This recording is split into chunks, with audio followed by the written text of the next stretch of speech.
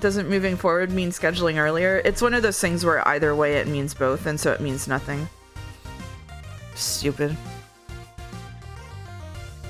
Howdy, howdy. Said this in Discord, but Joe is running a bit late because he is getting food. So I'm just gonna do some doles without him, probably. Hang out and talk just in time with my pizza. Hey, August. Hey, Avarici. Hey, Kaylee. Hey, I am Drino. Dawn and Double Jumper. Hello, it's Scramble. It'll be Scramble eventually. One day, presumably. Hey, Ampasant. Hey, Super Paper and Ravane. Joe, late? No, it's not his fault today. It's not his fault. It is the... nobody's fault, but something else was happening that ran late. Reality check bet? Yeah, we will be doing reality check. I'm gonna leave it as the last dole in case Joe comes. So I'm gonna do an ad for 3 minutes. Turn off pre-rolls for a while. Is it late because of something an insurance company would call an act of higher power? No, tragically not. No, tragically not. Unless you believe streams are an act of higher power. Which maybe. Oh. I gotta complain about something. I'm sorry. So I order so I order my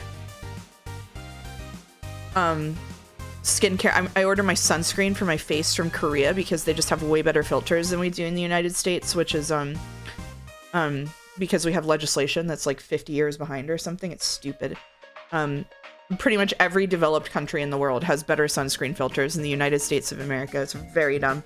Anyway, so but I ordered something for someone for Christmas and they sent me a free sample of sunscreen, and without looking, I didn't realize it was the American version, and I put the sunscreen on my face and it feels like my eyes are gonna fall out of my head. My eyes have been burning all day. Sucks. American sunscreen is ass. Beauty of Joe Sonia. The winter sunscreen or the summer one? This is winter sunscreen. I use both. Come for the scramble, stay for the peak, or the other way around. A little bit of both. Thank you, Tough, for subbing. Yo, my favorite 80s Kojima game streamer is online. Hey, you could still get Police Knots if someone buys me a Steam frame. It's a requirement for Police Knots being streamed. Last time my friends visited Korea, I made them buy me facial products. They're so good. I buy from Yes Style in bulk and have them shipped here.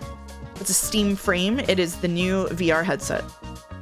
Just go back to the robot base and get new artificial flesh eyes grown for you. Oh, that's a good idea. I must say, Hammer Dwarf. Nice to see you. Anyway, I said this before. Joe is running late, so we're just gonna hang out and yap and do some doles. Actually, I might change the category to just chatting for now because I don't know how long he's gonna be. So let's do that. Just chatting. There we go. Let me put some blue sky. That's right. Oh, that's not the website I meant to go to. Would you cybernetically upgrade yourself? Absolutely. First thing I would do, get rid of all the teeth. Pull my teeth out, put cybernetic teeth in. If I had infinite money, I would take cyborg teeth. We're just chatting, Twitch, nothing else. Only chatting, just friends. What do cybernetic teeth do? Not rot. I don't need them to do anything but be fake.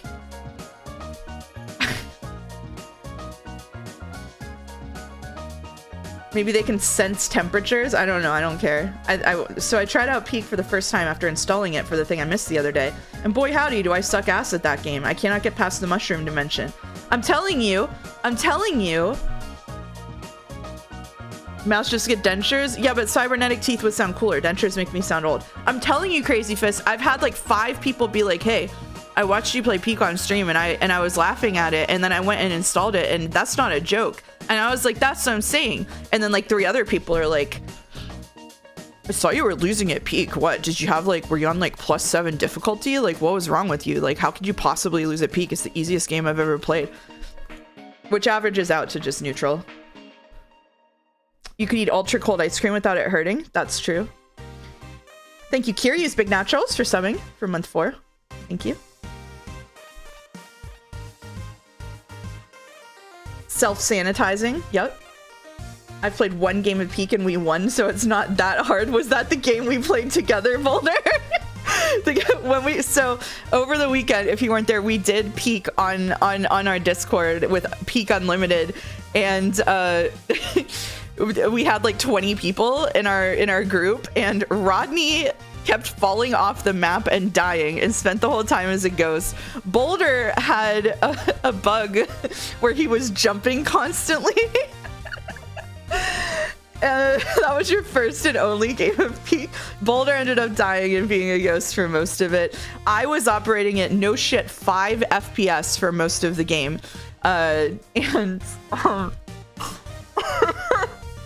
But we got through it. We got through it through the grace of Smoker the White, who in areas 2 and 5 was the only one left alive at the end with like 19 ghosts surrounding them. Did you have the flying ragdoll bug? Master Segways had the flying ragdoll bug and was just spinning out of control. I'm sad I was on a trip and missed that. We're going to try to do Peak like once a month. I did Neil getting to the first checkpoint first before the jumping too. Yeah, you were doing really well. Good old Smoker, always carrying. That's right. Yeah, we got I think with that many people, we got a whole selection of bugs. Just all the bugs you could hope for in Peak. I was gonna advertise on Blue Sky.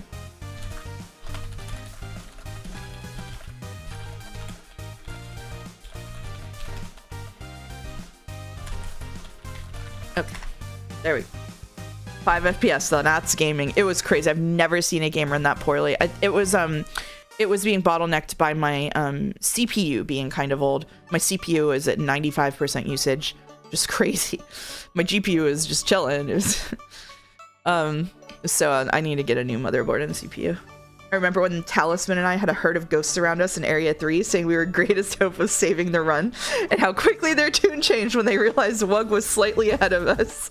Then they ate all of the weenies. That's true. I gave you a weenie. What's your CPU? Oh god, it's old. It's like a couple of years old. What do I have? Let's look. Typing in DX Diag on stream and toxing myself. I have an AMD Ryzen 7 2700X 8-core processor.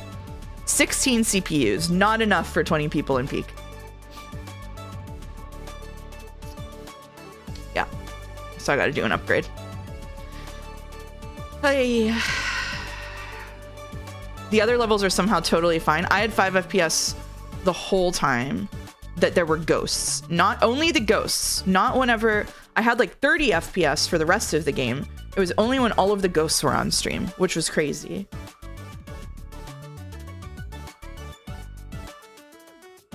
The only bad part of Roots to me is dealing with mushy climbers, a whole tub of insects.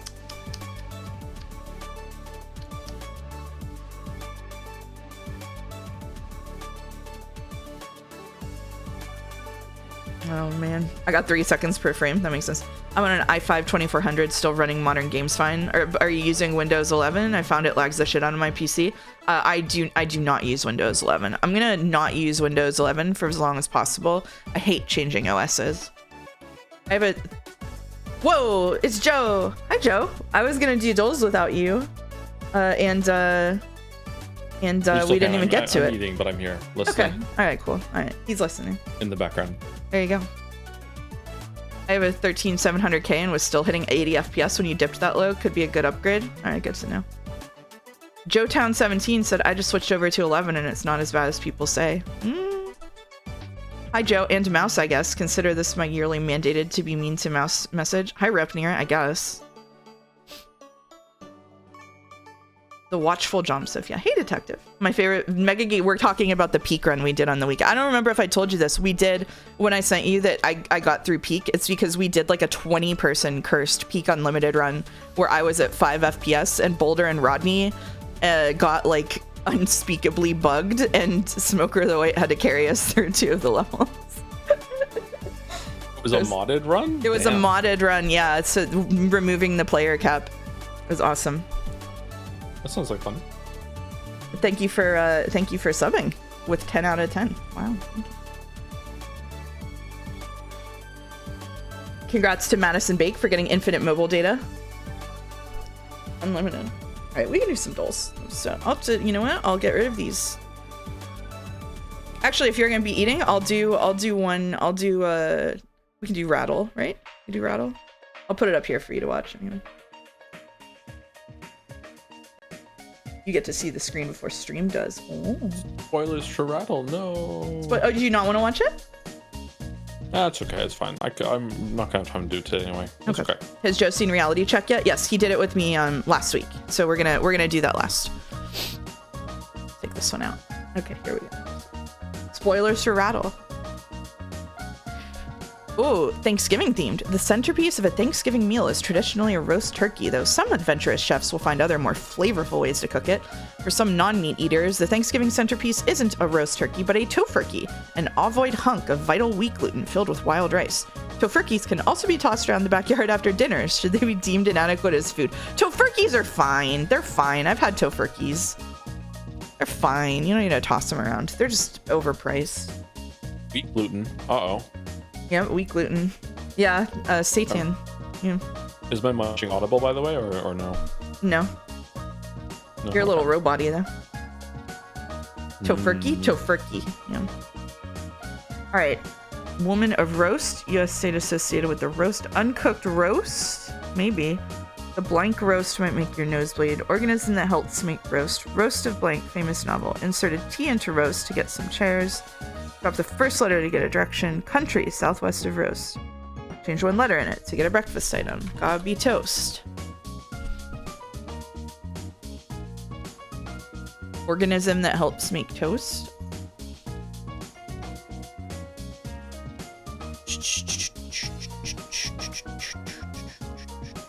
Uncooked toast is just bread. Yeah. Yeah, I got it, yeah. Organism that helps make bread is yeast. East is a direction. East of Eden is a famous novel. Woman of Eden is Eve.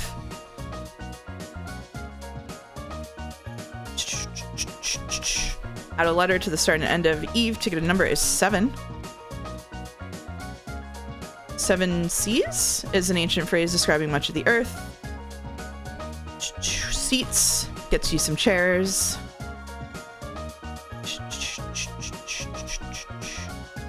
The what do they call it? The blank seats might make your nose bleed. What are the cheap seats? I was thinking of another phrase. Anagram cheap to get a fruit is peach. My favorite. U.S. state associated with the peach is Georgia. Georgia. The whole night through. And that's it. That's Rattle. These games are too American focused. How am I supposed to know that? You never heard of a Georgia peach? You've never even eaten a peach. Never even eaten a peach, no. Yeah. Alright. I can do another one if you're still eating. We can do I'm the gonna be eating animals. for at least 10 minutes, sorry. You're gonna be eating for 10 minutes? Okay, I'm on my own. We'll do steamer. How about this? We'll do steamery without you, and then you can pop in for Scrandle and Reality Check. How's that? Okay, all right, that sounds good. You know I'm a slow eater. I do know that. Whoa! We're back in the mouse being a bony fish bug again. That's your ad blocker? I know, I keep forgetting about it. I'm sorry. They're giving me menopause ads. At least you can enjoy what I'm getting ads for. Menopause, hot flashes, and shitty spices. Why do they give me the bony whatever. Let's do a great white shark. No. What did we do for this last time?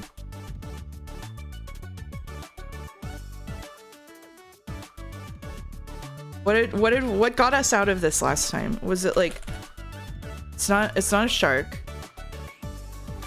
Is it a cuttlefish? What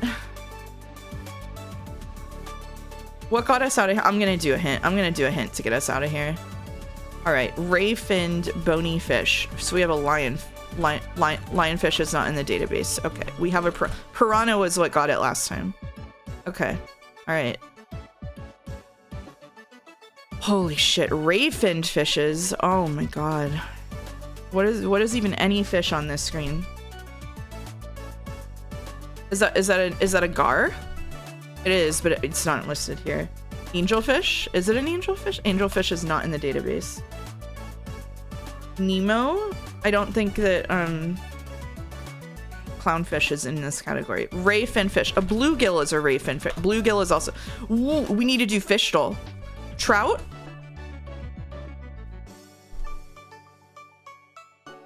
Okay.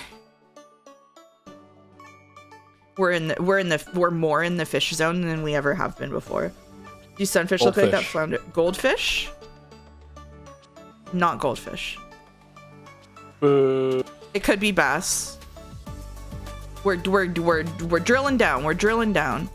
Okay, is it clownfish? I don't think clownfish is in this category. It's not. Okay. All right. These are tetra. Do we have tetra? Tetra is not in the data. Holy shit. How do I know so many fish names? Okay. Penguin. What's worse, fish zone or bird zone? Fish zone for sure. Anglerfish? I don't think they're ray fin, but we can try it. A large and diverse how are we still this far away? Oh my god. Clownfish and goldfish were the closest things we've got. So rat, stop it. Sardine, not in the database. What is this lack of? How can we be? Goldfish was progress. Wow. Goldfish was progress. Goldfish and clownfish are in the same category as whatever this fish is. Orentio, so you're here. You're the hero. Shrimp is not in this category. Silverfish, isn't that a bug? I already played today. Ah, shit. Carp? Carp might be it. Nope. The Nemo fish, that's clownfish. It's not in the database. I'm running out of Animal Crossing. Goldfish is branching off from a different one? Oh, you're right. Never mind. No, goldfish is bad. Just kidding. Goldfish is a kind of carp. Goldfish is a kind of thing that is also a carp. Oh, it's even a picture of a goldfish. Look at that. Freshwater. Marine and freshwater ecosystems. It is the most species clad of extant vertebrates, which means we're fucked. We're just fucked. What are these? What about the dory fish? The dory fish? I don't even know what that is. Salmon? Blue something. Blue ringed octa. Nope, not in here. No, yes, I will take a hint, Orentios, if you're offering. It's a common pet shop. Oh, it's a beta fit. Thank you, Orentios. That's a depressing looking beta fish. That's it. I think there are too many types of fish. Do you think we should kill most of them, maybe, so that there can't be that many anymore? I don't want to reduce the amount of fish there are in the world. We need more fish, if anything. I just think there's too many types of fish. That's all. We're just gonna redo the categorization to just fewer species containing more fish.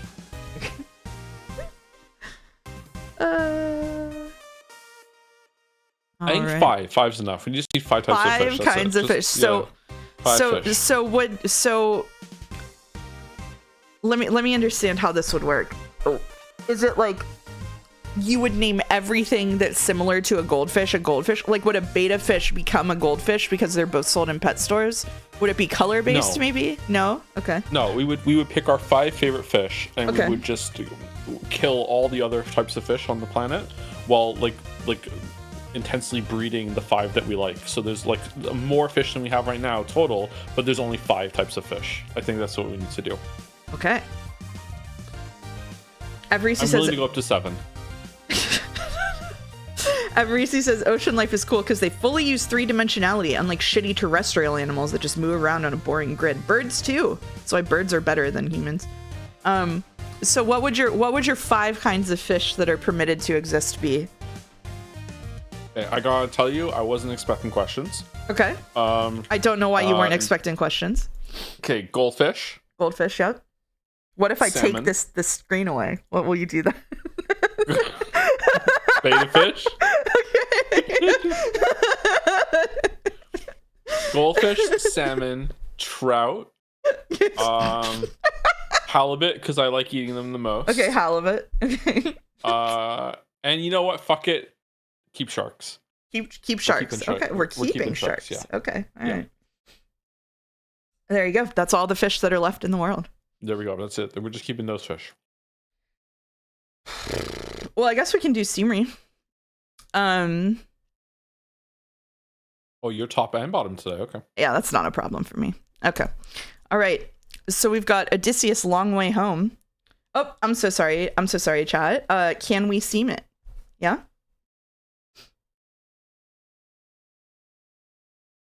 They say yes, we can. Okay.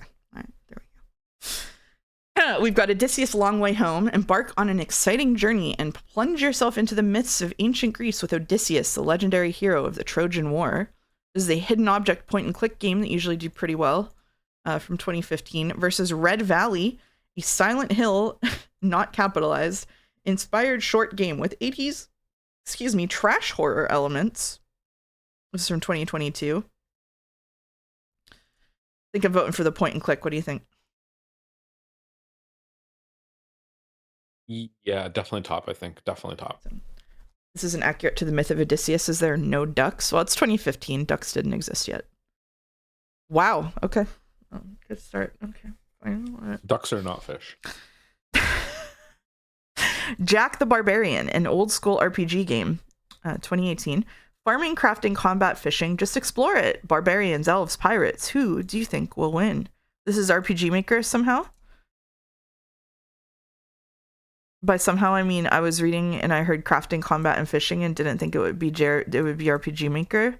It's quite the tile set. Versus Planetoid this is $4.99 versus Planetoid Pioneers Online for $8.19. Extreme 2D physics action with detailed destruction of vehicles, robots, creatures, and your own pioneer. Now over online multiplayer. Quickly jump into a dozen different game modes hosted on free servers worldwide to battle, cooperate, race, and survive with or against other pioneers all over the globe. Early access from 2019, pretty bad. Low numbers of players, multiplayer, also pretty bad. Oh god, the emoji wheel. I don't like emojis. I like that they redrew them. You want top because you hate emojis. Okay. Yeah. It was close. It was close. Stubbs the zombie in Rebel Without a Pulse. That's cute. Be the zombie, kick ass and take brains. 2,400 reviews. Pretty good. From 2021. From a developer I recognize, actually. This looks cute. It's goated. Oh shit, it's Stubbs. I know Stubbs. Oh boy. Versus the Knight of Fire Stealing. A retro JRPG game made by RPG Maker MV. The game is set in China during 1920. You play as Zhou Shuren, who adventures in Shanghai with two girl administrators, Friedrich and Karl, like Marx and Nietzsche, while exploring an unknown world of mythological and philosophical elements. Why is it just a wolf? There is just a PNG wolf. You know what? He looks kind of like Gatsby. He's Gatsby shaped. Yeah. I didn't realize Gatsby was so wolf shaped until I looked at this PNG. Oh yeah, yeah. Oh, more likely to be Engels. That's right. That's a good point. I forgot his first name. Chat, people keep coming up to me and saying your dog is so big, and I just keep saying thank you. Is this the right response? I don't know what else to say. I told him to say so are you. I think we'll vote for Stubbs. Wow. Whoa. Whoa, bottom's really good. Damn, lock it in.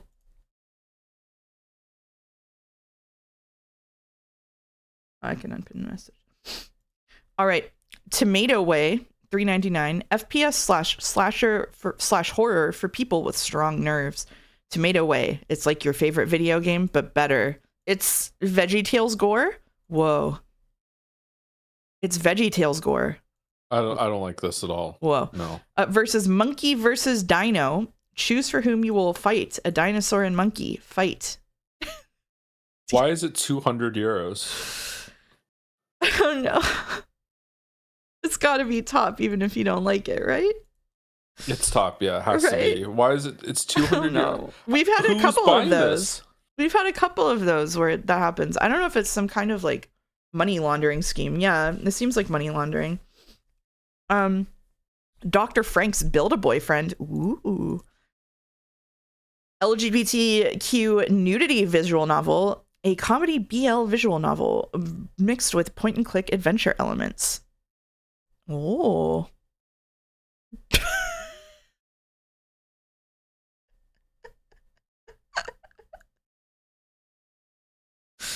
It's free. Versus the Innsmouth Case. The Innsmouth Case is a text adventure game inspired by H.P. Lovecraft and the very first text-based adventure to combine horror and comedy in a fit and proper way. Lovecraft debuff. Does Lovecraft get a debuff? This is $12.49, and it is just a text adventure game, and I don't think it's the first text adventure to combine horror and comedy. I think it's funny to say it's in a fit and proper way. I think top to me. I think top. Do you think top? Yeah, I think top too. Is anyone's grand though? Okay. Oh, it wasn't. It's top. All right, Asteroid Bounty Hunter for $4.99, a space shooter mixed with interesting boss fights and breathtaking visuals with a reward system to take your skill to another level for 800 reviews from 2016. Looks decent. Oh, the art style is kind of cute, actually. Look at that. Kind of neat. Asteroid Bounty Hunter. Okay. Versus Pipe Escape, a 2D puzzle game with a spin.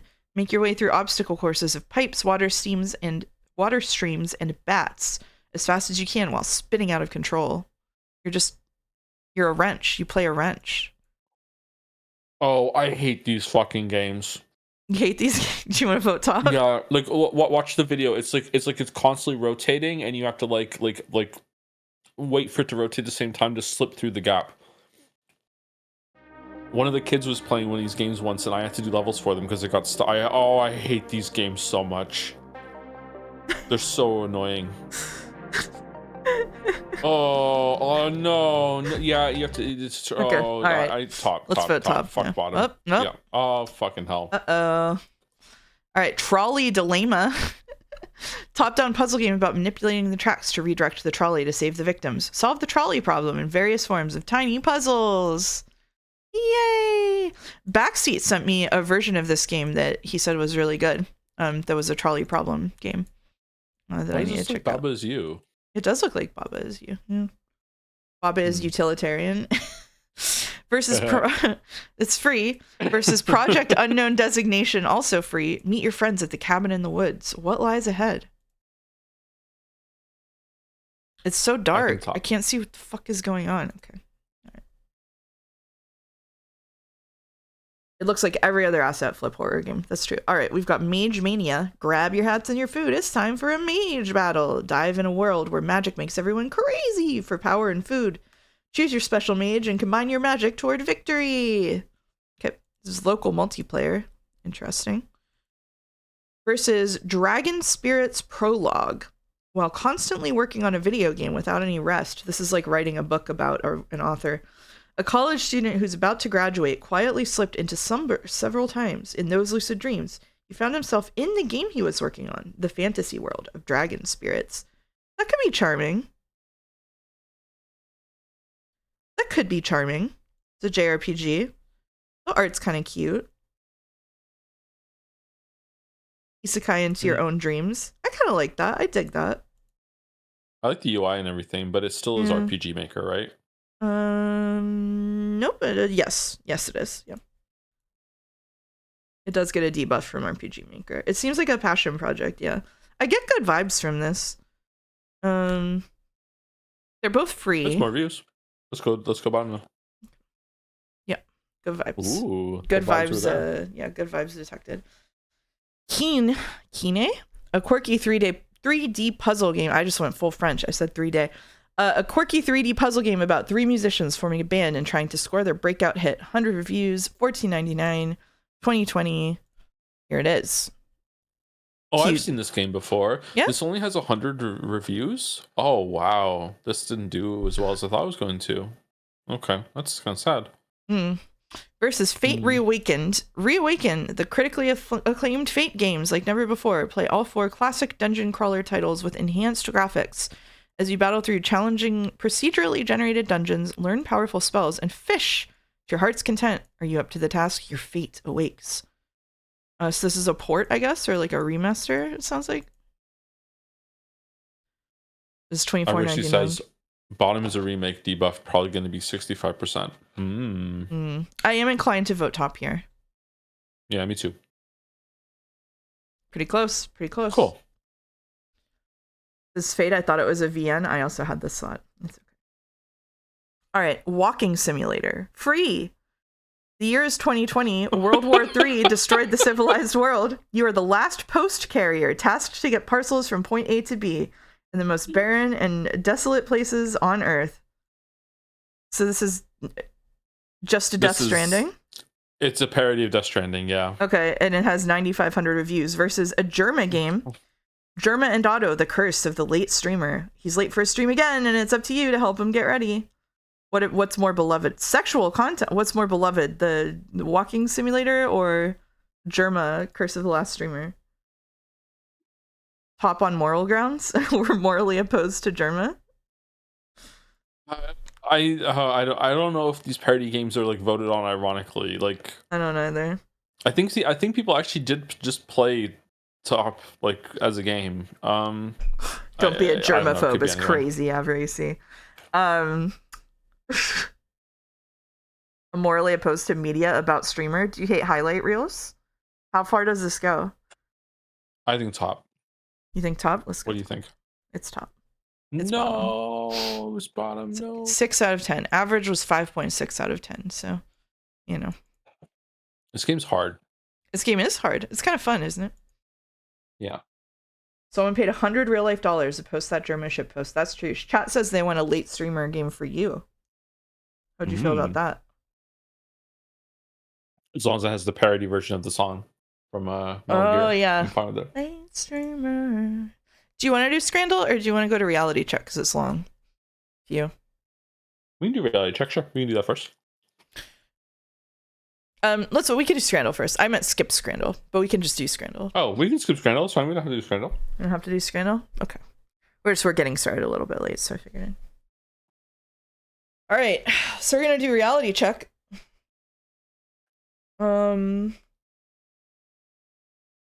If you weren't here last week, reality check is checking if things are AI or real. We're gonna get 2 pictures. We're gonna get 20 rounds, and we'll have to figure out whether they're gonna be real or AI, and it's tattoos, which sounds hellish. It sounds hellish. I'm going to be real with you. That sounds nightmarish. Yeah. Do you have an opinion of the Life is Strange 2 tattoo? Life is Strange. There's a tattoo? One of the characters gets a tattoo during Life is Strange 2. I should let you know that I've never played Life is Strange 2, and I have also not watched your streams of Life is Strange 2. So if someone wants to send it to me, I can look at it. No, you have to, just in case you one day play it, you need to experience it. I'm never going to play it. Okay. You're lucky. Can I Google it? Can I Google Life is Strange 2 tattoo? Okay, go for it. Fine. Right. I won't show it on stream so that they can all be surprised. Oh my god.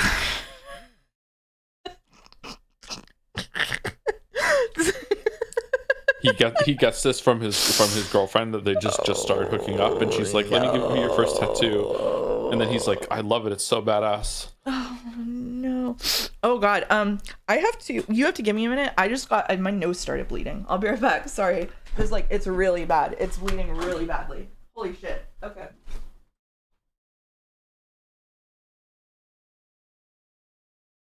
Does that mean she liked the tattoo?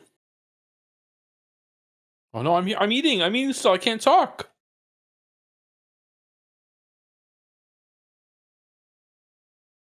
Both nostrils.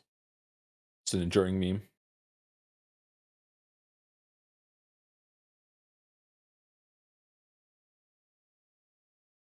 So when Mouse gets back, we all have to say, I've seen nosebleeds like that before.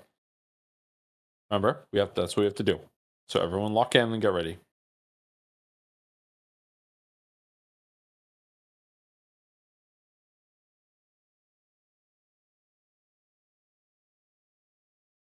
There were over 10 Reddit posts of people who got the Life is Strange 2 tattoo, by the way. Ironically, as a joke.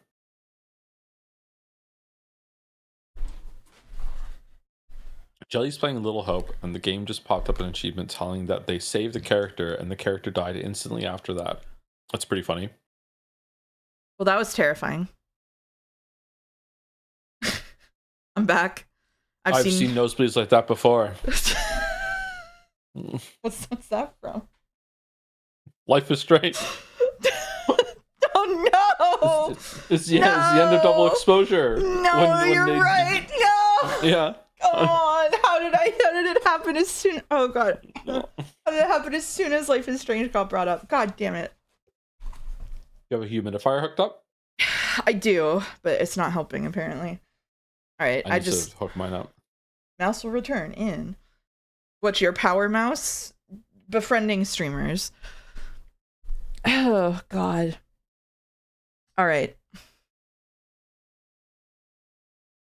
Double exposure is funny, but in a The Room movie funny way. Yeah, it's pretty funny. It's true. It looked good though. It did look good. It did look. It raised a little crumb of hope in my heart. Little Life is Strange loving heart. I like the first Life is Strange game. I think it was pretty good. I also liked it, but never again did they deliver something like it. All right, do you want to do this AI thing? Want to do this? Yep, 67%. We got to beat 67. All right, let's beat 67%. Chat can help. All right, 20 rounds. Let's go. We've got. Oh Lord Almighty! All right. They've got something going on with their nails too, which doesn't help. What is happening with their finger here? What? And this is just gibberish on their fingers. That looks like a mushroom, maybe? Versus this? I'm pretty sure the left is AI. The left has to be AI, right? AI. Yeah, okay. Jesus. Oh. All right. Holding a Rubik's Cube, which is interesting. Arm hair. Ring vaguely visible on the proper finger. And then this one. Oh, that's good. This is AI. Look at those. Look at how it fades into the fingers. It's crazy. Yeah. Like this index finger is crazy. Zoom into the cube. Yeah. The cube is fine, I think. It's just a Rubik's Cube, so it has weird fading. And the ring at the front of the finger. Yeah, it's this one. Only 49% of people got this right. They just step up. Okay. All right. Here we go. All right. We've got this one. The shirts have a weird thing going on, but he does have his arms crossed. Why does he have half of a high visibility vest? That's too weird to make up. Is it a weird vest thing? Sash. It could be a sash. It could be a two-colored vest. This tattoo is either very new or fake. I agree, because the colors are very. What is? I don't think so. 3 shirts, no sleeves, versus this, which has Oh, this looks like a photograph. Of course, the man's funny. He's a lunatic. Yeah, this one's real. The first one is fake. Can we just reflect on how crazy the clothes were made to look in this one? He's got 3 shirts. The top one is a vest, but half of the vest is orange. He has a sleeve rolled up. Like, what is? I have a question. What? If this is AI, does that mean all of it is AI, or is it the background could be real and he's AI on a real background? All of the pictures in these things are AI. They're using a Midjourney prompt. You can look at the prompt that they give it. So yeah. So the Midjourney prompt is close up of an arm with a tattoo, dressed in workwear and a vest over a shirt, outside an office building in New York City in the style of unsplash photography. What's the orange shit? They said to put a vest, and then they said workwear, and Midjourney probably combined vest and workwear to mean a high visibility vest. Yeah, exactly. Boulder got it. It's way easier than architecture because it has usually human-made minute designs instead of large structures with wiggle room. Yeah, that's totally a fair go.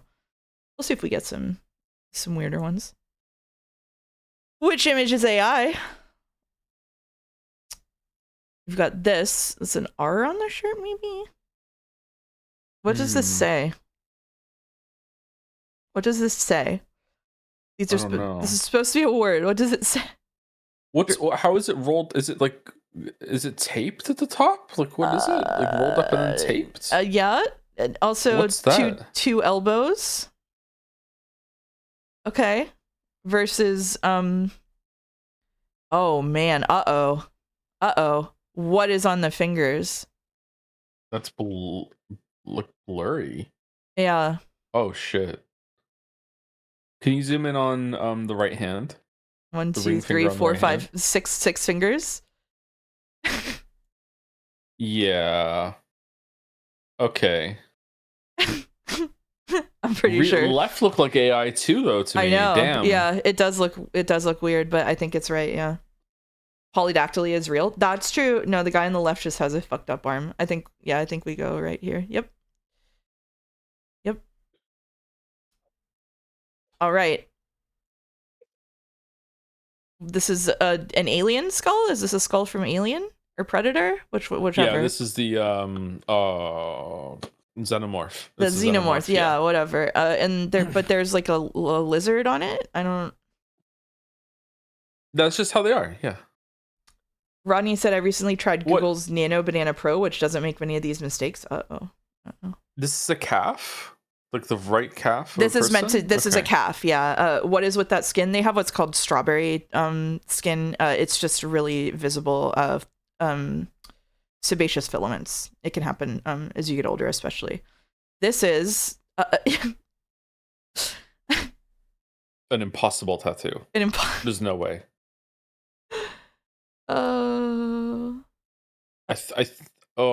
I don't know. I think it's left, but I don't. What's happening? What's happening with the sock? So the sock is fading into the skin here. So I think that right is AI. Oh, sorry. Left is real. Sorry, I think right is AI. Yeah, right sorry. is AI. Yeah. You can see the sock fading into the shoe, fading into the skin down there. Okay. Yeah, I don't know what was happening here. I've seen more intricate tattoos in person. I've also seen more intricate tattoos, but look at what the lines are doing. It's not just that it's intricate, it's that it's insensible. Like, look at how this line is just not connected with itself. And this stuff, there's just a lot of choices here that an artist probably wouldn't make. Yeah. Speaking of legs, there was this old guy at the gym that had way smaller legs than I do. Yeah, like this old guy is at least in his 60s, and he was leg pressing 720 pounds. What? Yep. 720 pounds he was leg pressing. Holy shit. I know. This is like a whole that's the whole story. It just is crazy. All right, right looks too good to be true. You think right looks good? You think right looks good? Look at this. Like the colors, and yeah, it looks too good to be true. Like, yeah, this is AI, right? Like it's too like it's too awesome. Too dark, the contrasts or whatever. Like, I don't know. Like, it's too filled in. Actually, I don't care which of these is real. They're both awful. I would say whatever is happening on the fingers here tells me that this is AI.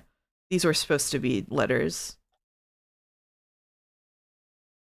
I used to like press 500 kg. That's more than 720 pounds, right? Damn. Or it looks like my bad printer. Yeah, that level of black is unattainable on a tattoo that isn't new. That's correct. Coloring in the pure black parts would take so long. Boulder, I have such bad news for you about people who have fully blacked out arms that actually exist in reality. Yeah, this looks real to me because these tattoos are from different artists. They have consistent styles that are pretty common among tattoo artists. Is this going to get hard sooner, or are other people that bad at spawning AI? I don't know. When does this still refresh? It refreshes twice a week. But they got one wrong, so you know. It's but right is AI, right? It's got to be right. I think right is AI. Yeah. Blackface tattoo edition. No, it's their arm. That's different. All right, we've got move like you're not something. Love like you're not. Versus blank like you're nerd. Like you, mom. Like you, mom. Like you. I like you, mom. I don't think anyone would get period like you, mom tattoo. And the forearm elbow looks fucking weird. Look at the expansion of the arm past the elbow. That's insane. Goals. You want your arm to expand past the elbow? I want Popeye forearms. Yeah. Eat your spinach. All right. Hey. One life, one choice, maybe. Thanks These for tattoos something. all look like they came from the same artist on the arms. Yeah, they do. The chest is different. Yeah, the chest does look different. A lot of times, so what the chest being different could be is a lot of times people will test tattoo. If this guy works at like a tattoo shop, they will test tattoo on stuff that isn't always exposed. So this could be test tattoos. On the right, there's nothing, none of this is what is happening. Not that abstract tattoos can't exist, but like what is this, these tattoos are of nothing. Yeah, I think right is AI. Multiple languages seems quite likely to not be AI. Yeah, I agree. Yeah, right is AI. Okay. We've got reaching for a leaf with something tattooed. Can't really tell what that is. What's going on the shadow on the leaf there? Other leaves. It's the shadow of the other leaves. Yeah. Okay. And then on the right, we have a little ring and just a piece of a bird. It's just a piece of a bird. I have no idea. I can't tell for these ones. The skin on the hand here looks a little weird to me, but it could just be, you know, just how it looked at this time of the photograph. This photograph has like been post processed. That's cheating. There's barely any tattoo in this. This shouldn't count in the tattoo competition. I agree. I think left is AI. I think this is AI. I'm pretty sure.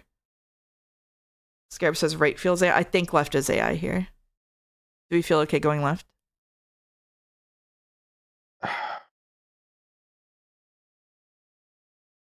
Look at left's fingers again. The thumb. Oh. Could be just the angle. I think left. It is a weird angle, but yeah. The nail on this is really weirdly shaped. Yeah, the nails are fucked up. If you look at the nails are fucked up. Okay. Yeah, the nail looks like it's coming off. Yeah, that's AI.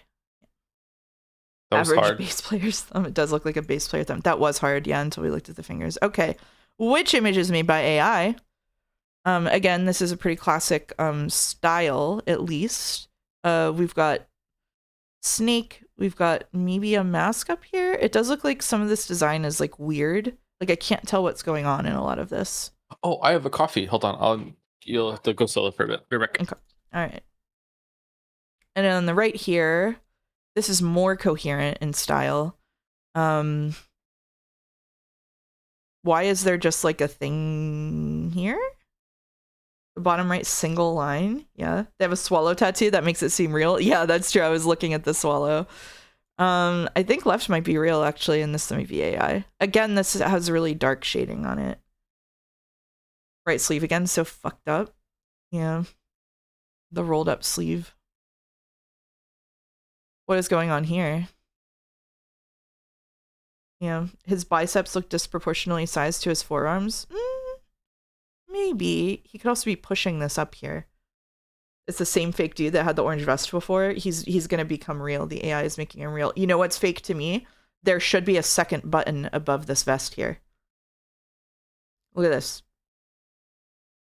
There should be a second button there. That's crazy. Where's the rest of the left arm on the right pic? Who knows? Oh god, you're right. Where does it go? Where is it? Where does it go? And there's an SCP region. Oh god.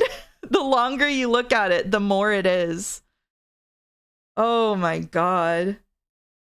It's coming from inside the vest. Okay, no. Okay. So this is it's right. Okay, what? You got it? The close-up of an arm with a vintage Japanese style tattoo. A man wearing a gray vest and white shirt on a street. This is their Japanese style tattoo, I guess.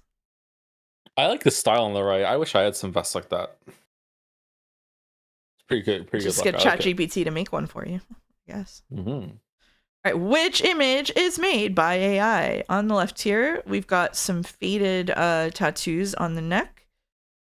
We've got some jewelry. We've got a lot of rings. What's going on with the finger on the right there? The index finger on the right. Oh god. Whoa. Oh. Is it just pressed into it, or is it all right. Ooh. Versus this. Now I will say that this black is very dark, but these actually for once do look like legitimate characters. And I think that this had a high contrast filter on it. They're melting together above the left rings. Oh god. Yeah, the rings look ridiculous here too. I think it's left because the fingers, yeah. Yeah. Yeah. Wow. Which image is made by AI? We've got the boat tattoo with, what is that on the bottom? Some kind of contraption, a map. That tattoo's fucking compass. Awesome. That tattoo is pretty awesome. Versus what I assume is ooh. Also an awesome tattoo. Damn. Yeah, we've got a compass here. We do have a ship and a bird's flying on it. Oh, the compass is fucked. The compass is a little fucked. The thing that looks the funniest to me is the rope. The lines on the rope are really, really stupid here. This is also a weird arm, yeah. Withered left wrist. I think this one is AI. I think it's this one. Can we see the other one again?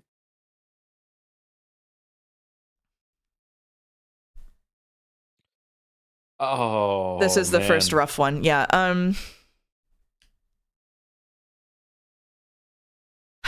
Is there a filter on this? Because like the guy's clothes in the back look weird too. Mm-hmm. They look almost painted. Like maybe there's a filter on this to highlight the new tattoo. This tattoo looks like it's a picture that this was just made or something, or like 2 days earlier or whatever. The sails do look weird here. The sails do look weird here. I will say yes. The sails look weird. And the elbow does look weird, but your elbow can look like that sometimes at the angle of trying to turn your arm to the side so you can see the whole thing. Is it possible to do that cloud effect? You can do this cloud effect with shading, yeah. You think it's right? The compass is fucked on this one too. The compass is fucked on this. Oh man. See, the thing about right is that I feel like it would be really hard for AI to get this perspective. Do you know what I mean? Like, and the birds are really consistent. Like, I kind of think this one is real. Why would they draw the thing at the bottom? What is that? What on the left? I don't know what that thing is. That's the thing where I said, like, I don't know what it is. A typewriter? Where the hell are the ship's ropes going? I don't know.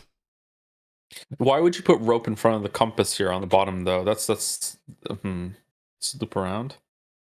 I actually don't know, but I'm gonna guess weirdly because of the clothes.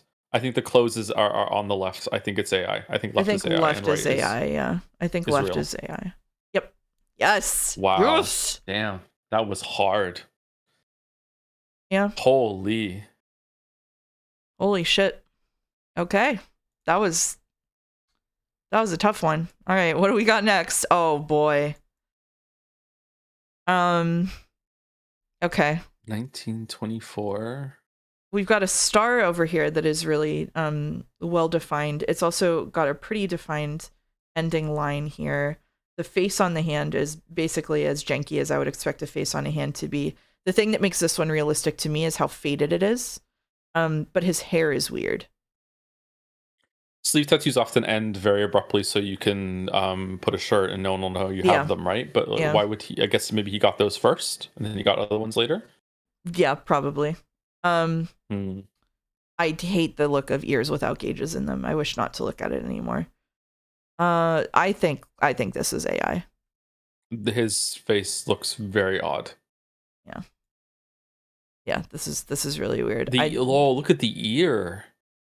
Whoa. The hand in the background is what I was looking at right next to it. Yeah, look at this. Okay. I hope this is AI. I know I just put this guy's ear on blast, but like, yeah, I think right is AI. It is. Yeah, it is. All right. Thank God. All right, we've got the Cloud of Darkness. That's a cool fucking tattoo. Holy shit. It does have a bunch of shit that doesn't make sense, I will say. Like all of this stuff over here that's coming out of nothing. All of this kind of random shading. I don't know what's coming out of her hair. The pores look kind of strange to me. And the chair looks really weird. I think the chair is the weirdest looking thing here. Like if you look at the bars on the chair, do you see the back of the chair too? Like what chair looks like that? Please vote on the poll. Are you AI? Yes. Versus flower. Okay, it's got to be left. This flower and this dragon are like really well defined. Like there's none of the weirdness. It's a really cool here. tattoo too. Yeah, this is a really cool tattoo. The background looks a little weird to me, like or out of focus looks a little weird, but maybe this is because of the photograph. I also am thinking left, but yeah. And the tattoo you're right. George Washing Machine says the tattooed region here is way lighter than like this is the skin and this is the tattooed area. Do you see? Like why would they have a light? I'm gonna click it. Yep. Okay. All right. Let's see. We've got airplane that has the wings going in the wrong direction. Left easy. This is right. It gotta be left. This has look at the little symbols from on like a tape deck. Yeah, it has to be left. Yeah, that's what. Wait, sorry, can we just look? They have the wings are on the wrong way. Stupid AI. Oh, okay. Oh, this is gonna be a tough one. Nipple on screen. Sex warning. Okay. This is a fish, with a fin. Is it dry elbow? The maple leaves. Yeah, that is dry skin. This was a really recent tattoo, if this is real, because the shading is so dark. There's a lot here making me think this is real. This is a lot of like skin texture that AI struggles with, versus this one, which has basically no skin texture at all. It's very uniform. It also doesn't have any coherent shapes at all whatsoever. I think this is AI. I don't know. I'll go with your choice. It is AI. Yeah. Okay. All right. Hard work or work hard. Working hard or hardly working. WDRD in the hard wind beer. I'm fucking dying. Left is AI. Left is AI. Left is right is real. I want to live in Right's world. Yeah.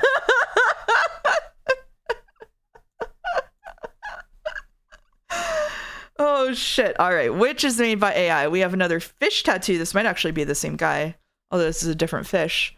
Splashing water. The fish has fins. We have a different perspective here. The water design here is pretty coherent versus flowers. We've got a face, which is sensible actually, even though it's sideways, which is rare, and looks like a dragon behind it. Are the fish's scales the wrong way around? Yes.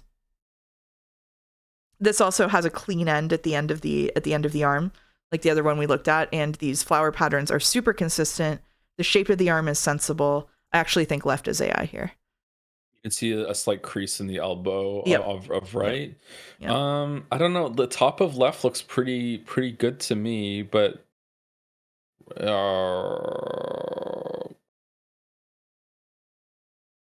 the fish's face looks odd to me. The gray, like that. So that's the only thing that's sending me off. Whereas nothing in right is sending me off. So I guess left. I'm dumb. Look at this thing is supposed to be in the middle of its back, and it's just going off down the side. This has to be AI. It's a shitty tattoo. Going on the left side, a reflection. I don't know. I think this is AI though. It is AI. Okay. All right. This poor man. Left is AI. This poor man. Just on vibes, left is AI. What is the shirt? Is it Dead Mouse? Is it Dead Mouse? His shirt's all torn up at the sleeve. Let's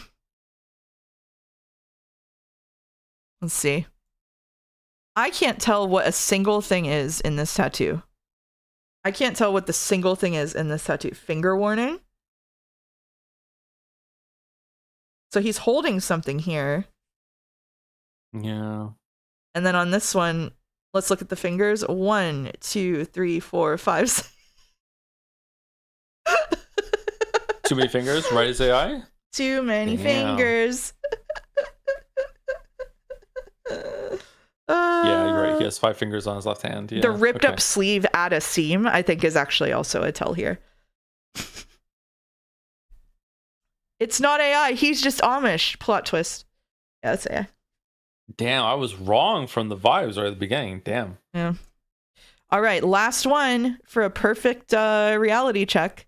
We've got a flower with not all of its petals, plus a sort of intricate design up here. I have no idea what part of the body this is. This is a wrist? Yeah. These are supposed to be hands? This is supposed to be a wrist, perhaps? This is painted on. It does look like henna before it's been washed off, but very dark. This is not a tattoo, therefore it's fake. This is also henna. Oh, actually, this is. Does henna count as a tattoo? It's a temporary tattoo. This is fake as fuck, I think. I'm pretty sure this is fake as fuck. This has gotta be fake as fuck. What is the hand on? The pinky has too many knuckles. Oh god. Oh, the pinky is the only. Oh god. Oh god. What is going on with the fingers? What is this? What is this ring? They really can't do rings, can they? No skin texture. There's some skin texture, but it looks weird. The fingers it falls off though. This is AI. It's gotta be. It's just gotta be. The left looks like, what part of the body is it? It's the hand tilted to the right. What? And the henna touch extends up onto the index finger. Where are the others part of the fingers then? It's the back of the left hand. Yeah, that's so weird. Okay. Okay, I'm gonna click right here for the AI, because this has to be. Yes, 100%. 100%. Good job. 100%. I would not have gotten 100%. I probably would have gotten like 17 or something. Do you think they gave up on the flower because of the positioning? I think they made it around the wrist bone. AI was not ready for this.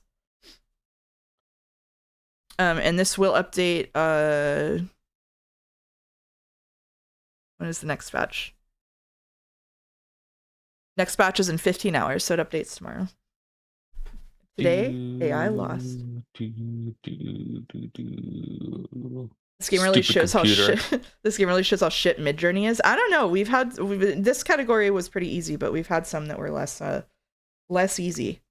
Can you stall a bit longer? My pizza isn't here yet. No, I'm sorry, Rodney. Been live for an hour. Well, it's time for 428. Oh, it's been an hour already. Yeah. Holy shit. Yeah. We weren't here for the whole thing. So 50 minutes for you. The AI is mostly bad at drawing people. Yeah, fair enough. Shibuya roll call. I don't know. I said to myself last week, wow, this was really engaging this week. I'm definitely going to remember what happened this week for next week. And now it's next week. And I also forgot what happened. When we get in there, we'll see. Get in there. Okay.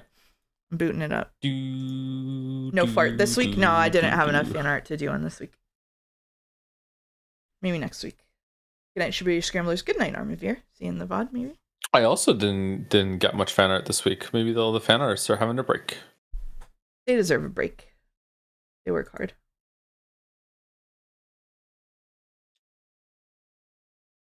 They're gonna slow down the pace so we can all take a break.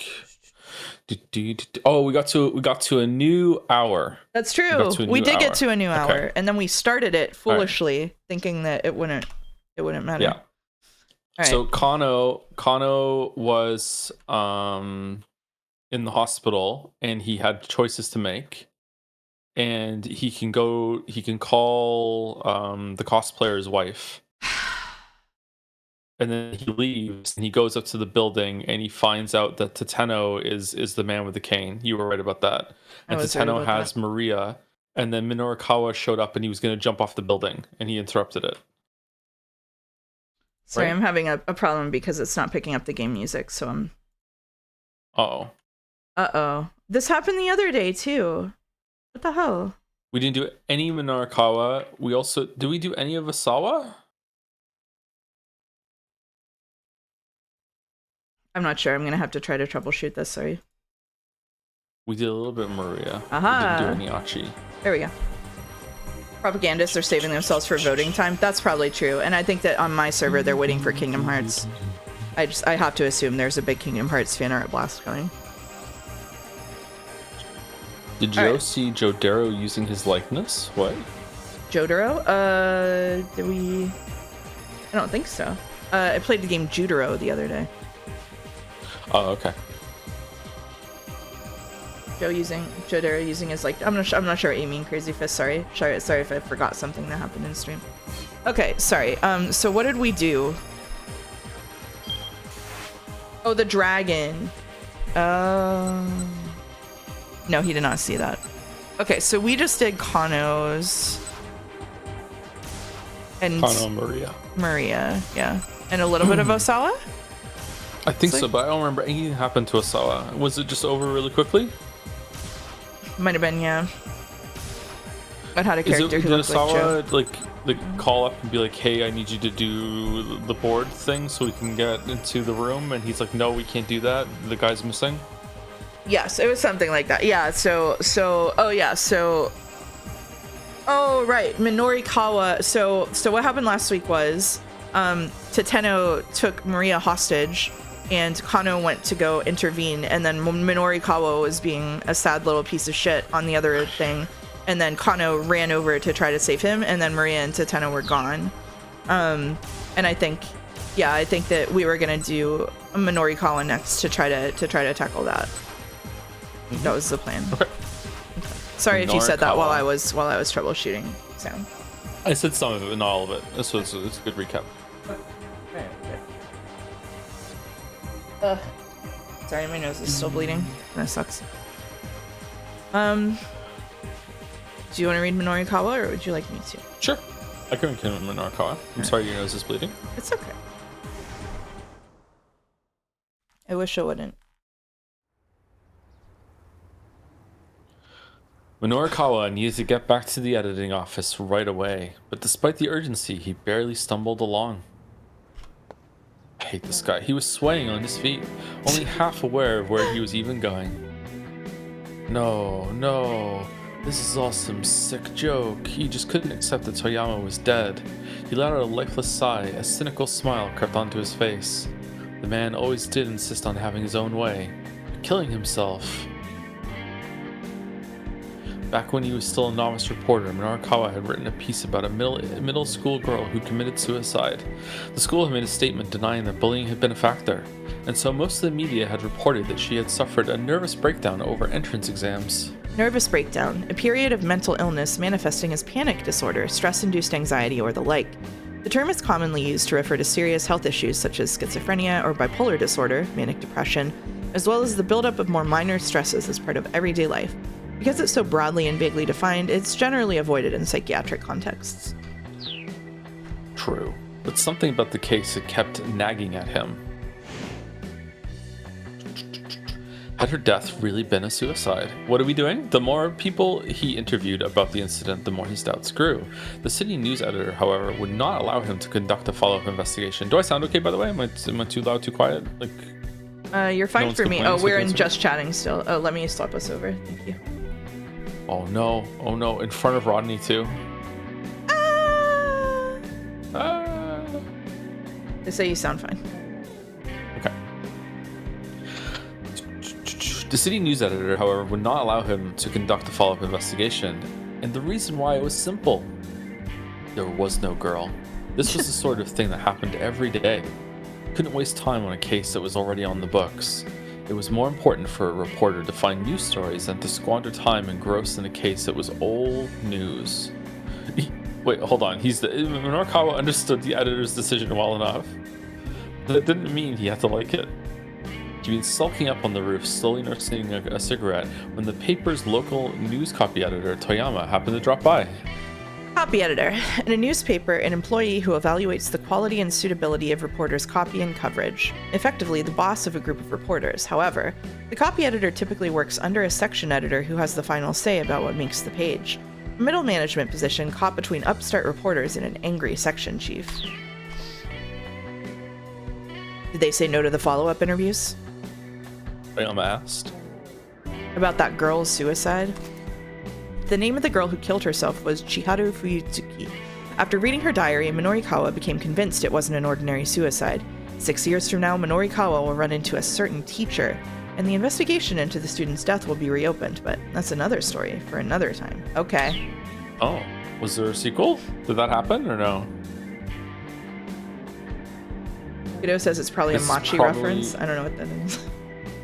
I don't know what that is either. Yeah. Minorikawa expelled a plume of his smoke along with his sigh. Nothing tasted quite as bad as a cigarette when he was down in the dumps. Bad? So what are you going to do? I'm not going to do anything, Minorikawa said. Editor told me no. Oh, editor said not to? You sound like a child. Oh, this is a flashback. This is a flashback. The rebuff made Minorikawa's temper flare. Why isn't it black and white then? Welcome, Raiders with jelly. Dot dot dot. They're hitting the dot dot dot. Concussed Raiders. Oh. Okay. The rebuff made Minorikawa's temper flare. There are other interviews I had to do. I want to follow up on this, but there isn't any time. You dumbass. Toyama hauled off and hit him right across the face. What happened to I write what I feel like in my heart? That's the one thing I refuse to back down on. What happened to the guy who used to bitch at me like that? Toyama's words hit their mark with painful precision. Interviews aren't over till you have what you need. No, you refuse to let them be over. You go after the truth no matter what anyone tells you. Isn't that what being a journalist is all about? His shirt suit looks kind of weird here, and the double shadow on his tie. I'm thinking this is AI. What do you think? Could be AI, yeah. Minorikawa scowled in chagrin. The man was exactly right. Till you have what you need. Those words had stuck with Minorikawa ever since. In fact, he quit the paper to become a freelancer because he couldn't do his job the way he wanted while trapped in that hierarchy. Thank you, Haydener, for resubbing for 9 months. Wow, 9 months already. Happy to be here. Thanks for everything you do, Mouse. Thank you, Haydener. Thank you, Haydener, for everything you do. Ooh. No. Now he wondered, what if Toyama hadn't killed himself and been the victim of a terrorist attack? But after considering the idea for a moment, he thought bitterly, so what? Why does he think Toyama was in the van? I'm not sure, actually. Because we know it's the other guy's in the van. What's his face? Tanaka. Tanaka, yeah. I almost said Takano. That's a little joke for chat. Anyway.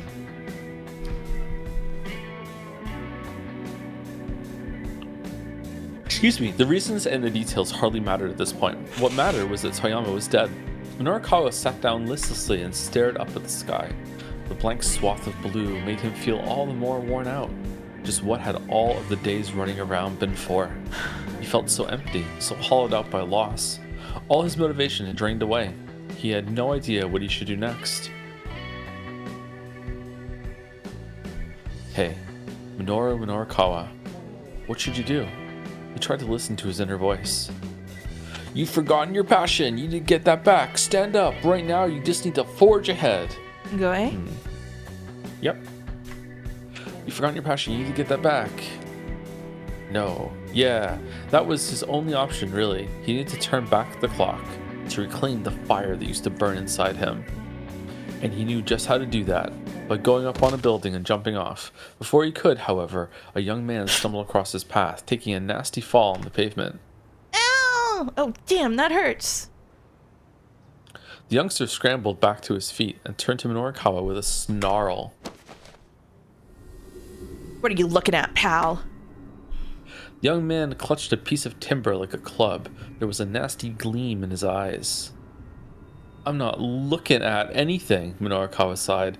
I just happened to be looking in your direction. Shut your yap. Apologize, bitch, now. The punk raised his cudgel. What for? You tripped me, man. Ain't you gonna apologize for that? The kid had stumbled on his own, but was probably too embarrassed to admit it. Guess he's got to vent his anger at someone. Listen, kid, Minorikawa said. It's not my fault you're such a klutz. Klutz.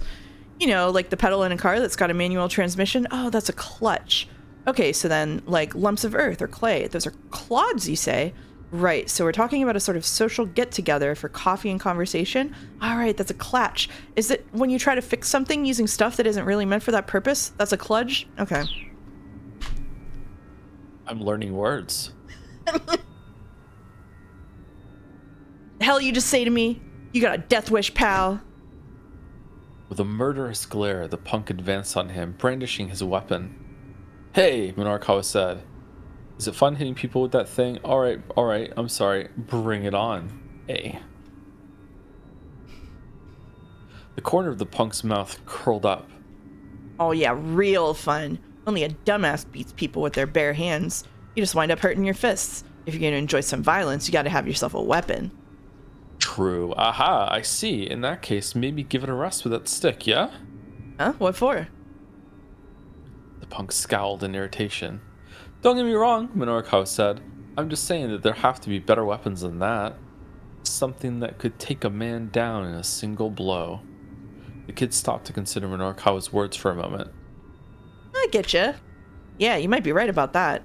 And I think I have just the thing. May as well go with my usual. He tossed away the piece of wood on the side of the road. Don't you go anywhere till I get back. Got it? Yeah, sure thing. Weapon acquired? Yay! Minarkawa watched as the punk headed back the way he'd come. Man, he murmured, what a dumbass. Looking around, he spotted a taxi parked close by. Hell yeah. It was Kimizuka. Do you need a ride, sir? Kimizuka asked, all politeness as he opened the back door. So he was just watching that happen, or? Seems like it. If you're heading to that publishing office again, I can get you there in 10 minutes. Kimizuka's driving was as smooth as always. He wove his way skillfully through a series of back streets. There was some big explosion earlier. He explained. Main roads are all gridlocked. Yeah, Minarkawa muttered. I was there when it happened. Oh wow, really? I'm glad to see you're not hurt then. Still, what a terrible thing. That minivan. I hear someone was inside when it exploded. I'm not sure if you were aware. Yeah, I'm aware. Oh, nothing gets past a reporter like you, I see. Kimizuka flashed Minarkawa an approving smile through the rear view mirror. Do you think this guy is the secret gang leader? Ooh. It could happen. It could happen. He is getting like more time as it goes on. Yeah, it could happen. How much have you heard then? Rumor has it that the person who died was a middle-aged man. Oh, huh. We taxi drivers tend to hear quite a bit ourselves. Kimizuka chuckled, but Minarkawa just cast his eyes down forlornly. You look tired, sir. Yeah, I guess so. His reply was barely audible. Suddenly, someone rushed out into the street right in front of the cab. Look out! Look out! Oh shit. Oh, Achi's fucking dead. There was a heavy thunk as the taxi crashed into the pedestrian. Achi! Screeching to a halt, Kimizuka and Minarkawa jumped out of the vehicle to find a young man splayed out on the street. Hey. The driver called. You alright? Bad ending music. The fallen pedestrian was practically still a kid, and he wasn't moving. Kimizuka hunkered down and jostled his shoulder. Then his expression stiffened in alarm. Let's shake the person that just got hit by a car. Minarkawa checked the young man's pulse, but couldn't detect any heartbeat. Oh no. Kimizuka said. This is... Tears began to well up in his eyes. Minarkawa turned to him in surprise. You knew him? I did. Kimizuka cradled the young man in his arms. I'm sorry, but you'll have to find yourself another taxi. He said. I'm gonna turn myself into the police. He's a taxi driver. Looking down at the boy's unmoving form, Minarkawa felt a pang of guilt. No, he said. I'm the one who's been asking you to drive around so recklessly all day. This is on me, too. But... I'll go with you to the cops. The two men decided to head to the station together to surrender themselves. There probably wouldn't be time to work on writing articles while they were being interrogated, but that was just how it'd have to be. This was the right thing to do. Minoru Kawa just had to keep telling himself that, knowing that it was the truth. Well, he didn't get to the roof now then? Nope. Hooray! Hooray, we did it! We saved them. Surrendered to the police. Minoru Kawa's day ended in disaster when the taxi he was riding in hit a young man, Achi, who ran out into the street. But why'd the kid rush out into the intersection like that? The answer lies in Achi's story. Whoa. Whoa. Alright, I'll read Achi. Dude. Alright, here we go. We're going to Achi. We tried to avoid it for as long as we could. But we're still here. Oh man, I'm tired. You are very tired. Should we just stop and play Peek instead? Like, what's the... Yeah, let's do it. We got a peek. Oh, that cleared Kano because it kept him off the roof. That's interesting. Yeah, do you want to do that? Or do you want to do Achi? It's still the bad ending, so I think we should do Achi and try to clear it. Or, although... If Minoru Kawa is on a bad end, I'm actually kind of curious about what happens to Kano. Maybe we could do Kano? What do you think? Let's do Kano, the precinct hallways. Do you think Jack Stanley's gonna come back? I hope so, for your sake. Alright, let's see. We're probably gonna be able to hold down for a bit here. Yeah. There we go. Alright. This is a conversation with Kuze. Lock in. But Kuze calmly shook his head. What happened to Sasayama? Isn't your fault. Don't blame yourself. He said. The Asawa case is over now. Put it out of your mind. I'm assigning you to a new investigation. Kana heard no blame in Kuze's voice. There was a fatal car accident over in Nenpaidai. The culprits have turned themselves in, I hear. I'd like you to go take their testimony. To ask about the circumstances and details of a given event or situation, standard police procedure when dealing with individuals involved in a criminal investigation sometimes includes taking written statements to present to the court. So this is like a stacked bad ending. That's really interesting. Ordinarily, Kana would have objected to such an arbitrary change in assignment. Punishment or no, he would have begged to stay on the Asawa investigation, even if it was officially on hold. But now his heart just wasn't in it. Understood, sir, he said with a nod. You were really robot-y there, which means I'm probably robot-y. You're okay right now, but it has been on and off. But we don't really have a solution, do we? Kuze handed him a briefing on the accident. It was a taxi driver and his passenger who'd surrendered themselves to the police. Kano leafed through the paperwork as he headed for the interrogation room. Being immersed in the hustle and bustle of the Criminal Affairs Division felt like a return to normalcy. The events earlier in the day gradually faded from his mind. And while part of him wanted to hold on to the sense that he'd been in the midst of something unusual, something important, his lingering regrets were soon buried under the clutter of the day-to-day. Damn. Okay. Dum dum. Bad ending. I didn't read the name of it. Accident questioning. Calling an end to the kidnapping investigation, Kuze reassigned Kano to look into a fatal car accident, but you can't give up here. The Asawa case hasn't been resolved at all. The taxi driver and passenger who turned themselves in are none other than Kimizuka and Minoru Kawa. If the two of them can avoid causing an accident, Kuze will have a different story to tell. Kano, what about the virus? Kano, no. Alright, we'll do Achi. You want me to read Achi because that was short? I'll read Achi. Alright. Here we are on Achi. There's Aya Kimiki. Achi could hear ambulance and police sirens wailing on the main road. He looked down at Hitomi, slumped on a park bench beside him. "You sure you're not hurt?" he asked quietly, offering her a bottle of water. I'm okay. Hitomi took a sip from the bottle. Thanks. I love water. I think I've managed to calm down some. In a bottle is the best way to have it. Some of the color had finally returned to her face.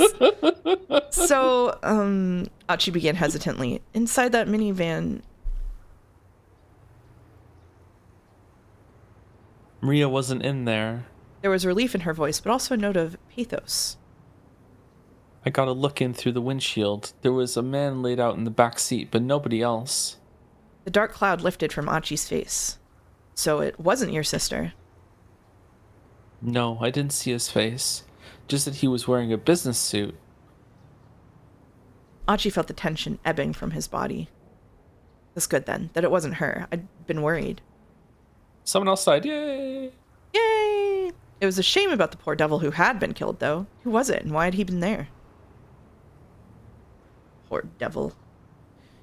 So, I guess now we're out of leads, Joe murmured. She hung her head. We could try the surveillance center again for now, Achi said. It'll probably give us better odds of finding your sister than just walking around. I guess you're right. Shall we then? Hold on. Achi had a sudden flash of inspiration. My house is a lot closer from here. Maybe I should ask my dad if we can check the cameras from home. You can do that? We have the same system at our house. I'm sure my dad will let us use them. That's fucking weird, Achi. Why do you have access to all the security cameras in Shibuya in your house?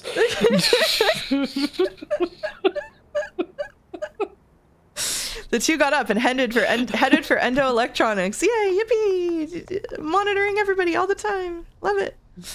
Achi decided to let his father know they were coming. He turned on his phone as they walked along. He'd had it off for a while, so first he checked his voicemail. There was one message. Wondering who might have called, he played it back.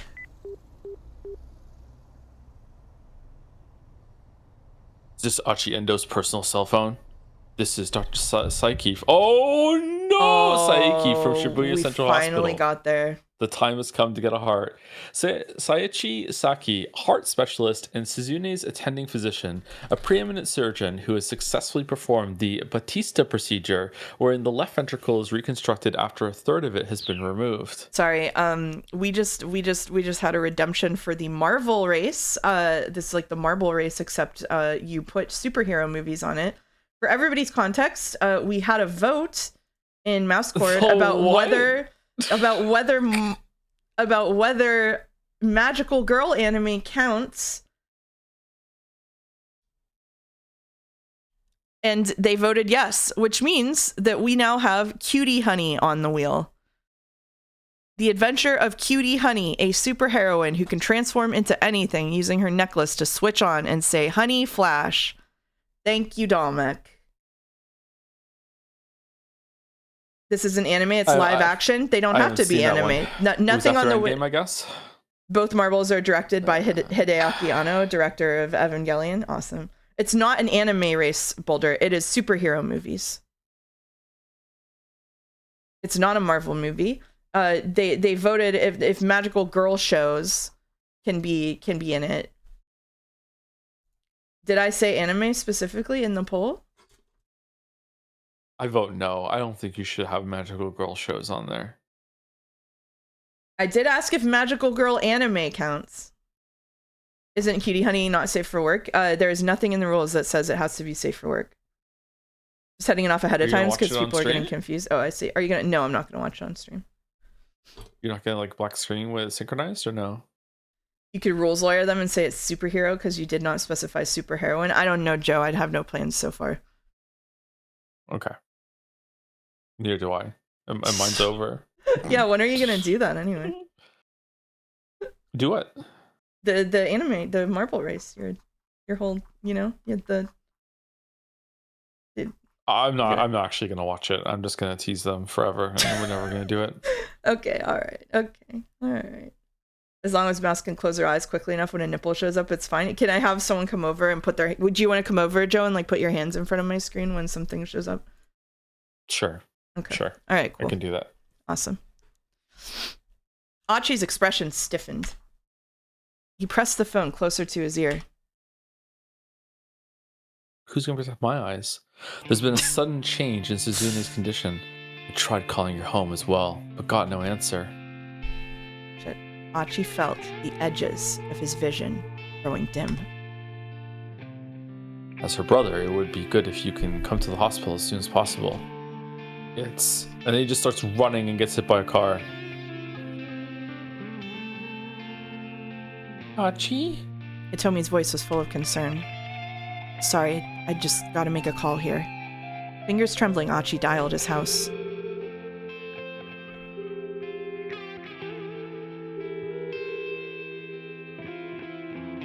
The phone rang several times before switching over to the answering machine. Damn it. Where the hell are you, Dad? What's wrong? Hitomi asked. It's Suzune. Sounds like things have gotten pretty bad.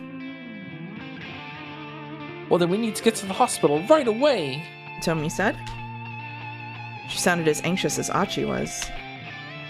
Are they best friends now? They're best friends now. Best friends. We can't go yet. Achi shook his head quietly. First, we have to save your sister. Hitomi bristled angrily at that. What are you talking about? She grabbed Achi by the arm and shook him. Right now, you need to be thinking about your sister. Can't. I made a promise to Suzune. A promise to help people and see things through to the end when something important is on the line. He struggled to get the words out. If I break that promise, then I really am no good to her. But Hitomi didn't look like she was gonna back down. Boy, get back here! A threatening shout rung out from nearby. Achi looked around, startled, and saw a boy about high school age bolting out from behind a building on a side street. Several slightly older young men were hot on his heels. Achi knew their faces all too well. They were all members of SOS. They caught their quarry just before he could make it out onto the main road. Gotcha, newbie. So the kid they were after must have been a member too. Let me go! Oh, we'll let you go, alright. After you pay up. Yeah. One of the young men snatched the boy by the collar and shoved him against the wall of a nearby building. Snatcher! Ow! The boy's face scrunched up. What are you talking about? Playing dumb, huh? Interjected one of the onlookers. We told ya that members all have to pay monthly dues, yeah? The privilege of getting to call yourself SOS don't come free after all. Achi felt his blood boil. SOS was trying to pull a shakedown on this new kid under the guise of calling it dues. Shakedown. Slang for extortion. A full-fledged crime. Naturally, the direct shakedown, gimme all your money punk, is quite unpleasant, but more roundabout ways of being shaken down can still leave a bad taste in one's mouth. Someone who was surrounded on the street by 8 people in pompadours who said, begging your pardon, but could you please hand over your money, might suffer no physical harm, but would still be the victim of a shakedown. Just like when someone stole that fucking bag from me in the grocery store. Terrible. Fucking bullshit. Sorry. It would have been unthinkable for them to do something like this back when Achi was running the show. Hey! Barked. Let the kid go. He marched toward the group. Say what now? They turned to look, their faces immediately going pale. Oh, hey Achi. Let him go. Achi focused his glare on the fellow holding the kid until he released his grip. You guys always go around doing stuff like this? None of the gang members answered. They merely turned their gazes glumly to the ground. Hey, Achi turned to the younger boy. Since when have they been doing this? But of course he realized there was no way the newbie would be able to tell him. Never mind, you can go. Achi gestured toward the main road. The boy was quick to run off. Look at these losers. Achi waited until the boy was gone before turning back to the others. Does Susumu know you're going around collecting dues like this? He asked. Man, we don't gotta tell you that. One of them muttered. Not since you deserted. What did you just say? Achi leaned in close, getting right in the guy's face. He was met with a defiant sneer. This ain't the old SOS anymore. Not the old SOS? Achi thought back to the other gang member he'd run into earlier with the malicious gleam in his eyes. That guy. Pretty sure he said his name was Kiryu. Back when Achi had been with SOS, he'd never let a guy like that get away with acting all high and mighty. Now it seemed like all these young fellows were ready to follow suit, eager to take him down a peg. Your old news, pal. Ain't your business to tell us how to do things. Achi felt a confusing flood of anger and sadness that he couldn't quite control. I'm not messing around here, you guys. He grabbed the nearest punk by the collar and hefted him up in the air. Then someone shouted from behind him. Hey, what are you doing? Oh. Achi put the guy down and turned around to see Susumu standing there. Mind telling me just what's going on here, Achi? Susumu flashed his underlings a sharp glare. They immediately took to their heels. I guess A is the battening, probably? Yeah, should we do it and see what happens? Yep, Achi wasn't about to just let them go. He raced after them. Hey, get back here! Hitomi behind. Yeah, Hitomi's just left with a gang leader. The gang members sprinted away at full speed. They scattered in different directions to throw him off, but Achi wasn't going to let them get away that easily. He kept after the ringleaders as they headed toward the Nanpeidai area, darting down a narrow side street. He could see an intersection up ahead. Achi sped after them, making sure not to take his eyes off them for a second. Kaboom! His shirt was debottled, Jeremy. Uh-oh, SpaghettiOs. With his attention fixed on the fleeing troublemakers, Achi never saw the car speeding directly at him. By the time he registered the impact against his side, he was sailing through the air. That's the kite. He crashed to the pavement, skewed to a stop, and laid there struggling to breathe. As he watched two men get out of the taxi that had hit him, Achi thought to himself, I'm gonna die here. He'd been too careless. It was too late to walk that back. He could hear the sound of his own heart beating all too slowly. And then he heard it stop. Spooky. Yeah, nice organ in that song, right? Bad number 55, hit by a taxi! In his headlong pursuit of some SOS troublemakers, Achi ran right in front of a speeding taxi. Sure, as the gang's former leader, he can't just stand idly by and let them be a menace, but still, maybe it'd make more sense to talk to their current leader. Easy enough.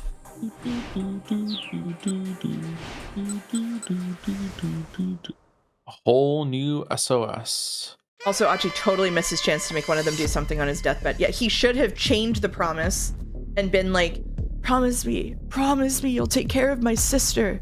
And then it would be, you know? Find her a heart. Find my sister a heart. I want her to live. So what the hell is going on with SOS? Achi needed to talk to Susumu. I asked what was going on here. There was a threatening note in Susumu's voice. That's what I want to know. What the hell's happened to SOS, man? Susumu's face twisted with displeasure. You're an outsider now. That's none of your business. I don't give a damn if it's my business or not. When I left you in charge of SOS, You shut your damn mouth. Susumu roared. Yeah, that's right. You left me in charge. So don't you dare give me any lip now about how I run things. His sudden ferocity left Achi at a loss for words. You're not the one busting your ass out here. I am. Susumu stalked toward Achi, his face red with emotion. What do you mean busting? It's a gang. I've had to work so hard to keep things going with you gone. Do you have any idea what it's been like? Do you know what I've had to put myself through to keep SOS together? The most important thing in the world? If the organ was so nice, then why did it stop beating, said Ravine. Okay, alright, thank you. There was nothing Achi could say to that. He just kept his mouth shut and let Susumu talk.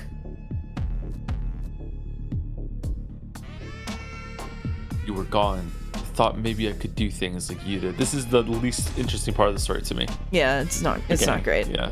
All at once, Susumu seemed to deflate a little. He hung his head, hiding his face. And if I couldn't be like you, then... Hey man, I get it. And I'm sorry. Susumu kept his face averted. Please. He muttered.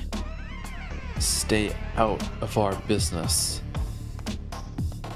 Then he turned on his heel and headed off without looking back. And Hitomi was there too. Achi watched him leave, feeling a painful sting. Maria would not put up with this shit.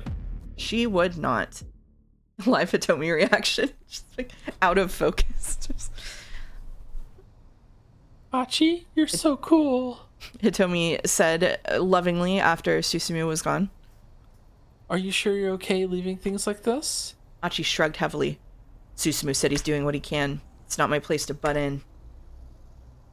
Turned his back on Hitomi. He still needed a moment. A reverse Bechdel test where two men talk about something that isn't a gang. Not in this, Vian. Achi, you're being unreasonable. About what? He felt like he'd been wounded to his very core, and he wasn't sure what to do about it. Well, surely the gang needs to have a source of revenue and profit in order to function, so they have to shake down people and get their dues. Just let them do it. You want to help people who are in trouble, right? Hitomi asked quietly. Yeah, I guess. Achi's voice was glum. Well, I'm in a whole lot of trouble right now. Yeah, I know that. No, Achi, you don't. Hitomi's tone was clipped and firm. Please, go to your sister. What are you talking about? That doesn't matter now. Yes, it does. Hitomi's shout stopped him in his tracks. Achi, right now, the thing I'm having the most trouble with is that you won't go to the hospital. Don't you get it? How can I possibly be happy with you helping me if you have to sacrifice your own sister to do it? Achi couldn't answer that, and he knew it. Please, go to the hospital. I'm asking you to, and I'm definitely someone in trouble, so it doesn't count as breaking your promise, right? This poor girl. Holy Rules shit. lawyering. I appreciate that, Achi said softly. And I'll remember it when love this it, is all love done. it. I'm picking it, and I'll remember it when this is all done. Achi! I'm sorry, I've made up my mind. You can go see Suzune after we've rescued your sister. Damn, dumbass. Hitomi looked like she had more to say, but Achi grabbed her by the hand and dragged her off toward Endo Electronics.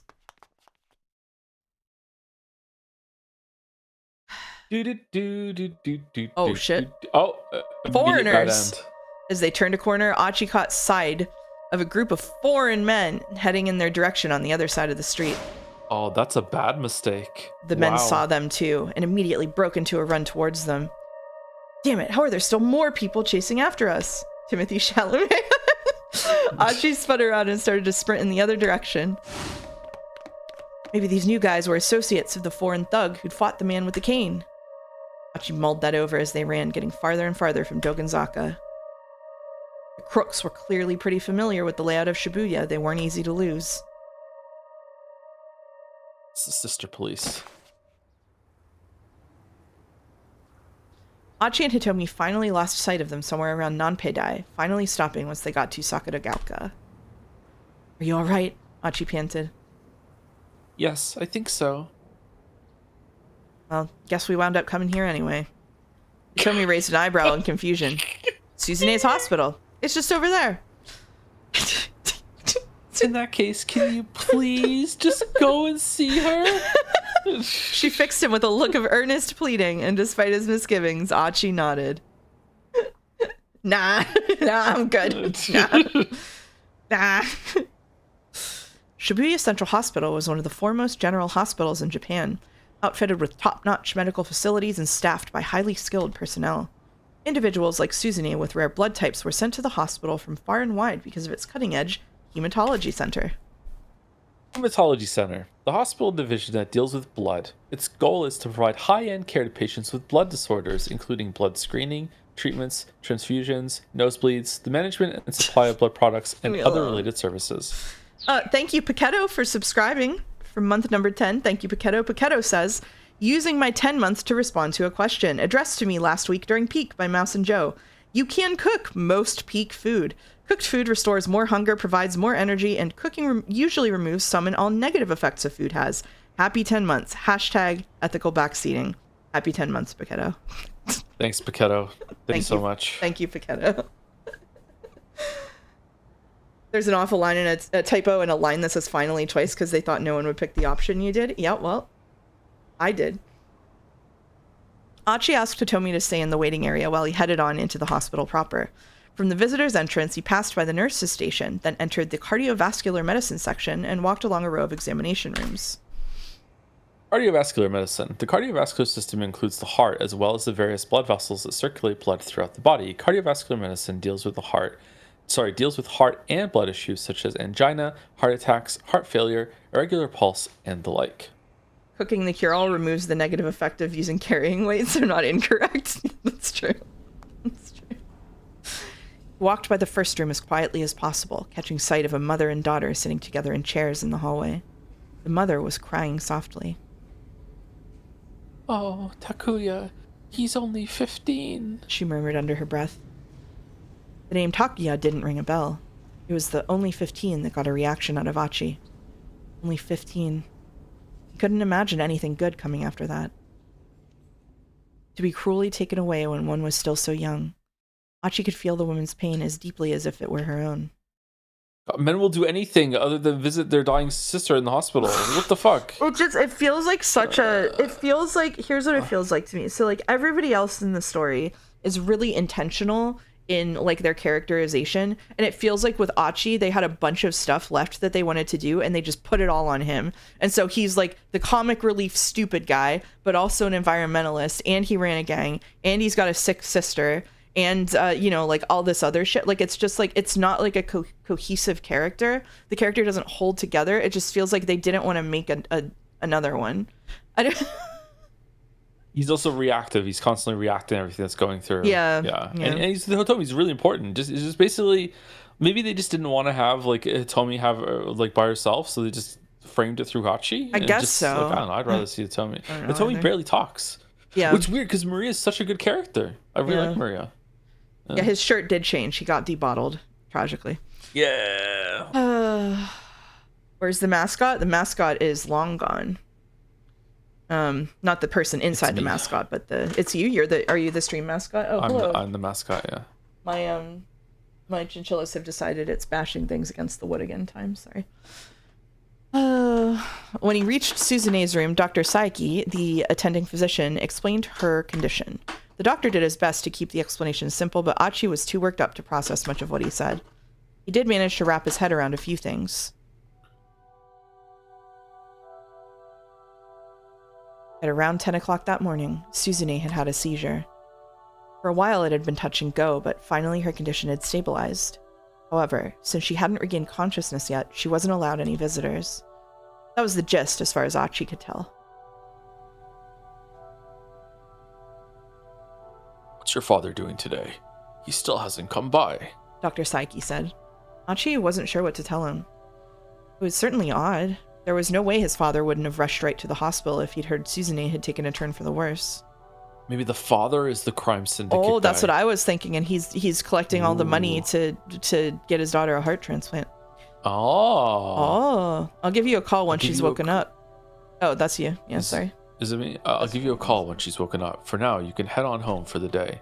All right. Oh, okay. Please keep a close eye on her, doctor. Somberly, Achi went to find Hitomi in the waiting area. And to say, I told you so, we came here for no reason. We can't even see her. She's unconscious. Okay. I thought there was a character called Dr. Psyche this whole time. Yeah, it's a funny pronunciation when you're American. Outpatient reception had closed for the day, leaving the hospital quiet. His footsteps echoed softly in the corridors. Then, as he walked along, a peculiar sound drew his attention. It had come from over by the base of a nearby stairwell. Achi took a peek around the corner. No! Is that Jack Stanley?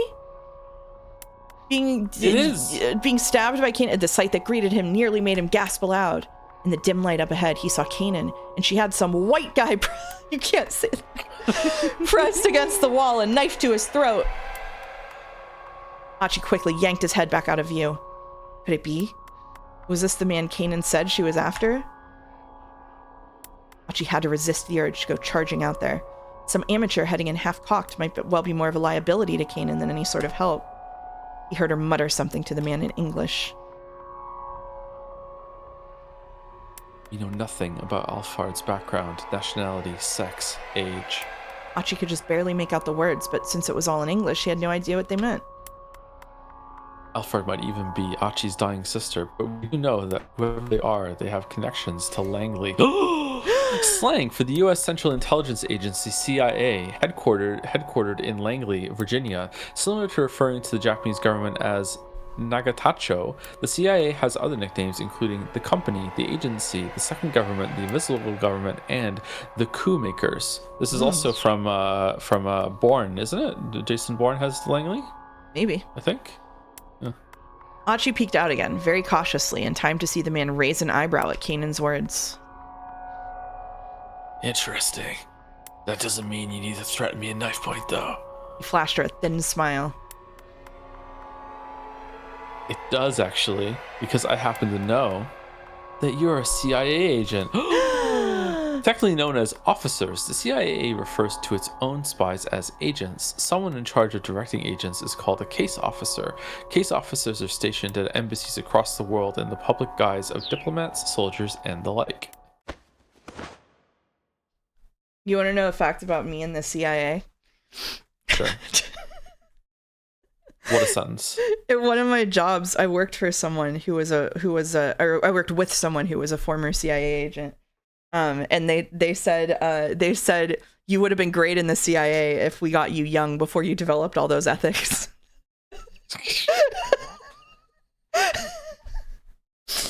No. What a compliment. Nice. No sooner were Kanan's words out than the man grabbed her arm and tried to hurl her against the wall. Just before her head connected, though, she jackknifed her upper body forward, then planted both feet against the wall and kicked off with tremendous force. She used her momentum to launch herself forward, regaining her position with her knife against the man's throat. But during his brief opening, the man had managed to draw a gun from inside his jacket. Now the barrel was pressed right against Kanan's heart. Well, gun versus knife is a little bit more quick moving than bat versus knife, I think. Achi swallowed the lump in his throat. But we call it truce, Kanan said softly. She withdrew her knife.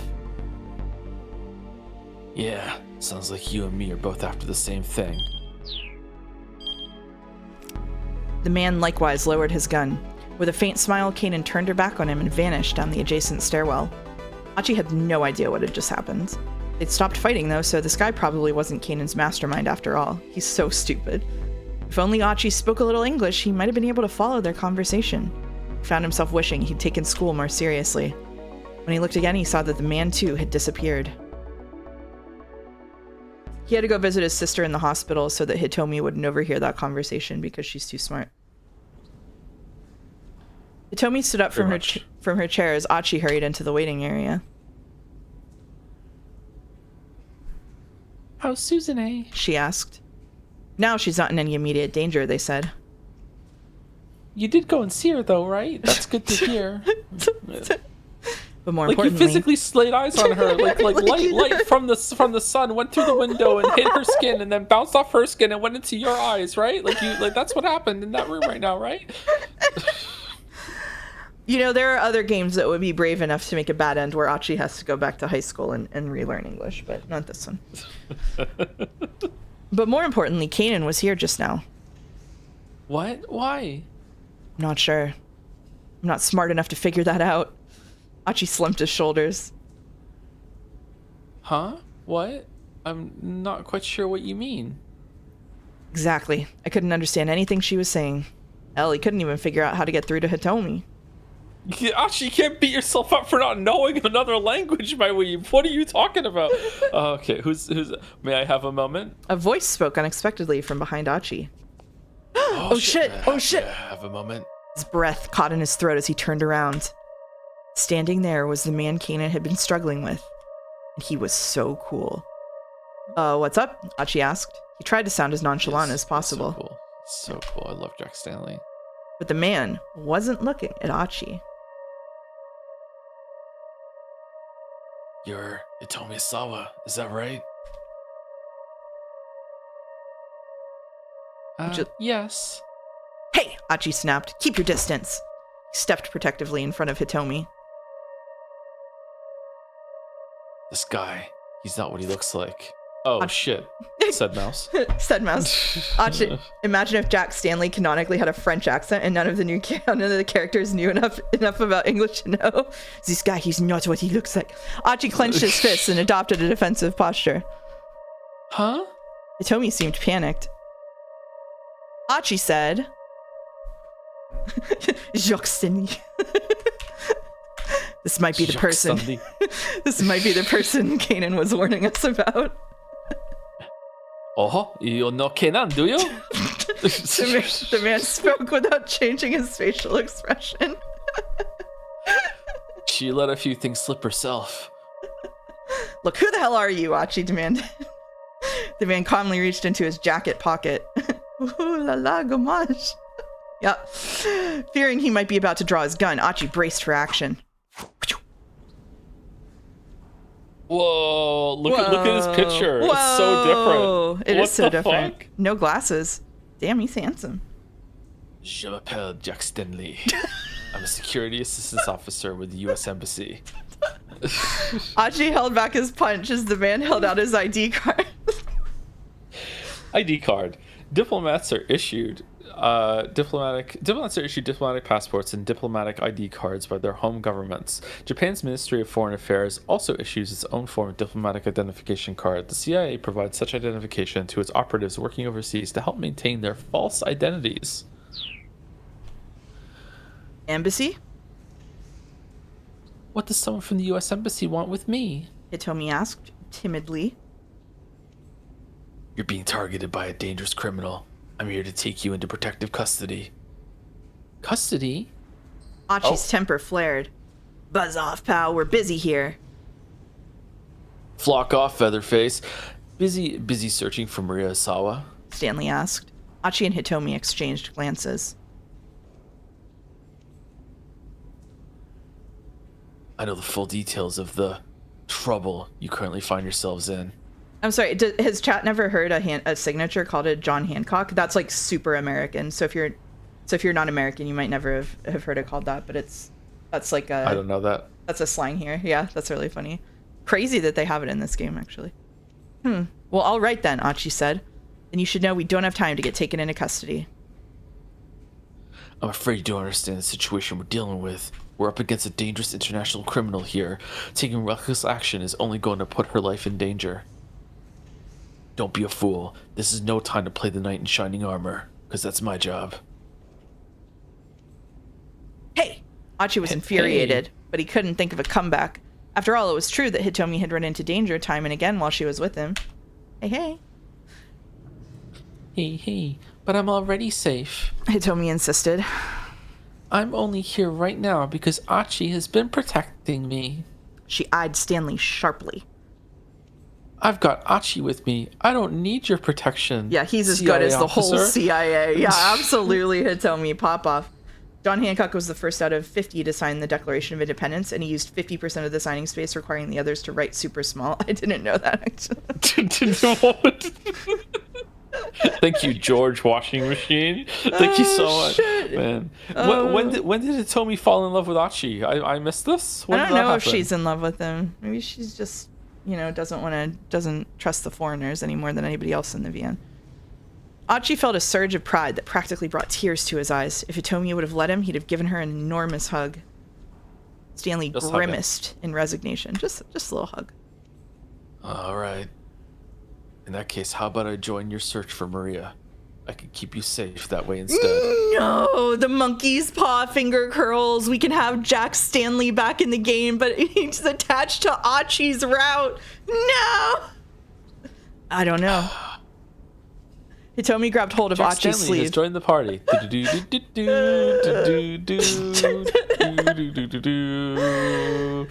Oh, thank you, Haydener, for gifting a sub to George Washing Machine. That's very kind of you, Haydener. Thank you. The Stanley fellow didn't have the most trustworthy face, Archie thought. But he realized he might be biased after being chased around by foreigners all day. After all, if this guy... Burners. Oh, 6 months of a sub. Thank you, Haydener. After all, if this guy really were after Hitomi, he'd probably have already made a show of force. Not only did he have a gun on him, he was sufficiently skilled in martial arts to hold his own against Canaan. He'd have no trouble taking down a single unarmed opponent like Archie. Hitomi, I get the impression the Stanley guy's not our enemy right now. Hitomi gave a slight nod. Alright. I trust your judgment on this, Achi. Don't. Now then, what's the plan from here? Stanley asked. Not wandering aimlessly around town, I hope. That's worked so far. There was a trace of snidness in his voice. Thank you, Euro Fiverr, for gifting us up to you. It's John Hancock. You can just keep your mouth shut, Achi replied. We can wander around town all day if we feel like it. Two can play the snarky game, he thought to himself. Poor Hitomi looked distressed. Very well. If that's what you want, I can stay quiet. But first, I need to inform the police that I have Mrs. Sawa in my custody. Wait, hold on. Hitomi blurted. That isn't a good idea. Oh, she knows something. She does know something. Stanley inclined his head.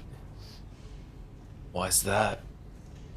Well, since you already seem to know most of the story... Hitomi quickly explained the kidnapper's threat and described the search for the minivan. Stanley remained quiet, listening with obvious interest. Whoa, big robot. Yeah, for you too. I see. He said when she'd finished. Still, when that minivan exploded, didn't that make your promise to the kidnappers a moot point? Hitomi nodded. I suppose it did, didn't it? Dumbass. Let me just ask just one more question. Do either of you know a detective by the name of Tateno? Womp womp womp.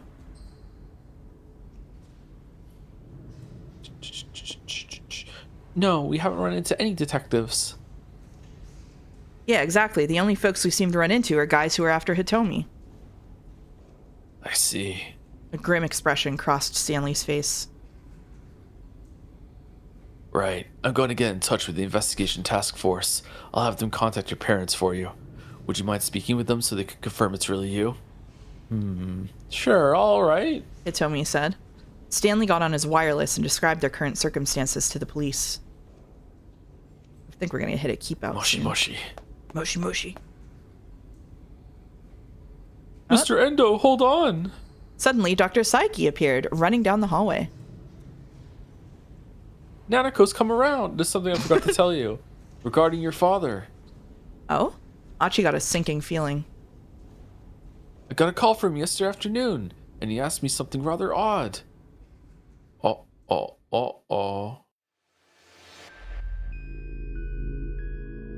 Huh? Preparations for a transplant? Well, I'm sorry, I'm not entirely sure I understand what you're asking. Saiki clutched the receiver. Daisuke Endo's brooding tone was more than a little disturbing. Do you want me to take him? Sure. No, it's all right, Endo said. This is all just difficult to talk about, Doctor. Please, forget I said anything. There's just one important thing I wanted to let you know. Yes? There's going to be a brain-dead woman coming your way at probably around 9 o'clock this evening, I expect. Her blood type is Bombay. Bombay was the extremely rare blood type that Endo's daughter Suzune possessed. Any transplant donor for Suzune would also need to have the Bombay blood type. Since she has the same blood type as Suzune, the transplant itself isn't an issue, Endo continued. The only thing I'm concerned about is whether the procedure can be done within the limited time window. And I hate to trouble you, but I just called because I think it would be best to prepare for the surgery as soon as possible. The more Saiki heard, the more disturbed he grew. It felt like he was listening to this man go on about some strange delusion. Doctor, please just take good care of Suzune. With that, Endo hung up.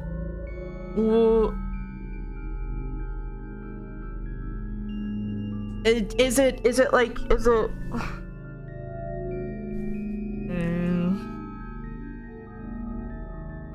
brain dead? Who would be brain dead? Could something have happened to one of the women in the story to make them brain dead? At some point? One of the sisters has the blood type, right? I think so, yeah. The or noodle canaan lady does? Maybe? I don't know. He's picking one up from the brain dead factory. Just gotta stop at the brain dead factory on my way home. I'll be late, honey. Ah, shit. Achi kept quiet as he listened. Yeah, that's why they were fraternal twins, not identical twins, because one of them was going to have a different blood type, right? I need to not reverse engineer the story in my head because of the construction of it. I can't do it. I've been better about not doing that lately. Damn it. It's God been fun. damn it. Oh, yeah. Jesus. Okay, all right. Achi kept quiet as he listened to Dr. Saiki tell his story. Of course, that was yesterday, and I still haven't heard anything about a brain-dead girl turning up. After all, only God would know when someone would wind up in a state of brain death. Okay, but this is the day before the kidnapping thing's going down. Huh. But she was when was she kidnapped? Because the only thing that's happened today was Hitomi trying to get her back. Was she kidnapped the day before? When was Hitomi infected? And then had the It was Maria who was infected, right? Am I crazy? I thought Hitomi Maria's infected. Oh, like when did Hitomi was previously infected and then treated? Yeah. Was that yesterday? No, that was a long time ago, I think. Okay, so it's not that. I don't know what he's talking about then. Shit. Gluten Joe could have warped it. Gluten-free Joe is barely staying conscious. Maria did have amnesia. Really, shit. Oh, man. Okay. All right.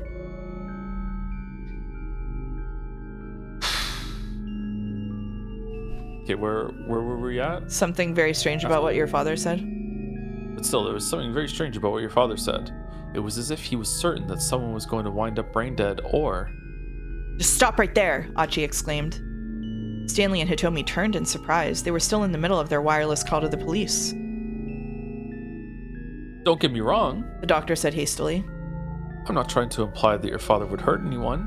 What I'm worried about is your father's mental state and... No! Achi interrupted him again. No. But like his dad controls all of the cameras, right? So that would make it really possible for him to send them around going in circles and avoiding the police. Yeah. He's like the only one who could do that Looney Tunes thing. He's definitely into that. Yeah. I have a potentially stupid question that I could just Google, but I'm gonna look like an idiot and ask in chat instead. I know that you can do blood transfusions between people, but are some organs like sex specific? Can men only get hearts from other men, or can like a woman's heart go into a man's body? Like is it? You said like a brain dead woman's gonna show up. What if it was a man with a Bombay blood type? Would that work? Blood would be fine. Gender, I don't think there's anything that's gender specific. I can't think of anything. If there was anything, I think it would be heart. Heart seems like, yeah, should be fine. All the doctors in the chat? Shouldn't matter? Okay, that's cool. That's not it. His own words from earlier spun within his head. Dr. Ice PhD says my name is fake. Sorry, that's okay. Thank you, Dr. Ice. So long as we have these cameras, this guy has nowhere to run. The security cameras. Oh no, I'm on Achi's level. I'm sure this is the place. The man with the cane. He'd been on the phone with someone. That didn't mean anything. It was just a coincidence. It couldn't be true. Achi searched desperately for some other explanation. That was it. Anyone from the downtown committee could have used the camera monitoring room. Uh-oh. Yeah, no one's been by to check today. Nothing wrong with a little nap, yeah. When are we gonna like talk to the president? Uh-oh. How high up does this go? No dice. No one from downtown had been by the surveillance room today. Couldn't be. It couldn't. Achi began to tremble. Is something the matter? Hitomi asked. Achi, you're as pale as a ghost. Achi gazed beseechingly back into her face. With just one simple question, he could clear this whole thing up. Please tell me I'm overthinking this. He prayed inwardly before asking. Hitomi, what's your blood type? Hitomi, would you mind telling me your blood type? Why do you ask? Please, just tell me.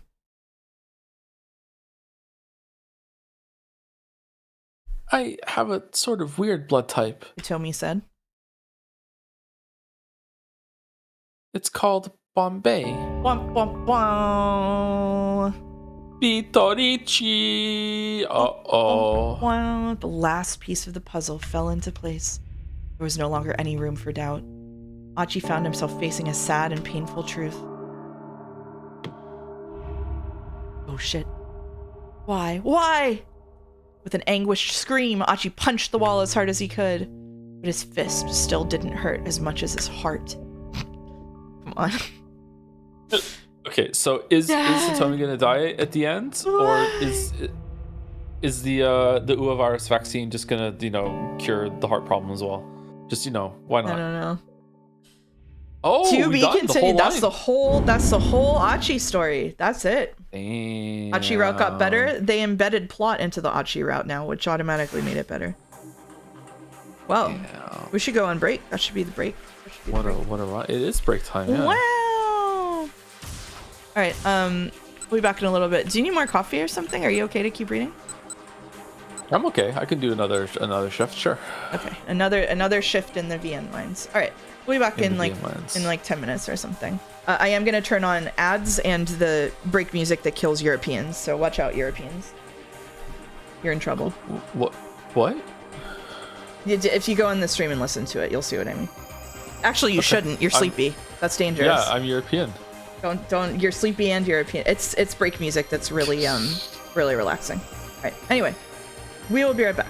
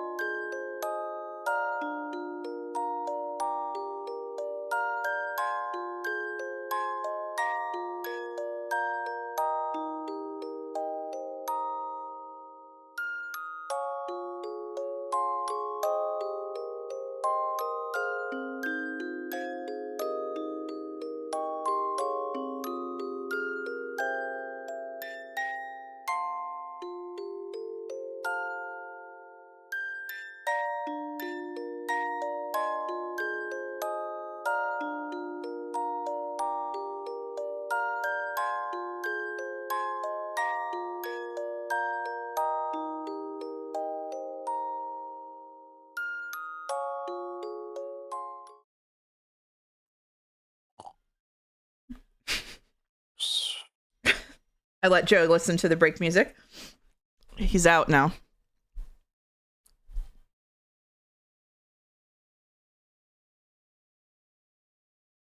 Honk Shua. Honk Shua. Yeah, Honk Shua.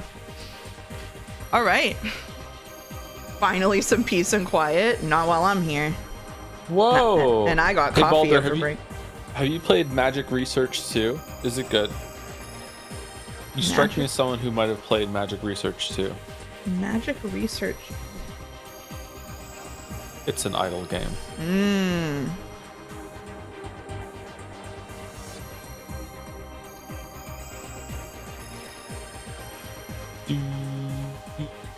Made up game name? True. We might put Baldur to sleep.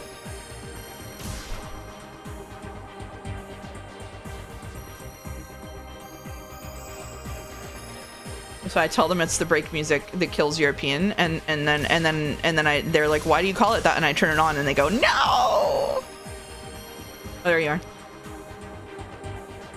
I did. The gameplay loop isn't quite there. I strongly recommend Orb of Creation, which is on its way to 1.0. Really, I heard good things about Magic Research 2. Okay, Orb of Creation. Like Mega Geeko played it too and said it's good so far. Interesting. Orb. Interesting. Okay. Idle Game Nowhere is in chat. All right, so we're out on Achi. Do we want to change choices around, or do we want to do that? We should definitely do it just to see. Yeah. Okay. All right. We didn't go back and do that with I can't remember who we did it with. Minorikawa. We didn't fuck around with Minorikawa's again, did we? Minorikawa didn't have any choices. I don't think. I thought you had a choice with the guy with the weapon. Oh yeah, we did have a choice with the guy with the weapon. Those don't seem that they're that important. Let's just change Achis around, I guess. Okay. Do we want to go up to the top to the one with Hitomi? Yep. Head to the hospital. Okay.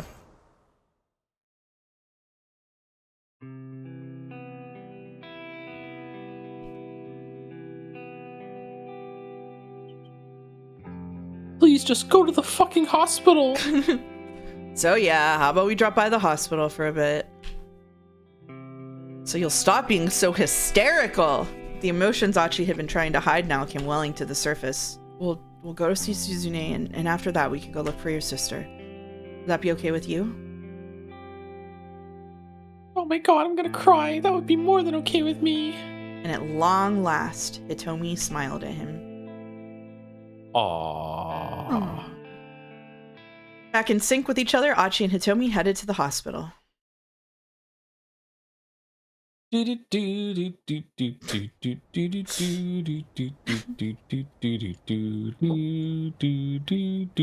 that's it. And that's it. Okay, that's we're done. it. That's all. Okay. Next. Next. Okay. True identity.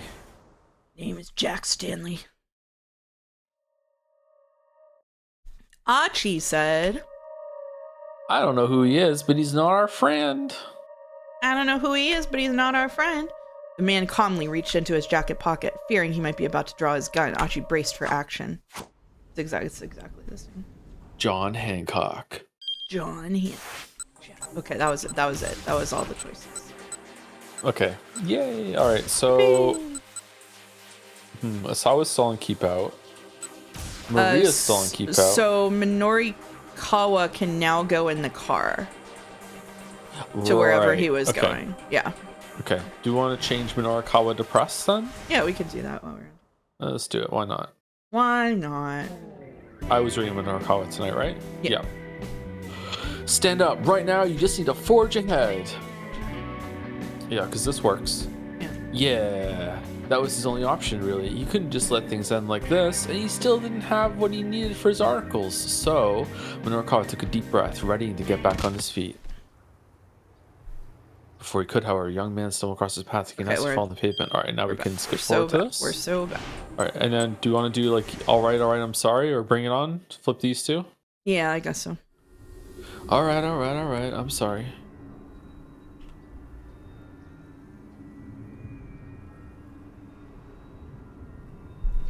Okay. Usually, getting dragged into a street fight was not what he needed right now, and it was better to just apologize and be done with it. Should show me that kind of respect from the start. The punk shook his head. Oh, robot. Are you with us? Are you alive? The punk shook his head, muttering under his breath. No! Another dumbass gotta get taught some manners.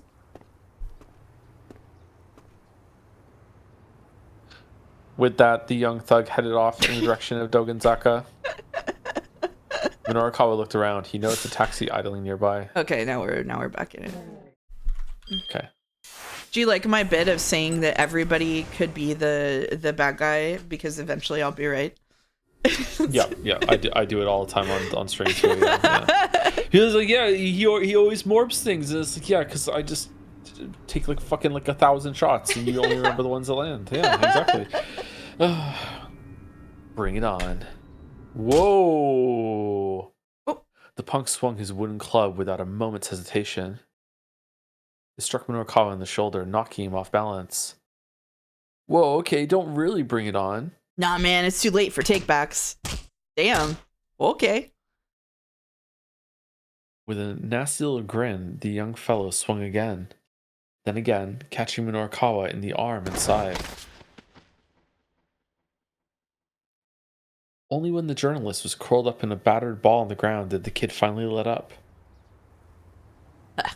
Got to get a little warm up in before I take down that other bitch. Wow. Weapon still in hand, the punk marched off toward Dogenzaka. I wonder what bitch he's talking about. Mm-hmm.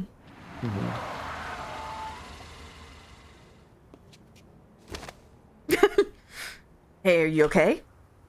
Minarkawa stirred to find Kimazuka at his side. Once again, the man had impeccable timing. Do you need to ride somewhere, maybe, sir? What's his arm patch? King Kong Company? I think that's the name of the What's that? taxi company. Okay. Maybe. Do you need to ride somewhere, maybe, sir? Something about being polite. I'm already on the next page. I'm sorry. Yeah, I do. To the hospital. Oh man. He's covered in corn syrup. Can we then change Achi's story to see him at the Oh yeah, to see him in the hospital. Yeah, a hot-headed young punk gave Minarkawa beating bad enough to send him to the hospital. Maybe our reporter friend shouldn't be quite so confrontational with this fellow. It does change Achi's route. Wait a minute here. Wait, let's go see them, meet him at the hospital. Does it really? It does, yeah. Oh shit. Wait a minute. This is awesome.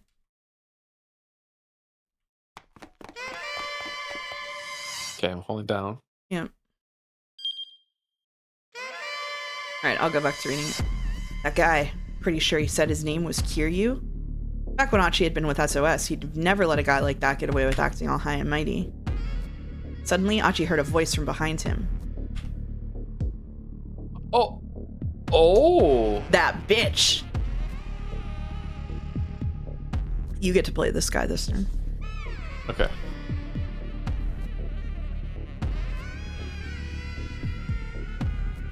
Is it me to read? Yep, that's you. Well, if it ain't our legendary founder. Damn! An instant later, he took a hard blow to the side of the head. I was just out looking for some small fry. Looks like I landed me a big one. Bro. Achi's head swam, his vision fading in and out. Before he had a chance to recover, something smashed into his knee. Can we get them all to go to the hospital? He crumpled on the ground. Yes, this is one way to get Achi to the hospital. He crumpled on the ground, unable to retaliate as kicks and punches rained down on him. Even after Achi could no longer move, the beating didn't stop. His ruptured eardrums could barely make out the sound of Hitomi screaming. I thought we were just gonna go see Minorikawa at the hospital, but this is crazy. Hitomi, run. Achi's meant to die today, huh? With his final plea silenced before it reached his lips, Achi felt his consciousness battered away. Damn. Bro died. What if Achi secretly has Bombay blood as well, and that's why the sister wants to keep him away? Oh. Kiryu turned up out of nowhere and gave Achi a beatdown with a piece of timber, but just before he attacked Achi, Kiryu ran into someone else. That person said something that changed what Kiryu did. The individual in question needs to say something different to ensure Kiryu doesn't go to Dogenzaka while Achi and Hitomi are there. There we go. Oh, we need to make him leave the thing on the ground. Yeah. It's not enough that we just say, sorry. Okay. Yep. Damn, that's fucking brutal. Holy shit. Okay. Just say, is it fun hitting people with this thing? Yeah, and then that restored it all. That's interesting. It's fun. It is fun. It is fun. It is fun. All right, that's to be continued now. Okay, and now we're just gonna continue with Minorikawa. So yeah, we did that. So now we go to the assembling hitting people with that thing, and then we just hold down until we get back into the taxi. Yeah. Okay.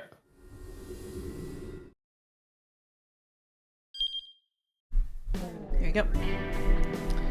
You look tired, sir. Yeah, I guess so. His reply was barely audible. It's not as fun as using your free Prime sub on twitch.tv/HelloIt'sMouse. Thank you, Twitch staff Rodney. Thank you, Rodney. Thank you. Making up for past crimes. Thank you. The taxi stopped outside of Heaven Publishing. Minorikawa left a 1,000 yen bill on the seat and exited the cab. I went to someone else's stream the other day, and you know what I found out there? Rodney had told them to go look at what my most streamed game is, which is League of Legends. And I got publicly lambasted by someone on a completely different stream because of Rodney's actions. Yeah. Yeah.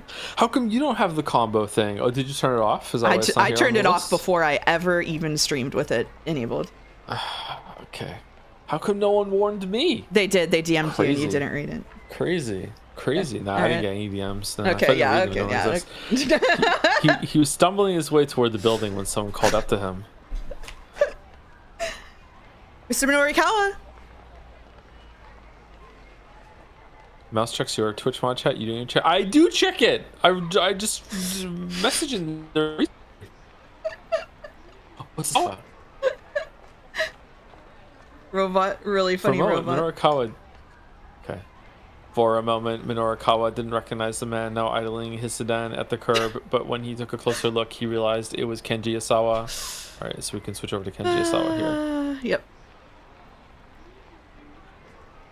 Are we going to, or are we sticking on this path? I think we should stick on this path. What do you think? Yeah, we can stick on this. Oh, Mr. Sawa, sorry, but I haven't been able to look into that thing you asked me about yet. I see. That's quite all right. Wow, Minorikawa washed his face. He's smarter than all the characters in Sakimea.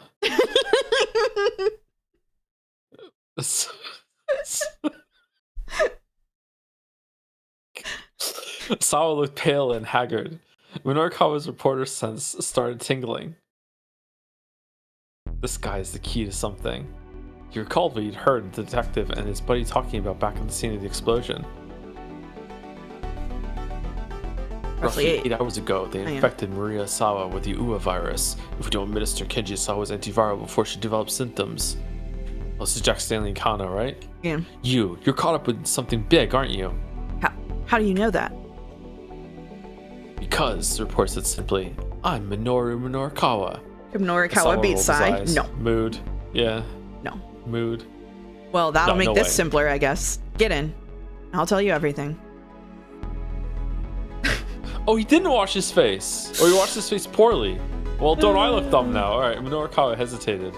This might be his big chance to land a beyond incredible scoop. Yet it felt like it was too late to matter. Still, landing a major story, selling out an issue of 4-star general gossip, and putting Heaven Publishing on the road to solvency, all that was the least he could do in Toyama's memory. You don't drop a story until you have what you need. Maybe it was too late to save Toyama, but Minorikawa got in the car. Can I just say I love that your move here is to say that he must have washed his face poorly instead of what's more likely, which is that the makeup team for this didn't apply it consistently. I'm just so immersed. We hate Minorikawa so much. We blame him. Asawa's tale was beyond anything Minorikawa had imagined. So, they send you threatening emails, devise a plan to kidnap your daughter in order to get the antiviral, and now that that's failed, they're turning to bioterrorism.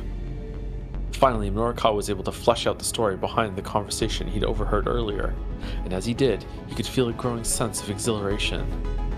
So basically, they're now effectively holding all the people in Shibuya hostage and demanding the antiviral. Is that it? Before Asawa could answer, a new idea occurred to Minorikawa. Wait, hold on. Why didn't they just start by holding the whole city hostage? Why did they need to go through all the trouble of kidnapping your daughter? I don't know. Asawa said, shaking his head. Perhaps they wanted the ransom money? Oh. Did they want the antiviral to save someone, or does it have some other application? Didn't it say it had some other use? I don't know. I can't remember now. Okay. For a mere 50 million yen, I can't imagine international terrorists bothering for that much. Oh, this is whatever. You can't know how terrorists think. Yeah, said Joe. Asawa spat. Let's just assume, though, could there be some other reason they abducted your daughter? Asawa didn't reply. He was probably too preoccupied with finding a way to save his infected daughter to think about anything else. Still, something about the course of events didn't quite add up to Minorikawa. But whatever the case, if the criminals were after this antiviral, then sticking with Asawa ought to bring him closer to the truth. The truth? Minorikawa was still mulling that over when they arrived at the laboratory. Laboratory? Laboratory. The two men hopped out of the car and were immediately rushed by a pair of security guards who subdued them in a matter of moments. Hey, Minorikawa protested. What the hell is this? Unhand me! Osawa yelled. I'm Kenji Osawa. This is my lab. But evidently, that didn't matter to the guards. Oh shit. It's his boss. Uh-oh. Another man emerged from the building. He and Osawa exchanged a few brief words. Judging from the tone of the conversation, this was someone who outranked Osawa at the company. He's really going to stop him from going to get the antiviral to save his daughter? Yep. What the fuck is this dude's problem? They can't fill out the paperwork. It's just the guy isn't there. It's just impossible to. What are they going to do? Fill out the paperwork incorrectly? What do you mean? They can't. They got to talk to the whole board. Come on. Take him away. As the newcomer looked on, the guards dragged Osawa into the building. Prison break? Hey, Minorikawa shouted at the man as he began to walk away. Don't you know what's going to happen to Shibuya? Don't you care? If you just stand by and let the people of the city die, Akoshi Pharmaceutical is going to be held responsible. The man stopped in his tracks.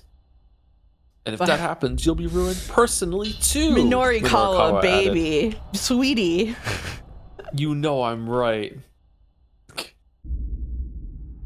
That will be up for the police to decide.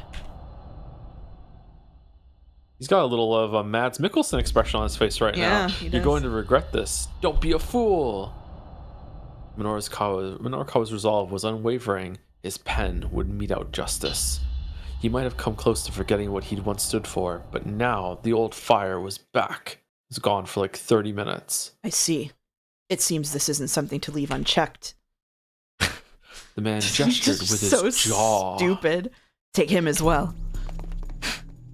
More security guards surrounded Minorikawa. Hey, stop it! Let me go! But though he struggled fiercely, there was no escape. No escape. Once he was dragged through those laboratory doors, Minorikawa never wrote another article again. Whoa. Wait, what? Bad end? It's a bad end? Bad end? Well, it's a good end for society, but bad end for... Oh, it is a bad... Oh, shit. Bad end for progressing the game story. Detained at the lab. Detained. Minorikawa accompanied Osawa to the lab, but there was no getting past the security guards, and even if Osawa can't get into his own lab, there's no real reason to go there. It's Osawa who needs to decide on a different course of action here, so we need to jump and make Osawa go somewhere else. Yeah. All right. I guess maybe I'll read Osawa this week. I don't think I've ever gotten to do that before. Ooh, okay. Ooh.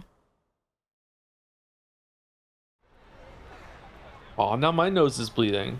What the hell? Yeah. Do you have a humidifier? Do you need to go take care of it? I have a humidifier, but it's not on. I have concepts of having a humidifier. Mousawa. Ah. Cat has seen this nosebleed before. What's my power gonna be? I don't know what you want it to be. I'd like Max's powers. Max's powers are good. There was someone in a fairy tale, I think I read once, who was cursed to speak the truth but never have anybody believe it. That's Seems good. like it's right up your alley. That's a good power, yeah. Kind of already have that power. That's what I was thinking. Yeah. It was Cassandra, yeah. It was Cassandra. Yeah. All right. As he was driving past Aoyama, Osawa spotted a man he recognized walking along. He pulled up alongside him and called through the window. I walk a lonely road. Mr. Minorikawa? Oh, Mr. Sawa. Sorry, but I haven't been able to look into that thing you asked about yet. I see. That's quite all right. The business with I and Tanaka could wait till later. Right now, he needed to focus on protecting Shibuya. If he didn't get his hands on that antiviral... You're caught up in something big, aren't you? How do you know that? Because I'm Minorikawa. Well, the man's egotism had some justification. Maybe he didn't know the details, but he clearly had some inkling about Osawa's situation. Something clicked in Osawa's mind. He was up against the wall. Akoshi Pharmaceutical had told him they were going to just let Maria die. He was past the point where he could resolve this peaceably, but he wasn't going to give up without a fight. When it came time, Osawa was sure this man could help him. Peaceably? Oh, that'll make this simpler, I guess. Get in. I'll tell you everything. Minorikawa thought for a moment, then got into the passenger seat. As he drove to the lab, Asawa filled Minorikawa in on all the details. The reporter listened intently, occasionally interrupting to ask a question. So, how are you planning on getting your hands on the antiviral? He asked when Asawa had finished. I'm not sure. I figured I'd think of something after I got there. Minorikawa let out a nasal chuckle. Just improvising, huh? Oh well, I'll back you up. At least I know I've found my way into something important. I smell a choice. A choice, yay! They pulled up outside the lab and the two men got out of the car. Wait, what? Immediately, a team of security guards burst out through the gate and forced Asawa to the ground. Hey! Minorikawa protested. What the hell is this? The guards had grabbed him as well. Unhand me! Asawa yelled. I'm Kenji Osawa. This is my lab. Mr. Osawa! Minorikawa shouted. What the hell's going on here? But Osawa was just as confused. Bum, bum, bum. Oh, now we're going to get to hear what they said to each other. He looked up to see Makino standing before him. Sir, tell these thugs to let me go. But Makino just frowned silently down at him. So not only will you not help me, you're actively getting in my way? Osawa glared up at his boss. Maria's life, no countless human lives are at risk. There's nothing that you alone can do about that. That's what I need you to understand.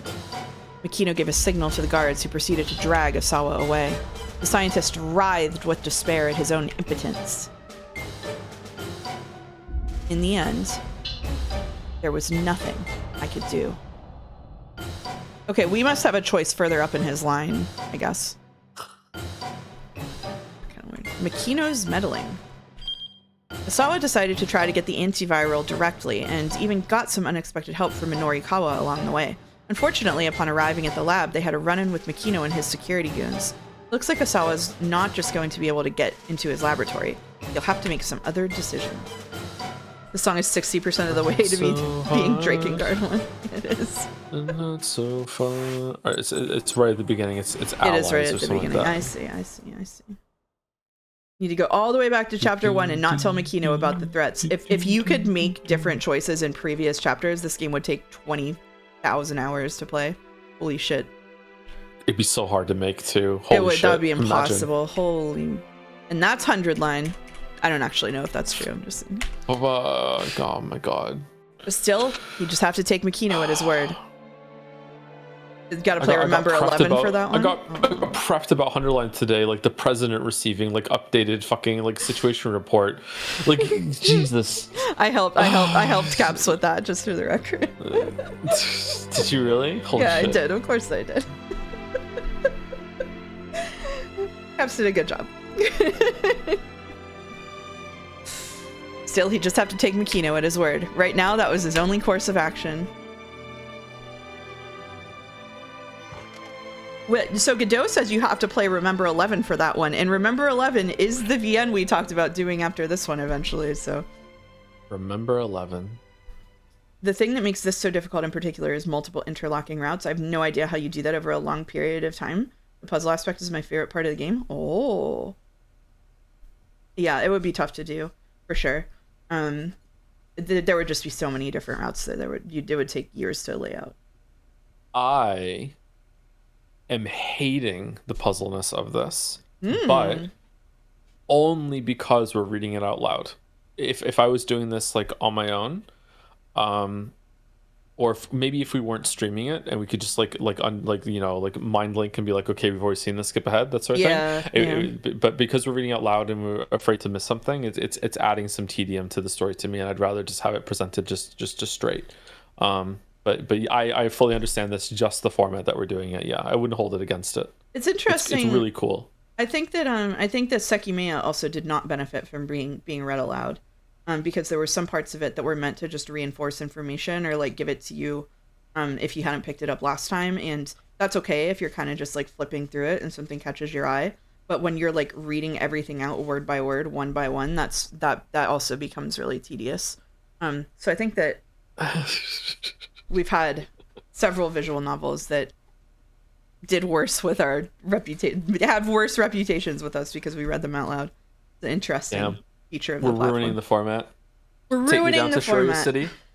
Where the plot Umineko, moves on the slow, other It hand. doesn't move quickly. Yeah, it's pretty good. Umineko is good. Umineko is good. Umineko 200 hours long. That's true, but still good. Godot does Can't keep wait for doing Umineko 2. Umineko 2. Just we'll read To Umineko. Can't wait. Yeah, we're gonna read it again. Umineko never repeats itself. It does. He's gonna write a sequel. It's gonna be a sequel. Yeah. Oh, Umineko okay. 2. You heard? Did he tell you that? He emailed you that Yes. when you guys were Yes, talking. Yeah. Okay. Yeah. As we usually do. Yeah. Asawa sat down in front of his computer and quietly closed his eyes. If only I could just go to sleep and wake up tomorrow morning and find all of this resolved. All I'm asking for is a miracle. But he knew reality would never be so kind.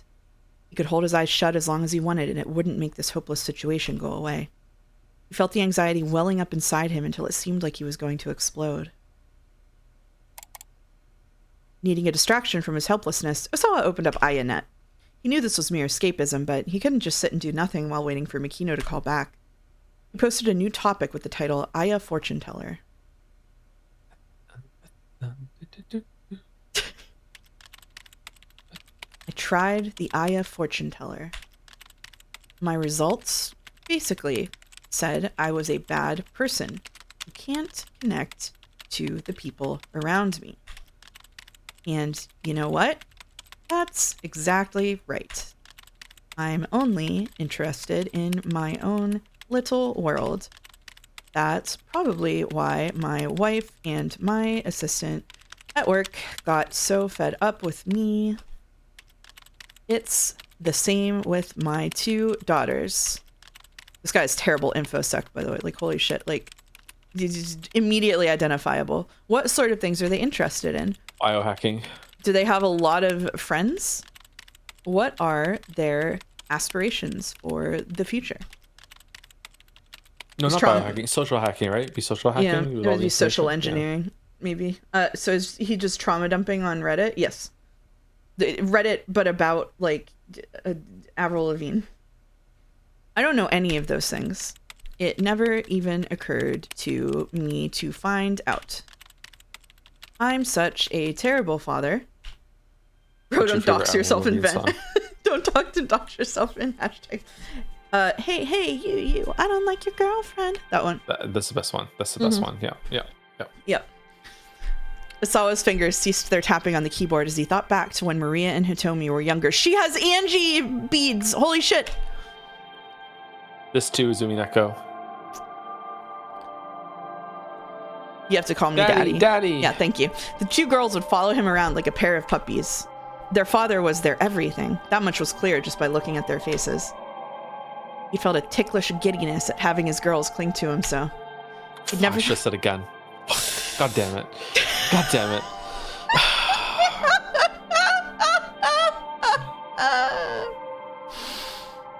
He'd never felt anything like it in his life, but there were times where he also found it tiresome. You want to hug Kenji? He seems like he really needs one. I am sick of being the person I am. There's nothing I can do about that, though. I'm sure it's far too late for me to change. You can turn the game off now. My machinations were just for that moment. Oh, we're good. We're done. We're done. We're good. Yay! Yay! The end. Peak time. He poured out all his negative emotions into his post. It felt like stream of consciousness drivel, but he didn't hesitate to write it down all the same.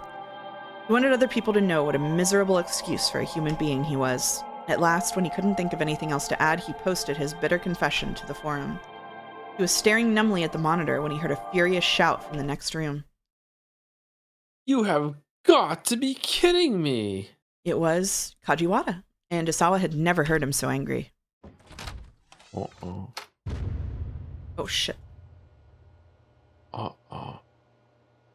The foreigner found Hitomi for us? Osawa headed into the living room and found Kajiwara embroiled in a vehement argument with the other detectives. I don't care what HQ's policy is. I will not just quietly go along with this. Kajiwara had already screamed himself red in the face. You're out of line, snapped one MPD detective. MPD detective Kiichi Sawatari with the Metropolitan Police Department's first criminal investigation section. Having heard of Kajiwara's past deeds from friends at the Shibuya precinct, he recommended to his boss that Kajiwara be assigned to the investigation at the Asawa residence. After seeing the detective's interactions with Asawa, he is confident that his recommendation was in the right. However, given the circumstances, he can't help but take a cold stance towards Kajiwara. Did someone say peak? 428 Shibuya fans have no idea what European peak fans go through. Oh, nothing on Twitch looks good? Guess you can watch peak if you stay up till like 4 a.m. on a Sunday. Hold your tongue. I don't care if I'm out of line. May have talent, I'll give you that, the other detective said. But you're a precinct detective, and this isn't your jurisdiction. It's not your place to question orders from higher up. Wait, Asawa thought. Kajiwara really is a real detective after all? What? Is this me? Yeah, I guess so. I think go on. Explain the situation to Mr. Sawa. Oh, nope. Kajiwara bit his lip in frustration at the other detective's order. Very well, he said. But before he could say more, Asawa noticed that the police equipment had all been cleared off the table. Hold on, Asawa said. What's going on? Has something happened? Allow me to explain, sir, Kajiwara said. His bitterness showed plainly on his face. We've been recalled, sir. Recalled. The MPD has established a security force, headed by members of its Public Security Bureau, to deal with the bioterrorist threat. Because the kidnapping task force has not yet found Maria, and she is infected with the virus, the task force personnel have instead been absorbed into the security force, and will continue their work under its direction. Uh-oh. Asawa narrowed his eyes, fighting to keep the confusion from his face. Or if they just kill her, then it can't spread anymore because it dies as soon as it doesn't have a host anymore. As soon as everything dies, it can't spread. Right? They said that? I think so. No, that was pathologic. I'm getting it mixed up. Fuck. That was sorry. My Probably bad. follows the same rules, right? I don't know if they said anything about that. Did they say anything about that? I don't think they did. No, it was pathologic. Same game, basically. He was shaking, terrified to have his suspicions confirmed. I'm truly sorry, sir, for having been unable to help you. Kajiwara gave a deep and solemn bow. But Maria? What's going to happen to Maria? Another unit has been tasked with bringing your daughter into custody, sir. That much, at least, Asawa could process. You're going to place her under quarantine, aren't you? Kajiwara's lips stiffened, but he nodded. In order to minimize the spread of the virus, so I'm told. No, Osawa cried. You can't do that. If you do, there won't be any way to save her. His head spun, so it's basically the same thing, actually. Please, I beg of you, you need to get Maria to me. I might be able to save her. When Kajiwara didn't respond, he turned to the other detectives. Please, you can't place Maria under quarantine. The detectives' only answer was to avert their eyes. Why are you all ignoring me? Please, you have to listen. If you bring her to me, I can figure something out. I know I can. He plunked himself down on the floor, yelling and flailing his arms like a child throwing a tantrum. No. Imagine Pathologic, but all the muggers are in cat mascot suits. There's gotta be a mod. The detectives exchanged sullen looks with one another and then walked off and left him there. He knew he must be a sorry sight, but nevertheless he kept shouting after them. Please don't stand by and let my daughter die. Hope Kajiwara goes rogue. Yeah, me too. Then we have Rogue Kajiwara and Rogue Teteno. Who will win? I think Kajiwara. Only Kajiwara remained with him in the living room. He's gonna hold someone up with a banana, pretending it's a gun. Shit. Have a gun pointed at you. Yeah! I'm sorry, sir. This was beyond my ability to stop. He gave another apologetic bow. Asawa felt suddenly deflated. No, you've done a fine job, Detective Kajiwara. It's me who should be sorry. I've made such a disgraceful display of myself. That's not true, sir. In fact, I'm deeply moved. I can tell how much Maria must mean to you. Osawa shook his head. If I'd really been thinking about Maria, I would have made an effort to work with you detectives more. That was all just self-absorbed shouting. A moment of emotional selfishness. And yet, as a result, you convinced me to stay here with you. Kajiwara proceeded to pull out his phone and put in a request with the task force headquarters to remain at the Osawa residence. He got into a heated spat with his commanding officer, but ultimately received permission to stay on as the police liaison with Osawa. Well, the detective said when he'd hung up. You see, there are some people who are legitimately moved by a parental display of emotion, even if I'm not certain that I can do very much in staying here with you. That's not true, Osawa replied. There's plenty you can help me with. He looked into Kajiwara's face and smiled. For instance... Yeah. I can have a banana whenever I want. You I find things that have gone missing. That fried egg on rice you made me was delicious. I can have a banana whenever I want. Kajiwara returned Osawa's grin even more brightly. Yes, of course. By all means, have as many as you like. He then produced a pair of bananas from his pocket, handing one to his companion. Aww. Banana bros. Come on. Sorry, I can't believe that. Alright, Osawa peeled his banana and took a hearty bite. The mild sweetness was pleasant and soothing. It was a flavor that brought back memories. It's you. I often eat bananas when I go to the park with my daughter, Joe muttered between mouthfuls. Has a daughter. I didn't realize you had a daughter, detective. Me neither. She just started grade school this year. Oh, really? She must be adorable. Well, I don't get to see her as much as I'd like. A lonely sort of smile crossed Kajiwara's face. Why's that? Doing this job caused me to neglect my family. Finally, about 2 years ago, my wife hit me with the divorce paperwork. I want to be able to keep our daughter with me, but, well, the law tends to favor the mother when it comes to custody issues. Chocolate, too? The detective then pulled 2 bars of chocolate from his pocket.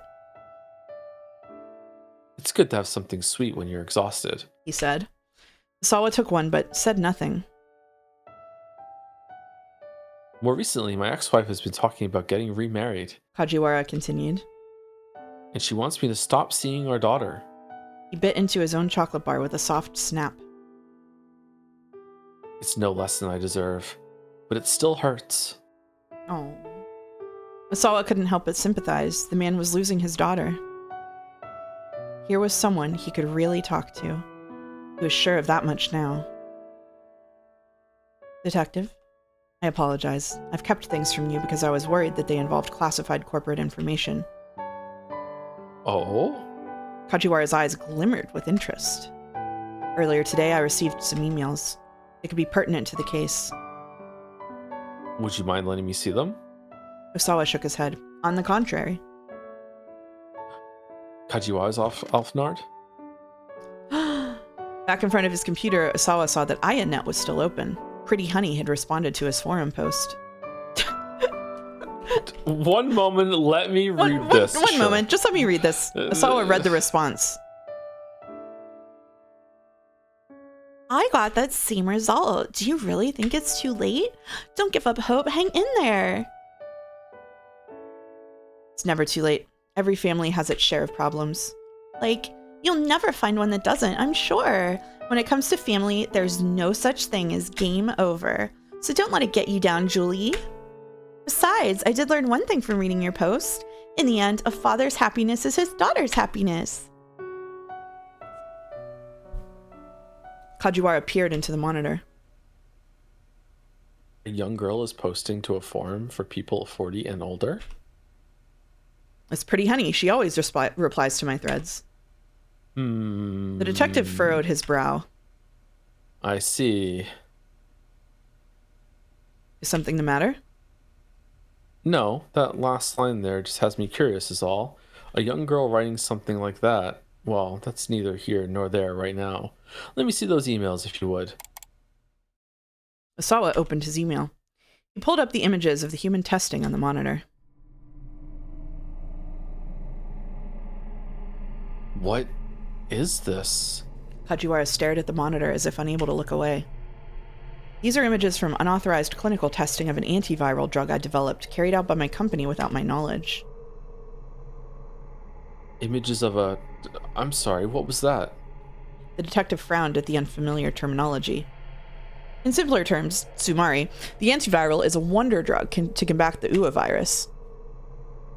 Hold on, Maria is infected with the UA virus, isn't that right?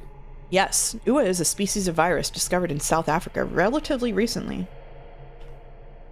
Roughly 12 hours after infection, patients develop a cough, then a fever, then begin vomiting, and ultimately begin to bleed uncontrollably from all over, resulting in death. Mortality rate is... Osawa was reluctant to say it. Kajiwara held his breath, waiting. It's nearly 100%. Kajiwara shuddered.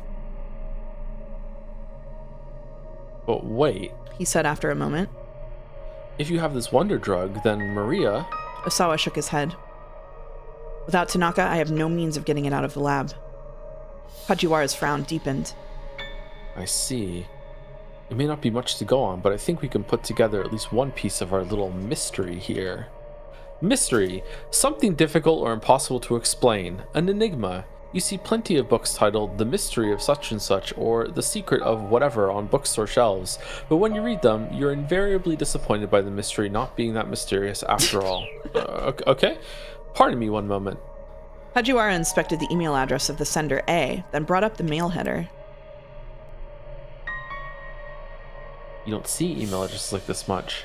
It's seemingly from a foreign country, but that may be fake. You can tell that just from the email? The detective flashed a little grin. Take a look here. So if we just do this, and then this... His fingers flew over the keyboard, calling up the header details, singling out the received from field. This set of 4 numbers at the bottom is the sender's IP address. Think of it as an ordinarily hidden location marker of sorts. As he spoke, the detective pulled up a website called IP Station. He copied and pasted the set of 4 numbers and pressed the enter key. The monitor showed the name of the provider, connection method, and other such details. Holy shit, he's hacking. Provider. A vendor that provides an internet connection service. A typical internet connection requires a dedicated line. Customers who do not already have one must make a contract for one with the provider. When the provider establishes your connection to the internet, you are assigned an identifying number called an IP address. Osawa couldn't make heads or tails of most of it, but one thing drew his eye. Access point, Shibuya Ward, Tokyo. Kajiwara went into the email program's options and checked the server info for Osawa's connection. Sorry, my game just crashed. Oh. Uh-oh. Uh-oh. Let me get back. Seems like it auto-saves pretty often. Time for peak. Chad is so hungry for peak. You seem... I think tonight might not be a peak, man. Tonight might not be. I don't want to let him down. We can do peak if everyone wants it. What if I don't want it?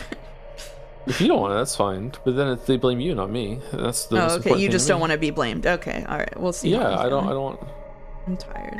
Okay, I can't skip, so I have to like keep hitting enter until I catch up. Okay. So could you ever went to the email programs options and check the server info for Osawa's connection? Okay. Yep, there you are. Let's see. No, I just read that off your stream. I'm trying to get back there. Enter. Classic right-wing Joe using women as the scapegoat. I'm surprised he even comes on my stream. Do you think the reason that Joe streams on my stream is because he thinks that women shouldn't be able to stream by themselves unless they have a man present? Yes. Yeah.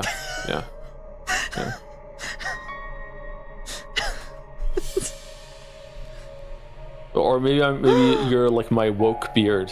Oh, woke beard. Boulder says, it's my birthday, and as a gift, you cannot play Peak today. It's Boulder's birthday. Is it really Boulder's birthday? Is it? I think it is. He was saying that it was his birthday the other day. Happy birthday, Boulder. Happy birthday, Boulder. How old are you, Boulder, if you don't mind saying? I meant to tell you that, and I completely forgot. Thank you for reminding me. Happy birthday, Boulder. Should we sing Boulder happy birthday? What, like desynced? Well, you can sing it. Yeah. Okay, will you join in when I start? Yeah, okay. But you're a better singer than me. Mouse, it's my birthday. I'm 27. I'm begging, please do not sing. All right, for your birthday present, we won't sing you happy birthday. Okay. Paquetto says, Mouse, it's my birthday. Can you stream Peak? I don't think it's your birthday, Paquetto. Okay,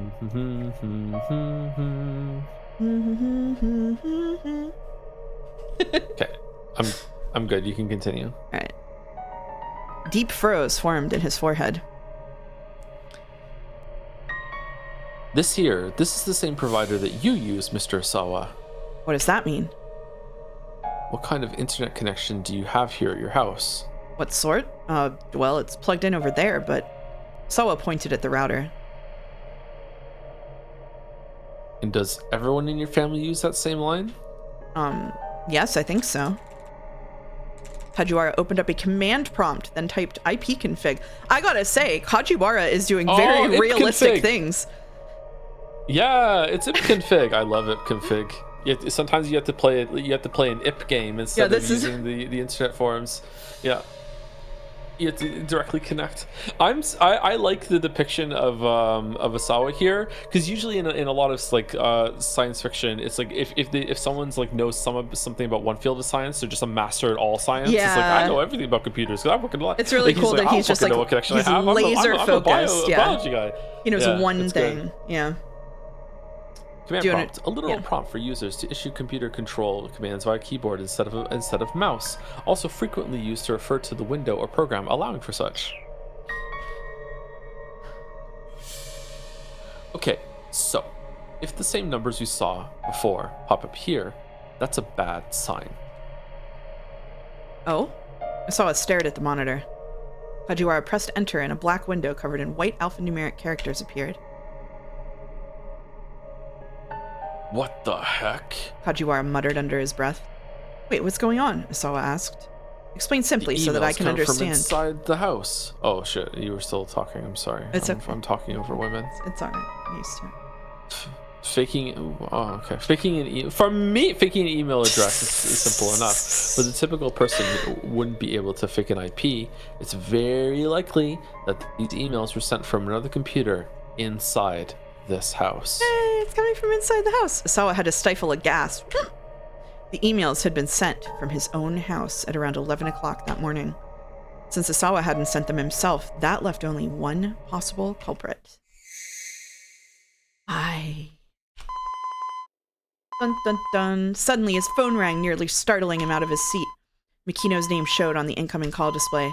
Asawa quickly picked up. Is there an update on the emergency board meeting? He blurted. Mikino's voice was quiet and subdued. I tried pulling whatever strings I could, but to no avail. I'm afraid holding a board meeting today just won't be possible. It's so funny that they're going to let his daughter die because they can't have a fucking board meeting. The phone fell from Asawa's hand. His only possible means of saving Maria was now gone. Damn. Just get an excavator. To be continued, baby. Damn. Yeah, we're flying through this one. Damn. We are flying through this one. Yeah. Big Pharma, am I right? Seriously. You need a Luigi of Japan. I think we can clear Minorikawa now. Do we have any choices that we want to make in there and change? I feel like we made all the right choices. I feel like just whipping them around might just mess it up more than anything else. Okay. All right, Minorikawa. Or are we playing Peak? I would rather do this. I don't really want to play Peak. I don't think I have it in me, Chief. No Peak? Okay. I don't think I have Peak in me. Some of the Osawa choices talking to Kajiwara are pretty fun. We could do the talking to Kajiwara choices. Alright, let's do it. Let's do that then, yeah. The thanks to Kajiwara thing.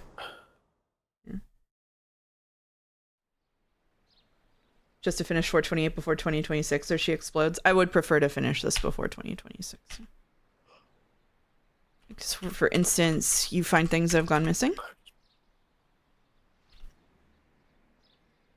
I hit the wrong one, sorry. That's okay. Yeah, let's go with B. You find things that have gone missing.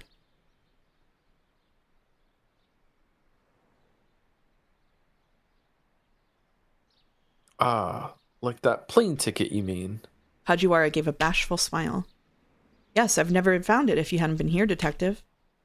Well, like they say, you can never find something when you're looking for it. Then a hint of sadness came to Kajiwara's eyes and his voice grew quieter. My daughter.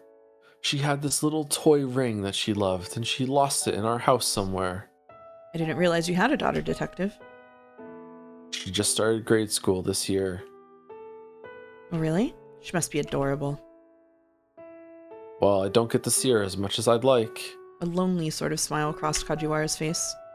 Why's that? Doing this job caused me to neglect my family. Finally, about 2 years ago, my wife hit me with the divorce paperwork. I wanted to be able to keep our daughter with me, but, well, the law tends to favor the mother when it comes to custody issues. The detective pulled 2 bars of chocolate from his pocket. I think maybe... Whoa, straight to chocolate? Asawa accepted one but said nothing. The toy ring she lost, I bought it for her as a birthday present. She loved it so much, she cried and cried when it was gone. I looked all over for it. The detective bit into his own chocolate bar with a soft snap. So then later, this toy ring, I found it after my wife took our daughter away. You know where it was? Asawa shook his head slightly. Under my daughter's mattress. Fell out when the bed was being taken out of her room. Isn't that funny? That it was somewhere I never would have found if she'd stayed. Damn. You always look under the mattress. Fucking, what kind of beginner tier dad are you? What the Another sad smile came to Kajiwara's face before he went on.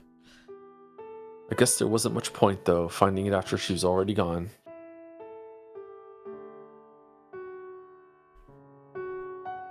He gets me. The man had lost his daughter. Asawa couldn't help but sympathize. There was someone he could really talk to. He was sure of that much now. Okay, I think, yep. Yeah, now we can... What do you see here?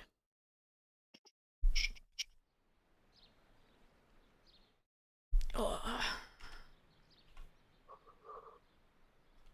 For instance, that fried egg on rice you made me was delicious. You know who else likes my fried egg on rice? Yeah, Kajiwara let out a bright little laugh. Oh, that's so nice of you to say. You flatter me. It's not flattery. Asawa shook his head seriously. Honestly, I've got a hankering for more. Wish I had your cooking skills, Detective. Yep. But despite the praise, Kajiwara's smile took on a note of sadness. Oh no, oh, it's even anyone worse. Could make something like that after living alone like I have. Asawa was surprised to hear that he lived alone. The detective looked like he was old enough to likely be married by now, and no one could possibly not be married. Doing this job caused me to neglect my family. Finally, about 2 years ago, my wife hit me with the divorce paperwork. I wanted to be able to keep our daughter with me, but, well, the law tends to favor the mother when it comes to custody issues. Incel Kajiwara arc. So his living alone was a newer thing after being separated from his wife and daughter. That fried egg on rice? My daughter used to love that. Is that so? I can cook more proper dishes, but for whatever reason, she just really loved that one. The detective then pulled 2 bars of chocolate from his pocket. Asawa accepted one, but said nothing. My daughter was fond of this brand of chocolate too, and also bananas. Kajiwara snapped off a bit of his own bar and popped it into his mouth. I would warn her that she'd get cavities if she ate too much, but she'd stuff her face to the point that there was practically always chocolate smeared around her mouth. Kajiwara sighed and a forlorn smile came to his face. I guess the fact that I always carry stuff like this around in my pockets just means that I'm a fool who doesn't know how to let go. Asawa shook his head. I don't think that's true at all. He understood full well what it was like to have a daughter always in one's thoughts. Asawa too broke off a piece of chocolate and slipped it into his mouth. It was sweet and milky, a taste a child would love. He licked the residual chocolate from his fingertips. Bro, in company? Then turned back to Kajiwara. The 2 men smiled at one another. Here was a man Asawa could really talk to. He was sure of that much now. I too failed to shoot my wife. Okay, we're done. All right, here we go. We're done. Okay, so now Minorikawa, I think. Right? Oh, no, we're not done. We're not done. We're not done? Pretty Honey's response. Oh. Yeah. I'm sorry. It's devastating, I know. Yeah, I'm really excited for Minorikawa. This is no time to be looking at the internet. Asawa closed the browser. He was curious about Pretty Honey's response, but he would just have to wait. Just as the browser window was closing, however, a couple of lines jumped out at him. Oh, it was a fake. It was... It's never too late. When it comes to family, there's no such thing as game over. It's never too late. Right now, that was about the most reassuring thing Asawa could possibly hear. He would do whatever he could. All he could do was try his best and refuse to give up. Can you just talk like that all the time? Ah, sure. Do you really want to ask for that? Alright. I don't like getting what I want. Go back to the other one. No. As he pondered this, Asawa opened his email, pulling up the images of the human testing on the monitor. Whoa. I think now we're done. Okay, there we go. We're done.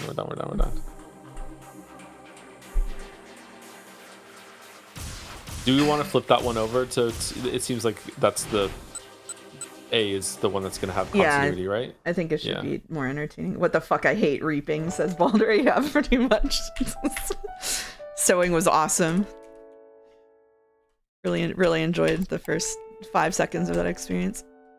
Okay, Minorikawa, the stumbling man. I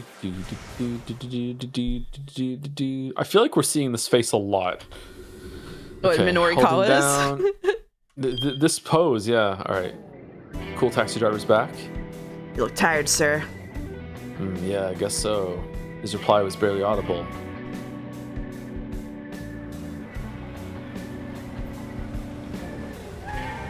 The taxi stopped outside of Heaven Publishing.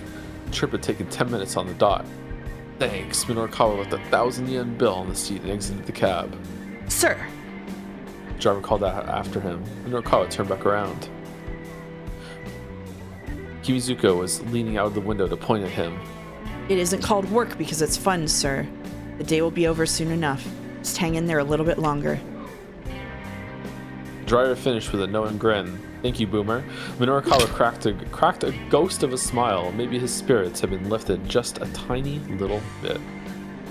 Thank you, he replied. You're a true friend of the working man. He waved half-heartedly, then headed into the building.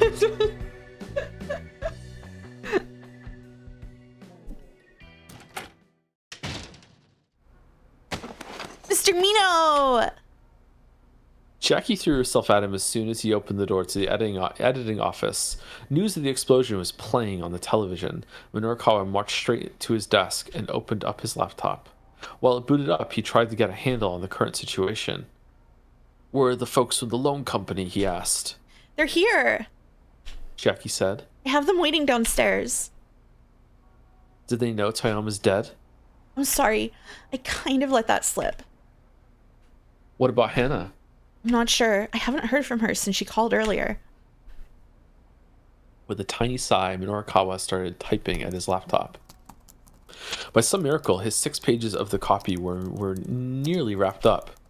Still, he needed to do whatever it took to see this job through to the end. That would serve as his final tribute to Toyama's memory. He loaded his copy into the DTP software in order to set the layout. Bit by bit, actual magazine articles began to take shape. Then, the editing department door swung open. Hey! Snarled the young man who barged in first. He kicked over a stack of books. Uh-oh. How long are you gonna keep us waiting, huh? Honestly, Sagawa, must you be so rowdy? A middle-aged man stepped in alongside him. Are you Mr. Minorikawa, then? He added as his eyes fixed on the journalist. He held out his business card. A pleasure to meet you. I'm Masao Ozu from Takodata Financing. Takodata Financing, a black market lending firm that offers loans at an interest rate above what the law allows. Well known for taking whatever steps necessary to collect what's owed. Its business card slogan, got bad credit but you need a loan? Call anytime. We'll put together a loan that suits your needs. My deepest sympathy is about Mr. Toyama. However, I'm afraid that we do need you to give us back the money we loaned. Despite his polite tone, the threat in his voice was plain. Look, next month's issue of 4-Star General Gossip is definitely coming out. Couldn't you please wait for repayment until we have the funds from those sales? Minorikawa asked, because I'm the one who's reading. That was exactly what Toyama's plan had been, after all. Well, we certainly aren't monsters. If the magazine is going to be making you money, we wouldn't mind delaying another month. You really mean it? Chiaki chirped.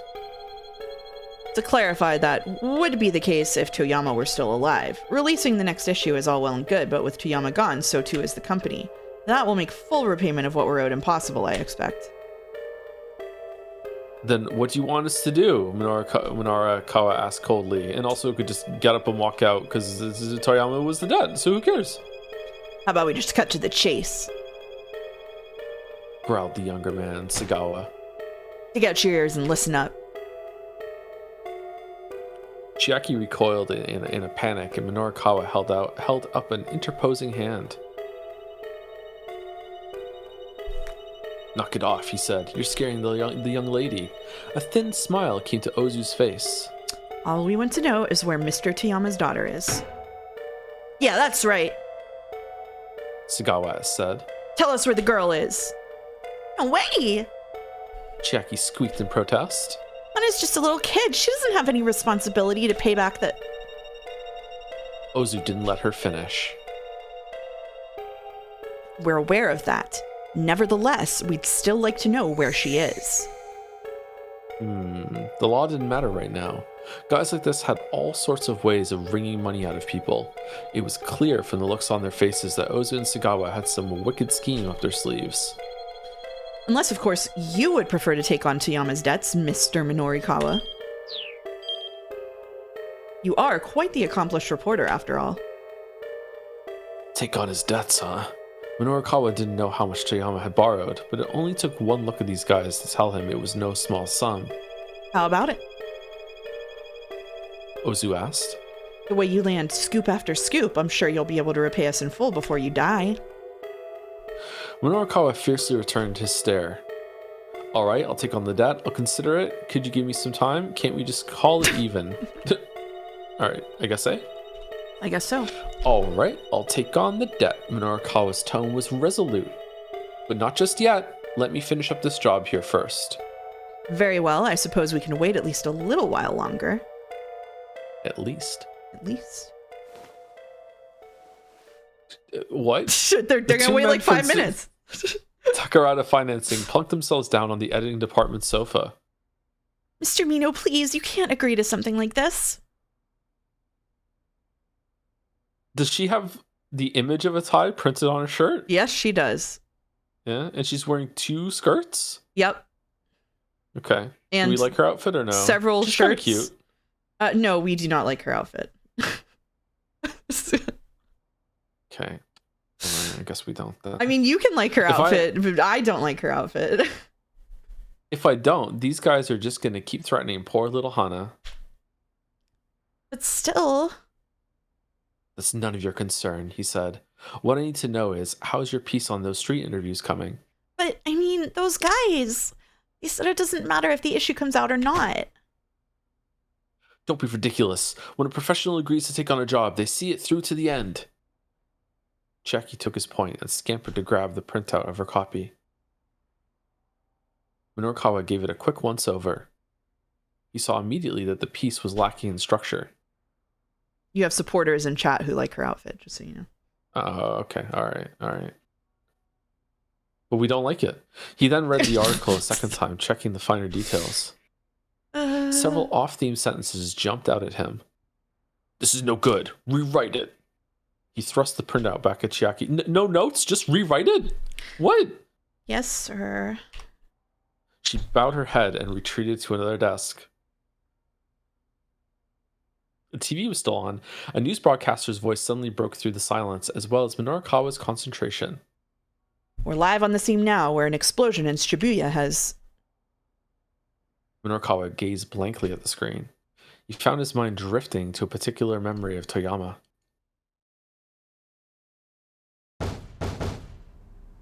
The door looked like it might fall apart at any moment, but Minorikawa didn't care. He pounded on it as hard as he could. The Toyama nameplate popped off and fell to the floor. It was hard to believe this dilapidated apartment was the home of a newspaper editor who'd worked his way up from reporter. Hey, Toyama, get your ass out here! At the sound of Minorikawa's angry shouting, other tenants on the floor poked their heads out of their rooms to stare. He's a menace wherever he goes. He paid them no heed, continuing to call out. Eventually, Toyama opened the door, dressed in his sweats and undershirt. Quiet down, you moron. He snapped. Come on in.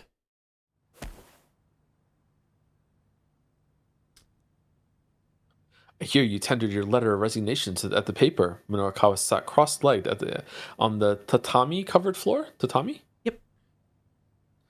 Tell me why. Ain't nothing. Toyama quirked the lopsided grin. You want to know why I quit, huh? All right, lean in close. Minorikawa peered at him dubiously. Huh? Why? I don't want anyone overhearing this. Resigned, Minorikawa leaned forward and turned his right ear toward Toyama. The man's warm breath against his cheek was pretty unsettling. Yowie? Live chandelier reaction? Concentrating. At first he had trouble concentrating on Toyama's story, but when the older man got to the crux of the matter, he found himself listening with rapt attention. By the time Toyama finished, Minorikawa was unable to suppress his shock. You're starting your own publishing company? Oh, they actually did a good job making Minorikawa look younger. That's true. Yeah, they changed his hair. Not so loud, damn it. Toyama shushed him with a finger to his lips. He looked around warily, as if there might be spies in his own apartment. Right, but a publishing company? Minorikawa said again, more quietly this time. What are you doing for your distributor account? All booksellers were required to use a wholesale distributor to circulate their publications. To do business with such a distributor, a publisher needed a specialized distributor account. They're not going to let a company with no track record open a new account with a distributor. I'm sure you must realize that. Toyama grinned, a proud gleam in his eyes. I know. That's why I bought one. You bought one? A ghost account belonging to a publisher that went bankrupt. Distributor accounts could go for tens of millions of yen. Uh-oh. There was no way Toyama could afford that on his severance pay alone. He must have taken out a loan in order to make the purchase. But the publishing industry was in a slump nowadays. People just weren't buying books much anymore. That's not true. Starting up a new publishing company was a beyond risky endeavor. And I've already decided on a name for my company, Minorikawa. Toyama's face was positively beaming. Get this. Heaven Publishing. Heaven? That sounds fatalistic. The idea is that the people who work for me will feel like they're in paradise. For all his fetching about keeping quiet, Toyama was now exclaiming pretty loudly himself. I mean, I can appreciate your willingness to take the risk, but surely your wife must have had objections, Minorikawa said. Toyama fell silent. He went and opened up the refrigerator. What wife? Minorikawa I drink that brand of tea. Minorikawa took a peek inside.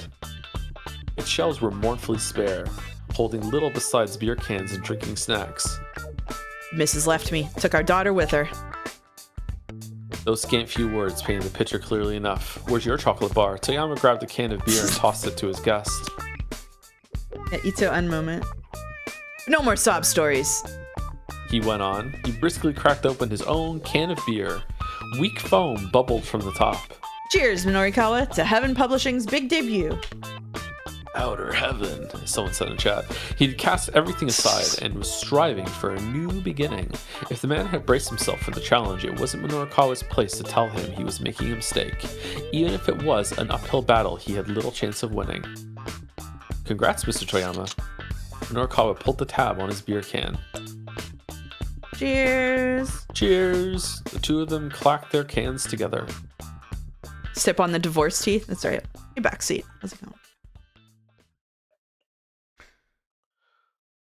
1 year had passed since Toyama founded Heaven Publishing. Minorikawa poked his head into the editing office, a bag from the convenience store in hand. Hey boss, how's business? How does it look like it's doing? Toyama sat amidst a veritable mountain of returned stock, his expression bleak. Returned stock. Bookstores do not purchase the books they sell, but rather take them on consignment. This allows them to return to the publisher any books that do not sell. True. The books were all bulky, non-fiction tomes, not exactly the sort to fly off the shelves. The man couldn't even muster a smile for their reunion. It's been like this for every non-fiction book we've put out. Wow, starting right off with the bleak stuff, huh? Because things are bleak. The only thing that's selling is this gossip rag of ours. Minorikawa pulled some beer cans from his bag, handing one to Toyama. Toyama lifted an issue of 4-star general gossip from atop his desk. It was Heaven Publishing's one breadwinner, the only thing keeping the company afloat, but the gossip now seemed like it was buried in the red of the publisher's non-fiction releases. I really did have higher aspirations than this. Toyama sighed, gazing in disappointment at the piles of unsold books. But here we are, with our gossip magazine as our only viable publication. The beleaguered bookseller chugged his beer. Daddy, I'm hungry. Minorikawa was startled to hear a young child's voice. Aww. Aww. He turned around to see a little girl nestled between the stacks of returned stock. That's my daughter, Hana. Toyama said. It's complicated, but she's living with me now. I see. Minorikawa couldn't press for more details with Hana right there. In all likelihood, things with Toyama's ex-wife hadn't been going well. Go on, introduce yourself. Toyama said. This is one of Daddy's work friends. Hana turned to Minorikawa with a bright little grin. Hello, my name's Hana. I'm 6. Aww. You want some of this? Minorikawa held out a packet of dried squid he'd bought to go with the beers. Sure. Hana greedily stuffed her cheeks with the squid. Toyama flashed a sheepish grin. Do you like living with your daddy, Hana? Minorikawa asked, giving the girl's hair a gentle ruffle. I do. My daddy's amazing. He runs a company. Toyama let out a tiny, involuntary sob at his daughter's ready praise. I'll keep at it. Toyama said, looking into his daughter's smiling face. Hana's more important to me than any high aspirations I might have had. I'll keep shoveling out copies of the gossip and at least make sure she's always got something good to eat. Daddy, this is really tasty. Hana held up the pouch of dried squid. Tears welled in Toyama's eyes. Next time I'll make sure she has some sashimi instead of something like this. Hey, what do you mean something like this? Minorikawa grumbled. I'm the one who bought it. Toyama and his daughter laughed together. That was the first time she'd eaten in 3 days. It was a heartwarming sight. Minorikawa thought, a father and his girl getting along so well. Toyama might have been a hard-hitting journalist, but when he came home at the end of the day, he was just daddy. It was only natural for the man, as a father, to put his child above anything else. After gorging herself on snacks, Hana fell asleep on the sofa, looking well and truly satisfied. You know, Minorikawa. Another European Slade. Yeah, I was thinking that. Hana's happiness means more to me than my lofty artistic ideals ever could. Toyama kept his voice low as he regarded his daughter's sleeping face. And from that day forward, Heaven Publishing had shifted its focus to scandal rags with 4-star general gossip as its pillar. Had that been for good or for ill? Whatever the case, Toyama had abandoned his pride. Minorikawa had watched him become more and more of a miserable wretch. Minorikawa snapped back into the present as a sheaf of pages appeared in front of his face. Here you go. Chiaki said, radiating anxiety. Right.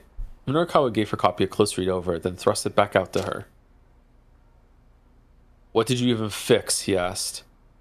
Could you please tell me what parts are wrong? She mumbled, hanging her head. What are you talking about? It's just, well, we don't have a lot of time here, so I figure if I just fix the parts that need fixing. Jackie trailed off into an indistinct mutter. Is that always how you go about fixing your copy? Yes? Then you're never going to get any better.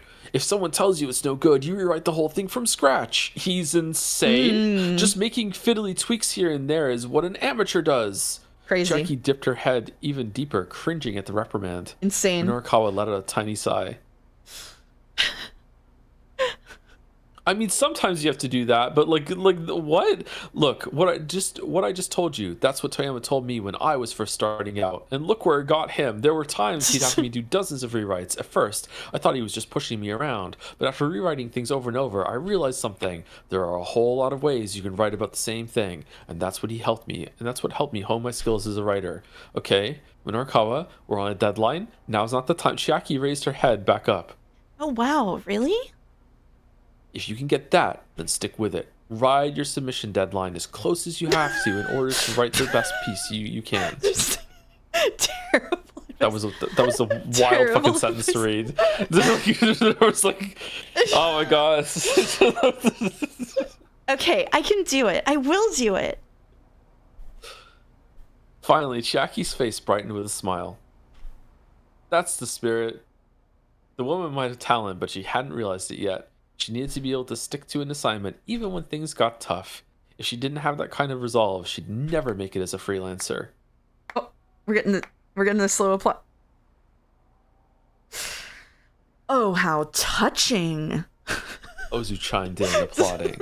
I'm almost moved to tears. They'll make a movie of this for sure. See, we'd only been acquainted with that sad sap Toyama. We never knew there was such an upstanding fellow here who was so good at tough love.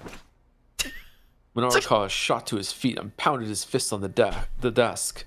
That's about enough from the peanut gallery. I knew he was going to say peanut gallery. I knew he was going to say it. Fucking hell. Hold your tongue. Sagawa snarled. His eyes shone with a vicious gleam. I'm getting sick of waiting here. Sagawa, you really are a short-tempered guy, aren't you?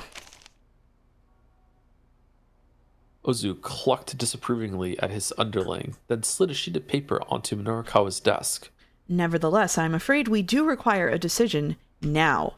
If you'll just stamp here, we'll be on our way. Chiaki stared down at the document. Is this a bond of recognizance? Yeah, that's right. That's right. Oh, shit. I don't know. You can have it. Who cares? That's what you write when transferring the debt. Sagawa puffed himself up proudly. Oh, was you? Okay. Minorikawa silently looked over the contract. Oh, Baxi says, I've only ever heard peanut gallery from media referencing whatever it's from and never whatever it's actually from. I think it has to do with... I don't know if this is apocryphal or not. Maybe someone in chat can Google it and pretend they knew already. But I'm pretty sure it has to do with baseball games. Being up in the high seats and eating peanuts. Oh, is it? I thought it was from... the cheap seats in vaudeville. They chuck peanuts at the performers. We all know a different apocryphal story. Okay. Yeah, I thought it was from plays. Yeah. Oh, okay. There you go. Like it was like the cheap part of the seats of the play. Watching the peanut gallery. Yeah. They lied to me and told me that it was about baseball. Like Fate Apocrypha? No. It could have no real origin. It's all apocryphal. Yeah. Okay. You don't have a stamp, we'll gladly accept a signature as well.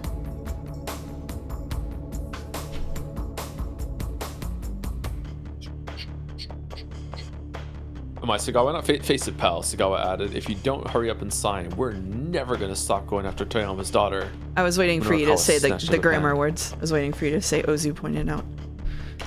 Oh, I'm sorry. It's okay. Wait.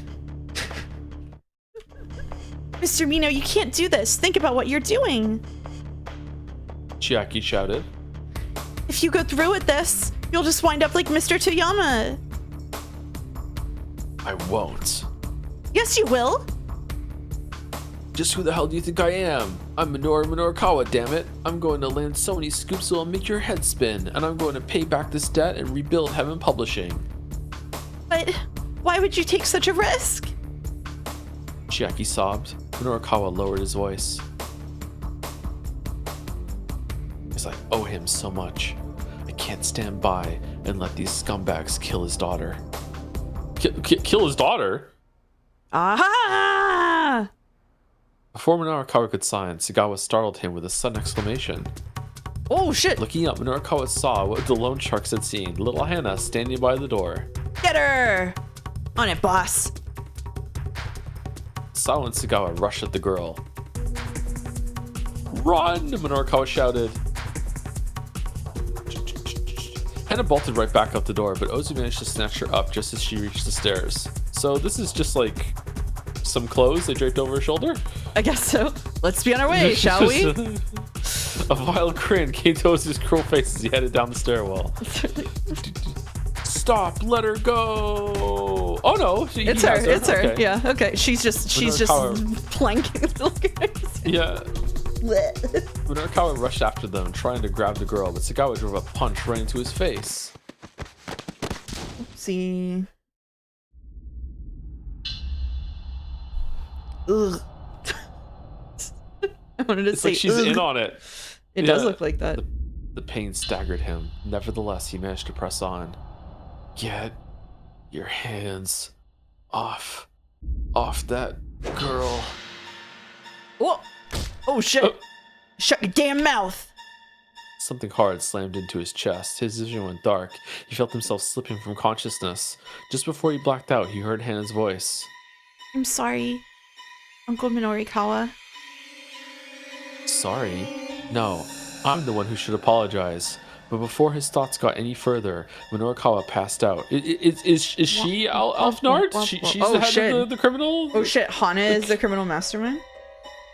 Hana gets caught. Why is she sorry? Hana showed up at the office only to get caught by the moneylenders, and Sagawa drop-kicked Minorikawa into unconsciousness when he tried to save her. It turns out Hana had been at the police station just before this, trying to decide if she should tell the police her father had been killed in the explosion. Then someone brought her to Heaven Publishing, which was clearly a mistake. Oh, Kano? We did it! It was Kano! Oh shit. Oh shit. No. Oh shit. Did we already do that in a choice, or do we have to go look for it? We've already done that choice. We have to switch it back. Should we go swap it? Where was it? It's talking with Kuze. No, it's not. It's not talking with Kuze.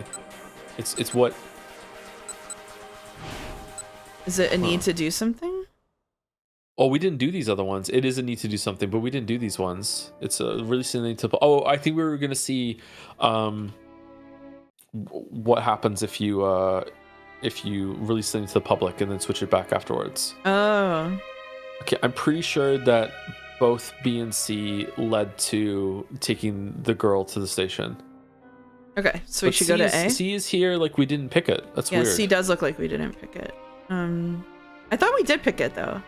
Did we pick it right before we ended and it didn't save? Maybe. Maybe let's go with C. Okay. I think it just probably didn't save. Let's just skip through it. We definitely did it. I remember we did it. Okay. Yeah, I think it probably just didn't autosave.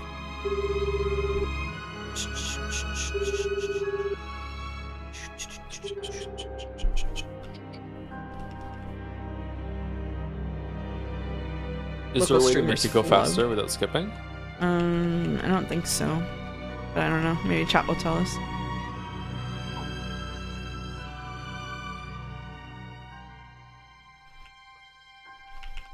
Spamming. I'm married to the detective, Mr. Kano. I've prepared myself for the possibility some of this might happen.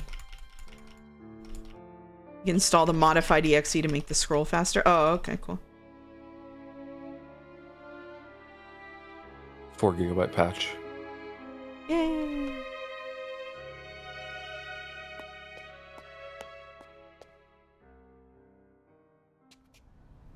Oh, here she is.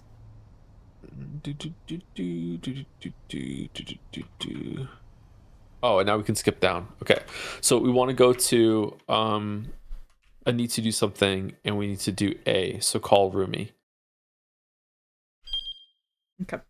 Because I'm pretty sure B and C both went to. Yeah, I think you're right. The girl. Yeah. Yeah, because he went to the hospital in both cases. Okay. All right. So we swap it on to A here. Oh.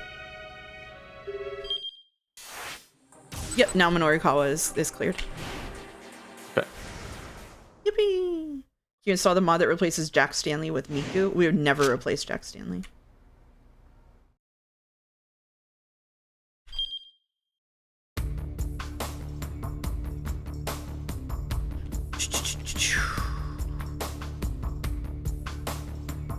But why would you take such a risk? Chiaki sobbed. Minorukawa lowered his voice. Because I owe him so much, I can't stand by and let these scumbags kill his daughter. I'm becoming Jack Stanley as we speak. Oh, we could replace Hitomi with Miku. That's true. They're about the same lines. Minorukawa readied his pen and signed the document. All right. Sagawa cheered. Now we're talking. A satisfied grin came to Ozu's face as he reached for the contract. But before he could pick it up, Chiaki snatched it from the desk. I'm not letting you do this. Crumpling the paper, she stuffed it right into her mouth. Hey. Sagawa snapped. What the hell are you doing? He tried to force Chiaki's mouth open. See? Finally, a character that's engaging the situation that they're in. Remember when Max Caulfield didn't eat the photograph when the detective was there? This is what she should have done. Exactly. Don't you dare, you bitch. Crazy. But despite his frantic efforts, Chiaki managed to gulp the water paper down. Wow. Sagawa blinked a few times. Oh, you... Sorry. Oh, you did not just do that. Ozu looked on, dumbstruck. Guess we gotta get a new contract from the office, boss. Bring as many as you want. Chiaki declared. I'll just keep eating them. Girl, you some kind of damn goat or something? Goat. Goat. The mental image of a goat eating paper is a common one, dating back to long ago when paper was made solely out of plant material. If a goat were to eat modern paper, the wad of chemically treated pulp would go undigested and possibly cause an intestinal blockage, so please, do not feed paper to goats. Sagawa shoved Chiaki up against the desk. Ow, cut it out, that hurts. As she struggled to resist, Chiaki lurched toward the desk, planting one of her hands atop the What TV is this remote Looney control. Tunes shit? Oh, it's gonna show that it's gonna reveal that Toyama wasn't the one that was killed in the explosion, because that's the choice we did. One of her fingers happened to land on the volume up button. Sound from the television set soon hit max volume. We have just learned the identity of the victim killed in the explosion, Shibuya resident and a pharmaceutical executive. Shibuya resident? Minorukawa tilted his head in confusion. Toyama didn't live in Shibuya? Once again, the victim of the explosion was Shibuya resident and pharmaceutical company executive Mamoru Tanaka. The cause of the explosion remains unknown. The police are still in the process of following up several potential leads. The site of the incident remains an alarming scene, with relief workers continuing to tend to the wounded. The four people in the editing office spoke in near unison. Huh? Who's Tanaka? Who's Tanaka? Nailed it. Yep. Oh, that's funny. To be continued. This hour is going quickly, huh? Yeah, it's well paced actually. Yeah, it is. I like it. It's kind of fun. Chat would not bringing Gilbert back. Next will be Maria and Kano. Maria and Kano. So I'm guessing Kano does a jump for Maria, maybe? It's interesting that... Yeah, that's weird, because like, it shouldn't. Yeah, it shouldn't. Oh, are we going to get stuck again? We might get stuck again. Ah. Alright. Kano. Phone call from Tateno. You know what's weird? We never got to see Minorukawa getting on top of the building from his perspective. Yeah, we didn't. That's true. Yeah, that's odd, isn't it? A bit, yeah. I wonder if we needed to make another choice somewhere. Yeah, I don't know. He was still staring at his phone when he got a call of his own. When he peered at the incoming call display, his heart nearly stopped. There was Tateno's name. Oh, you can skip forward here. Or can't you? You can, yeah. Oh, okay. What are we at then? If you don't bring her, I'll kill Maria from Tateno. You don't kill her. Okay, sorry. I'm there with you now. Sorry. You're right. With that grisly warning, he hung up. Kano's hand went limp. His phone slipped from his grasp and fell to the floor. Can we feed the writer of Dilbert paper instead? You could probably convince him that it has some kind of nutritional value. If like RFK said it. We can skip down here too. Oh, here's the jump to Maria's line. Here it is. Oh, should we do that then? No, I think we should keep going here, right?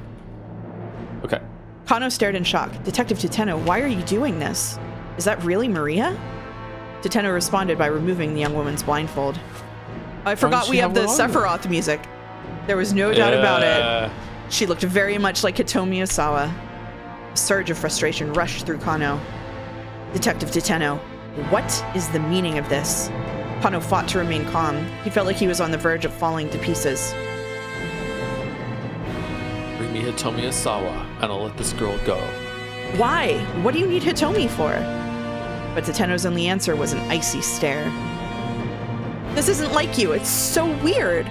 The Detective Toteno who I know... Who you know? Toteno cut him off. What do you know about me? I know what sort of detective you are, sir, because I've modeled myself after you for my whole career. The older man's expression remained stony. Don't you remember, Kano went on, that time when you risked your life to talk down that man who barricaded himself inside that office? Ever since then, you've been my... Toteno interrupted him with a sudden burst of laughter. You really are gullible, you know that? You can only see things the way you want to see them. What do you mean by that? The truth is, I didn't even care if I died doing what I did. That's why I doused myself in gasoline.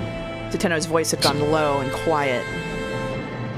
That was no display of heroics. It was more attempted suicide than anything else. I wasn't thinking about the other people still inside the building. It's just a coincidence things turned out the way they did.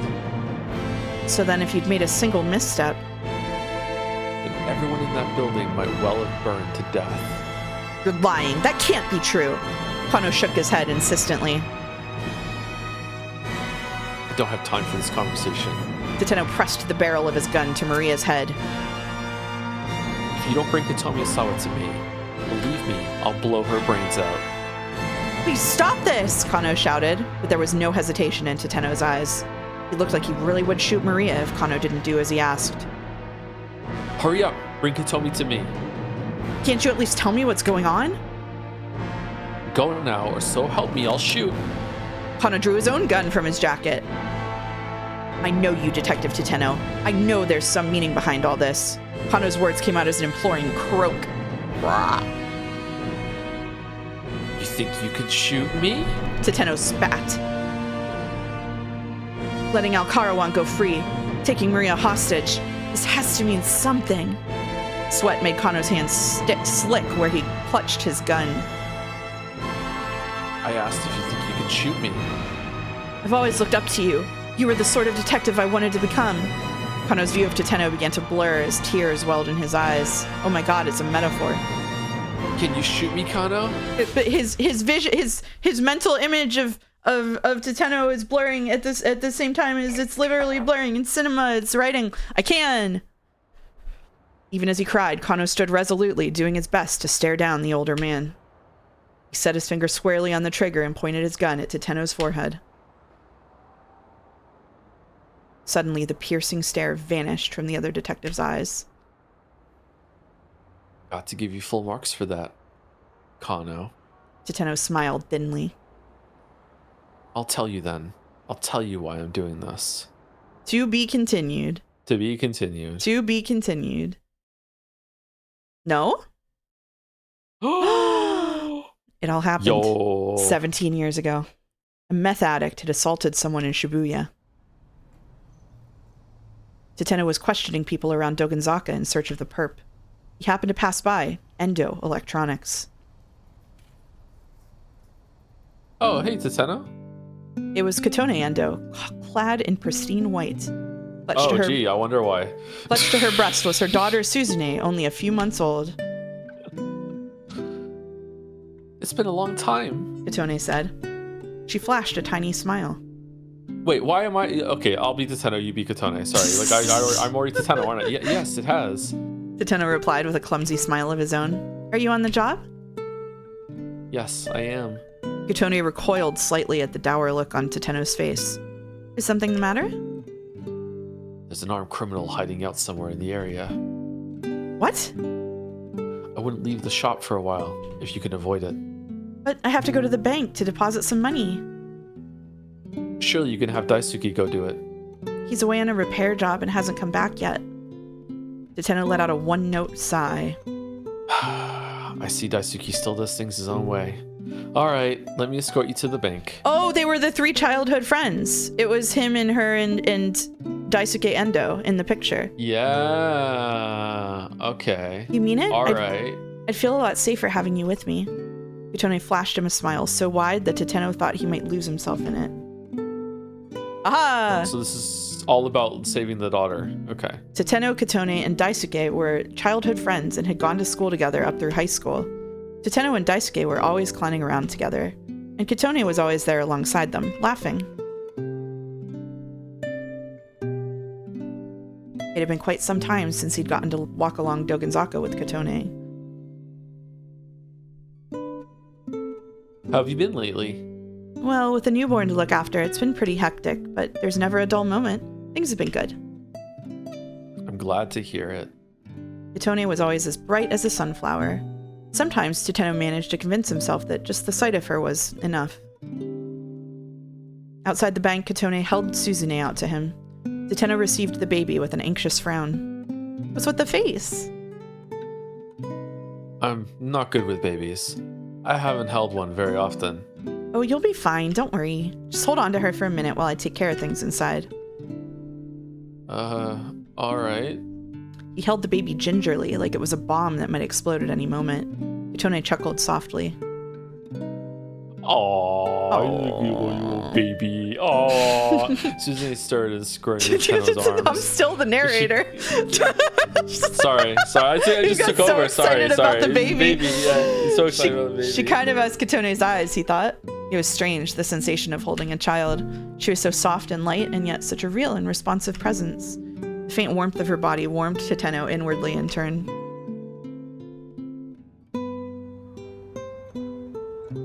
I found out my niece is talking now, and her favorite word is no. She just... No! Yeah. When Kotone returned after making her deposit, they strolled to a nearby park, Suzune back in her mother's arms. Do you have any plans for marriage, Teteno? Come on, girl.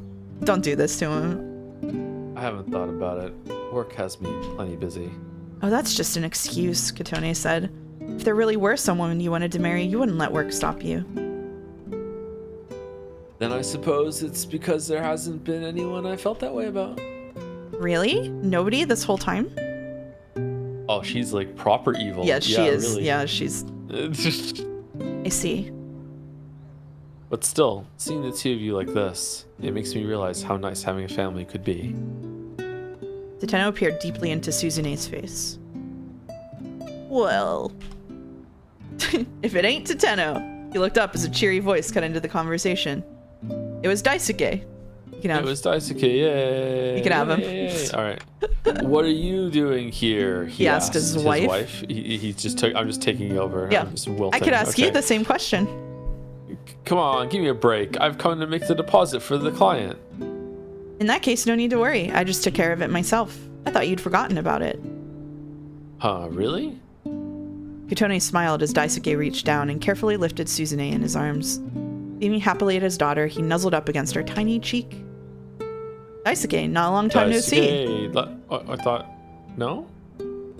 Oh yeah, it's you. Yeah, sorry. glad you're doing well for yourself, Teteno. That's Sorry, okay. I'm just confused. They walked side by side. Daisuke proudly showed off Suzune's drowsing face. What do you think? Adorable, isn't she? Yeah, luckily she doesn't have your looks. Hey now, bad-mouthing me the same as ever, huh? Just guy things. Some things hadn't changed since high school. Why not drop by our place for a bit? Daisuke offered. Sorry, I actually hate you guys. I'm in the middle of a job, actually. Teteno turned to glance at Kotone. Whoa, what? Huh? An instant later, Daisuke screamed, Kotone! A man had come up behind his wife and now held a kitchen knife to her throat. Kotone stood stiffly, frozen in terror. Let her go! Teteno took a step toward the man.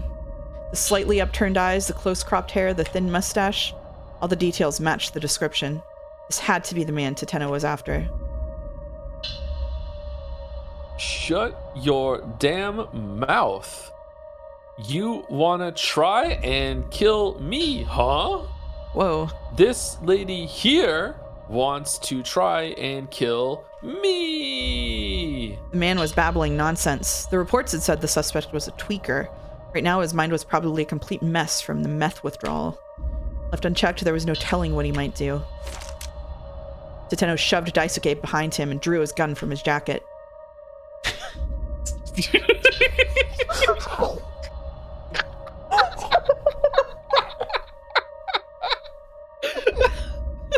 Go on. Wait, don't shoot. You'll hit Katone.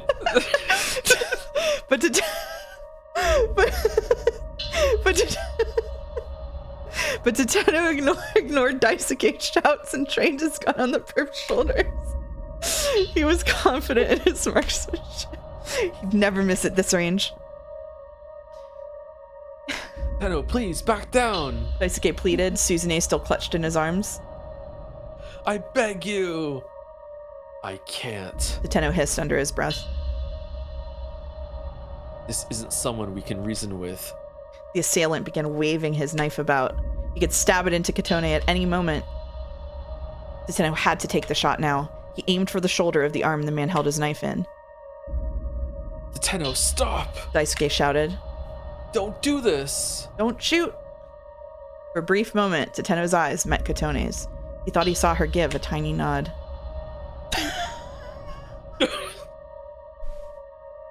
Don't shoot! Don't shoot! Don't shoot! Oh shit.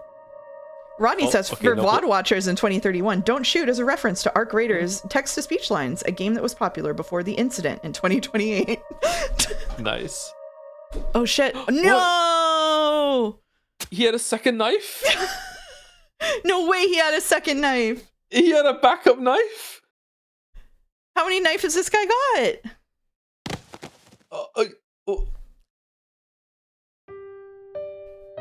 It was all over in an instant.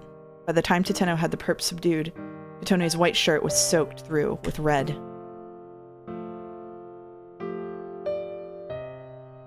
With Katone's death, so too died Tateno's heart.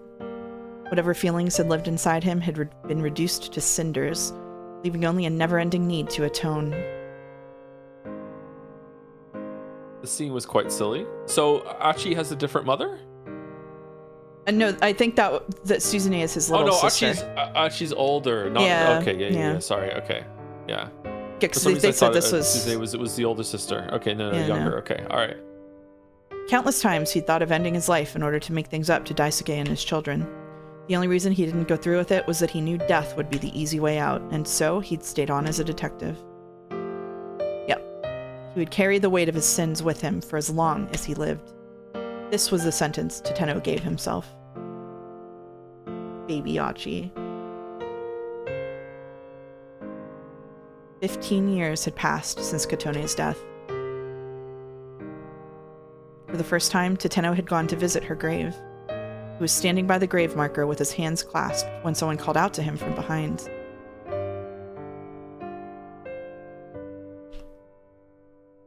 Excuse me? A slender young girl stood there, flowers in hand. Tateno instantly recognized her, Suzune. She looked just like Katone had back in her high school days.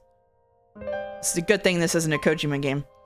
Did you know my mother? She asked. God damn it. Yes. We were classmates. Great classmates a long time ago. Oh, really? Thank you so much for coming. Suzune gave a slight bow, then gazed up at Tateno with her big, bright eyes. Did you see mouse? That one of the top YouTube comments on the Steins Gate reboot YouTube video is great vegetables? Yes.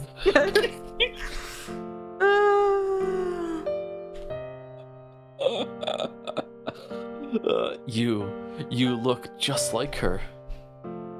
Tateno struggled to hold back the tears. He felt as if Katone stood before him, returned to life. My father tells me the same thing all the time. I'm sure once you're all grown up, you'll be just as beautiful as she was. Maybe it is a Kojima game. A forlorn smile came to Suzune's face. Once I'm grown up, well, I don't think that's gonna happen. I guess I really do have a lot in common with my mother, including the part where I'm gonna die young. Don't be ridiculous, Tateno exclaimed. Why would you say such a horrible thing? Suzune took a step backward, looking shocked to be rebuked by a stranger. August posted a comment one day ago. I'm still angry about Umi slot being considered better than this. Hypocrisy at its finest.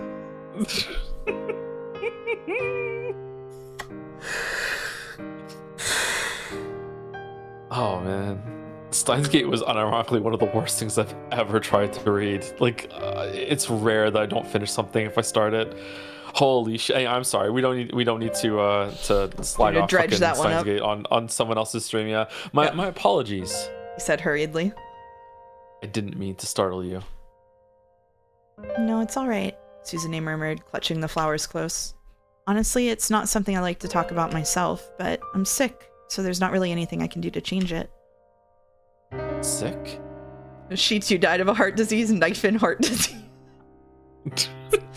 I have a heart condition. Heart condition, a generic expression for illnesses pertaining to the heart, also referred to as heart disease, includes things like heart failure, valvular heart disease, and so forth. A transplant is the only thing that can help me, but my blood type is a little bit weird, and it doesn't look like they'll be able to find me a compatible donor. Compatible. The immune system exists to get rid of foreign substances in the body. Often a patient's immune system will attack a transplanted organ, which can result in the organ failing or functioning poorly. To mitigate the risk of rejection, it is preferable for the donor to have for the donor and recipient to have matching body tissue. In the case of a heart transplant, characteristics such as blood type and pre-sensitized antibodies, human leukocyte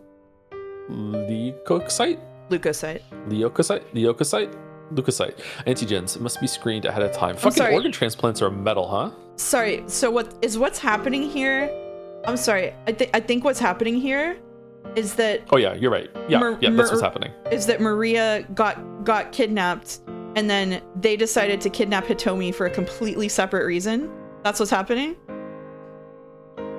This whole thing is just to get the heart for Suzune. Like, it's like, yeah. No, but I think that it has nothing to do with the main kidnapping of Maria, and that they just decided to kidnap Hitomi because it was convenient. There's the viral heist, and then there's the heart heist going on at the same time. Yeah, and that's why Teteno is like, actually, you need to get away from her. Like, I'm trying to save your sister, and they never met. And if only they had met, it wouldn't have been like that. But it just so happens that they so never. So who the fuck is Alphard or whatever? Oh my god. Oh god. Alphard is Hannah. Alphard is Aya Kimiki or whatever, the singer. Oh god, and that would be awesome though. Hannah. That would be awesome though. Then, bowing her head, Suzune stepped in front of the gravestone and clasped her hands in silence. Teteno felt a wrenching pain inside him, as if Kotone were being taken from him all over again. If there really was a god, why would he do such dreadful things? Is there nothing I can do? He nearly lamented aloud. I'll do anything. Suzune, I'll do whatever I have to in order to save you. Teteno clenched his fists as he stared at the grave. Tell me, Kotone. What can I possibly do for your daughter? Please, tell me, please. How did they find out that Hitomi has that blood type, though? Maybe it came out during the investigation, and he's a detective, so he saw it. Maybe. I don't know. And so the months rolled on. Maybe we're about to find out? Everything changed just after 10 o'clock that morning. Teteno was on the stakeout when his cell phone rang. He glanced at the call display and saw Daisuke Endo's name. He hadn't heard from Daisuke in years now. Fearing that something had happened to Suzune, Teteno answered the call despite his current tense circumstances. At once, he heard Daisuke wailing. Suzune had a seizure. She might not come back from this one. Teteno's terrible suspicions had been right on the mark. He felt himself growing weak. Please, Daisuke exclaimed. You need to shoot that girl you're with, that Hitomi Isawa. You need to shoot her in the head. If we have her heart, we can save Suzune. What? At first, Teteno couldn't make sense of what Daisuke was saying. Hurry up and shoot. Oh, the character development. Please shoot. Shoot her, please. Hitomi Isawa has the Bombay blood type. How the fuck does he know? Yeah, wait, hold on. Teteno said, keeping his voice low. You want me to kill Hitomi Isawa? Why? He quickly scanned the area. Daisuke, are you nearby? Wait, where are you? Don't worry about that. If you can just render her brain dead, we'll be able to transplant her heart into Suzune. Brain dead. The term brain dead refers to a state where the entire brain, including the brainstem, is beyond any recovery, except if you're watching a streamer play Danganronpa 2 and he has a very reasonable suggestion to make the villain fail in his dastardly plot, and you argue over and over and over again for an hour and call him names. In Japan, brain death is defined by Article 6 of the Act on Organ Transplant. Yes, still mad, organ transplantation, which states that brain death can only be declared with the goal of authorizing a transplant, and is subject to the judgment of at least 2 doctors inspecting the patient according to a preset process of at least 6 hours apart.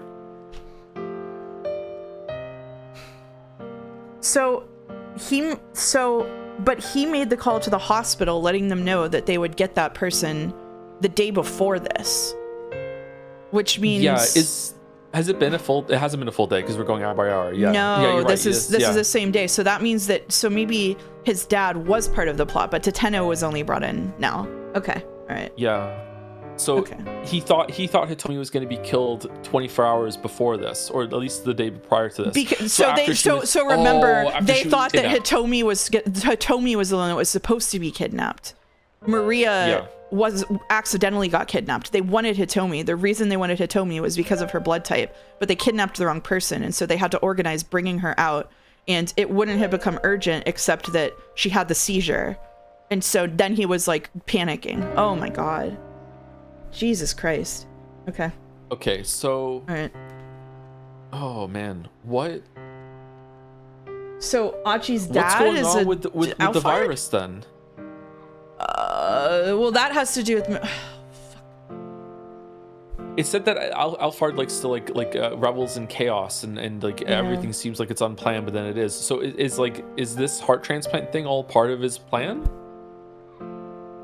Or her plan? I don't know. Their plan? Like, it doesn't seem like Achi's dad is like the ringleader, right? Like, it doesn't have that vibes. Right. Is Suzune faking the heart condition? I don't think so. Oh my god, so she's the ringleader? Yeah, I don't know. All right, let's keep going. Shooting someone in the head didn't necessarily guarantee they'd wind up brain dead, and even assuming it did, if Tateno shot the Asawa girl here in the middle of the scramble, it would cause a giant incident. By the time the autopsy was completed, the window for a heart transplant would surely have passed. Yeah, that's a really good point. Yeah, Daisuke's being stupid. Tateno, shoot her, please. Daisuke, I can't. You know I can't do that. Hurry! It was like his old friend wasn't even listening to him. It's a recording? Look, even if she did wind up brain dead, they wouldn't be able to perform a transplant. But Daisuke kept on shouting. It's fine. It'll be fine. I'll make sure the transplant works somehow. You'll make it work? Even knowing how ridiculous that was, part of Tateno wanted to know what he had in mind, if anything. I finally found it. I found something we can do for Suzune. Please, help me help her. Tateno understood Daisuke's feelings painfully well. To be helpless to stop the suffering of someone you loved, nothing in the world hurt as much as that. I want to save Suzune. Tateno, this is the one thing I will ever ask of you. Tateno just kill someone, yeah. Easy. Tateno could hear choked weeping from the other end of the line, and at that sound, something inside him shifted. Yes, Daisuke was right. The likelihood of a transplant happening wasn't the issue. What matters was that right now, he could take action. He could do something for Suzune. He mustered up his resolve, feeling the doubt lift from his heart. It's interesting, we thought that, for Suzune, we thought that it was that she had a tracking device planted on her, but really it was they were just monitoring their movements on the cameras. For the daughter of the woman he'd loved. Tateno checked the gun tucked inside his jacket, then slowly began making his way through the crowd toward Hitomi. Okay, but then why isn't the dad calling Achi and saying, Achi, get the fuck away from her? And why isn't he answering the phone when Achi calls him? I don't know. Is the dad... Hold on. Wasn't the dad in the electronics store when Norikawa came by to do the interview? Yes.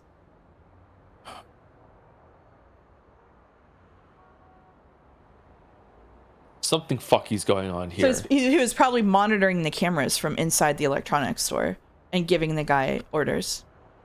Yeah, but why not call your son and say, like, what the fuck are you doing, dumbass? Come home or something like that. Like, what? Now you know why we're here. Toteno gestured subtly with his gun. Subtly with his gun, its barrel still pressed against Maria's temple.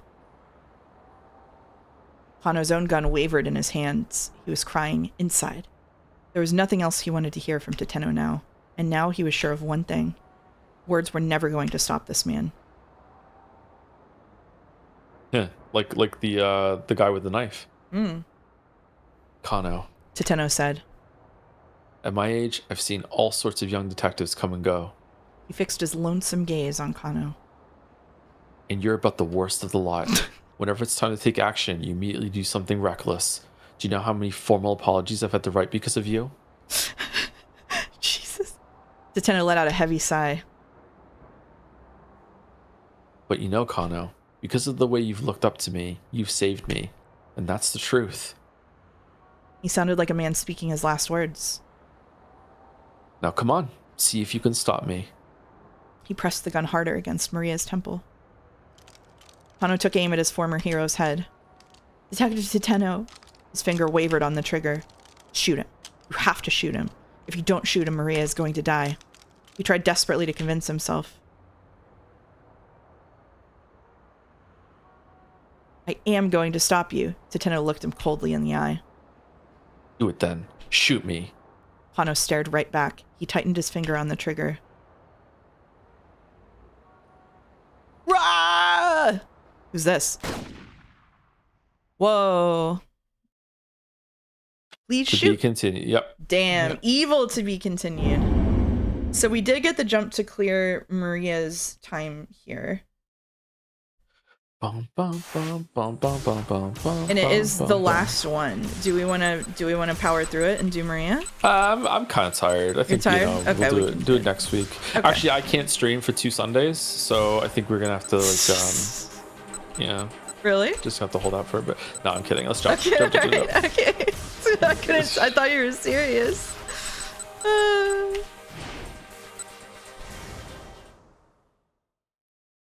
Maria. Tormenting me along with chat. Do you want to read Maria for the first time? You can be the cool girl. I can read Maria, but do you want to read her dialogue? I mean, if you want. I think you're a good Maria. Okay. Kano stared in shock. Detective Toteno, why are you doing this? Hold on one second. I'm not Is that there yet. really Maria? Wait, I jumped to Maria. I didn't jump to Maria? I did not jump to Maria. Okay. I have jumped to Maria. Dun, dun, dun. I hear a faint voice and realize that the man is listening to a wireless radio. I've managed to secure Hitomi Hazawa at Shibuya Central Hospital, the voice says. A gleam comes to the gunman's eyes. Oh, it's Jack Stanley! Oh, shit. He pulls his cell phone from his jacket and hurriedly makes a call.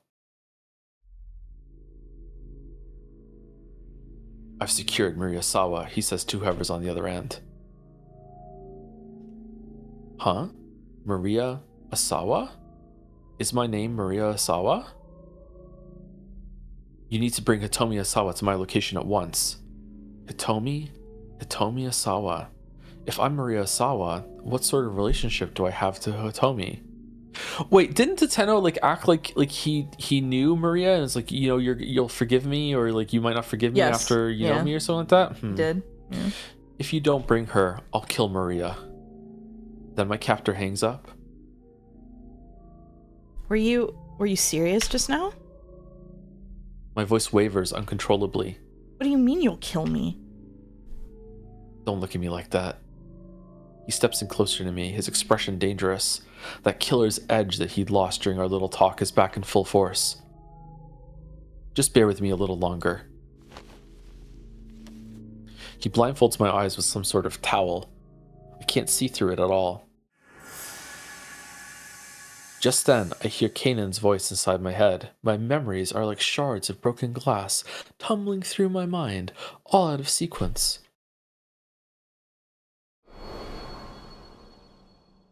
Cat's cradle.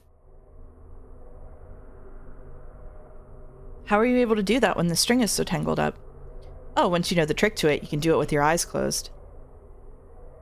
I'm showing Canaan how to do a cat's cradle. She reaches out for the string. Huh? She doesn't get hold of it quite right. What gives? Despite her efforts, the string gets all jumbled up. No, not like that. I say. Hook your index fingers through the front part of the string. No, I get that. Canaan's getting irritated. But after giving it a few more tries, she finally manages to pull it off. There we go. She says. Look at that. Seeing her innocent little smile bolsters my own spirits. That's neat. Thanks for teaching me. Oh, it's nothing special. Here, as a thanks, let me teach you some skills to help protect yourself. And that's how she learned jujitsu. Abruptly, my memory jumps forward a bit.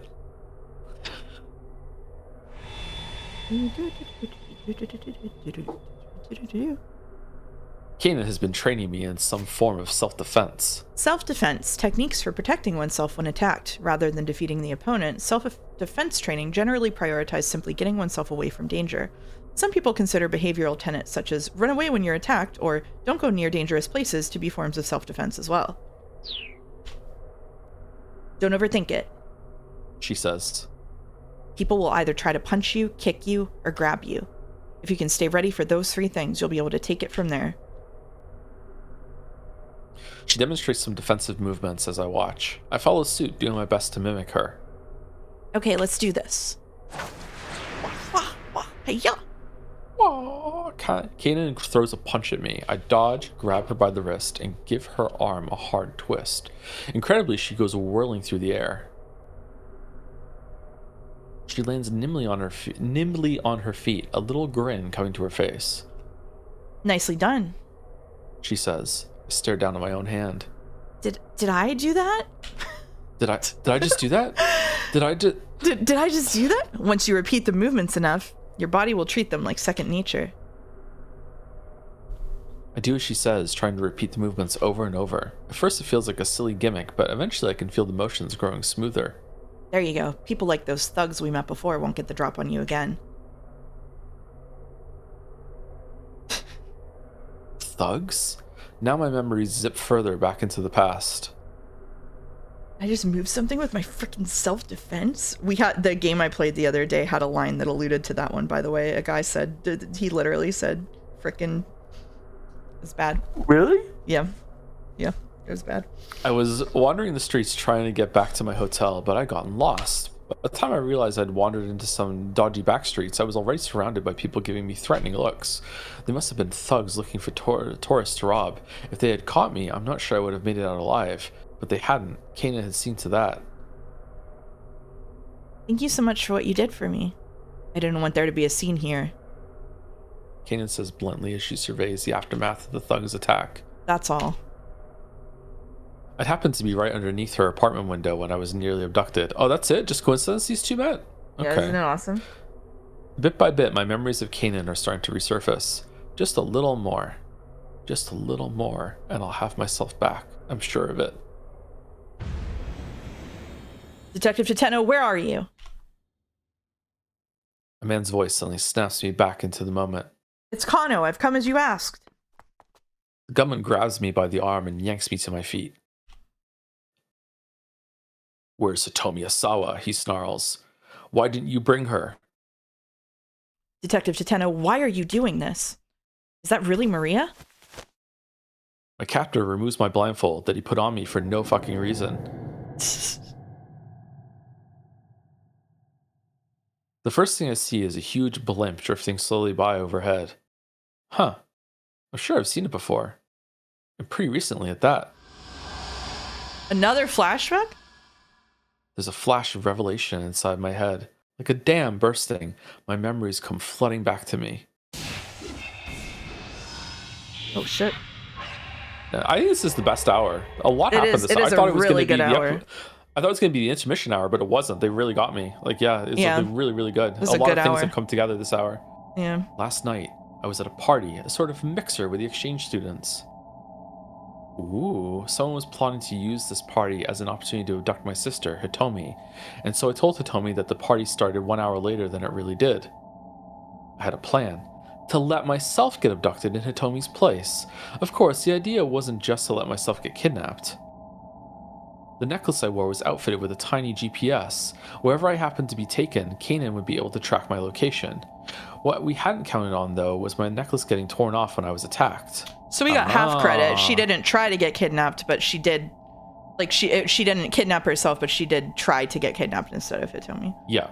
I managed to grab hold of it, but I hit my head when I was being shoved into the car, and it slipped from my grasp.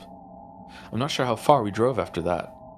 In my fuzzy memories, I recall gazing blearily out the car window. The blimp! Aya Kamiki. Oh, what's her endgame? That was when I saw the blimp right after we parked. AK? Yes, it went fine. AK. There was a man talking to someone on a cell phone. All right, I'll shut her up inside the storeroom. I'll be waiting in the room upstairs.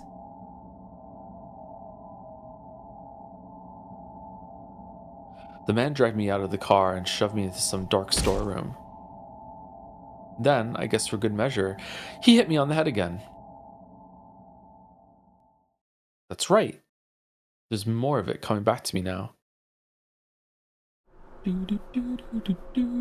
Journey? You spent your life living in a country at peace in Japan.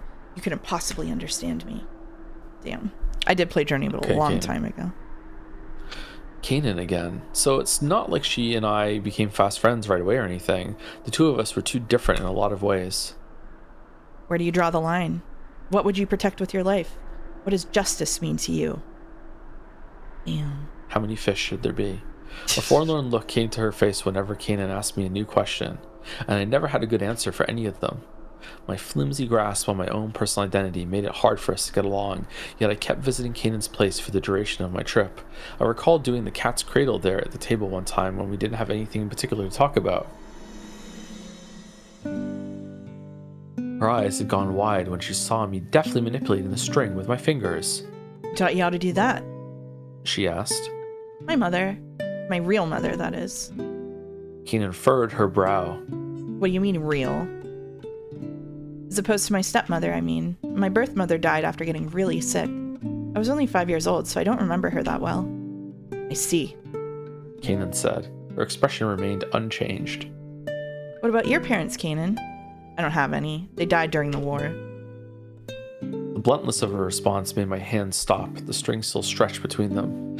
Sensing that we were treading on some serious ground, I hurried to change the subject. Do you have any friends? No. Well, I used to have one. Her use of the past tense made me fear the worst, and I was right. He was killed too, by an arms dealer named Alphard. Oh. A 6-year-old arms dealer? Huh. Her tone was dry, matter of fact. Taking revenge for his death is my sole purpose in life. Despite the gravity of her words, her face was an unreadable mask. She seemed almost incapable of human emotion. So, what sort of person is this Alphard?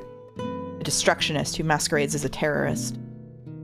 Destructionist? That sure wasn't a term that came up a lot back in Japan. Alphard doesn't believe in God and holds on to no political ideology. The chaos and destruction is just to earn money in order to carry out more terrorist acts.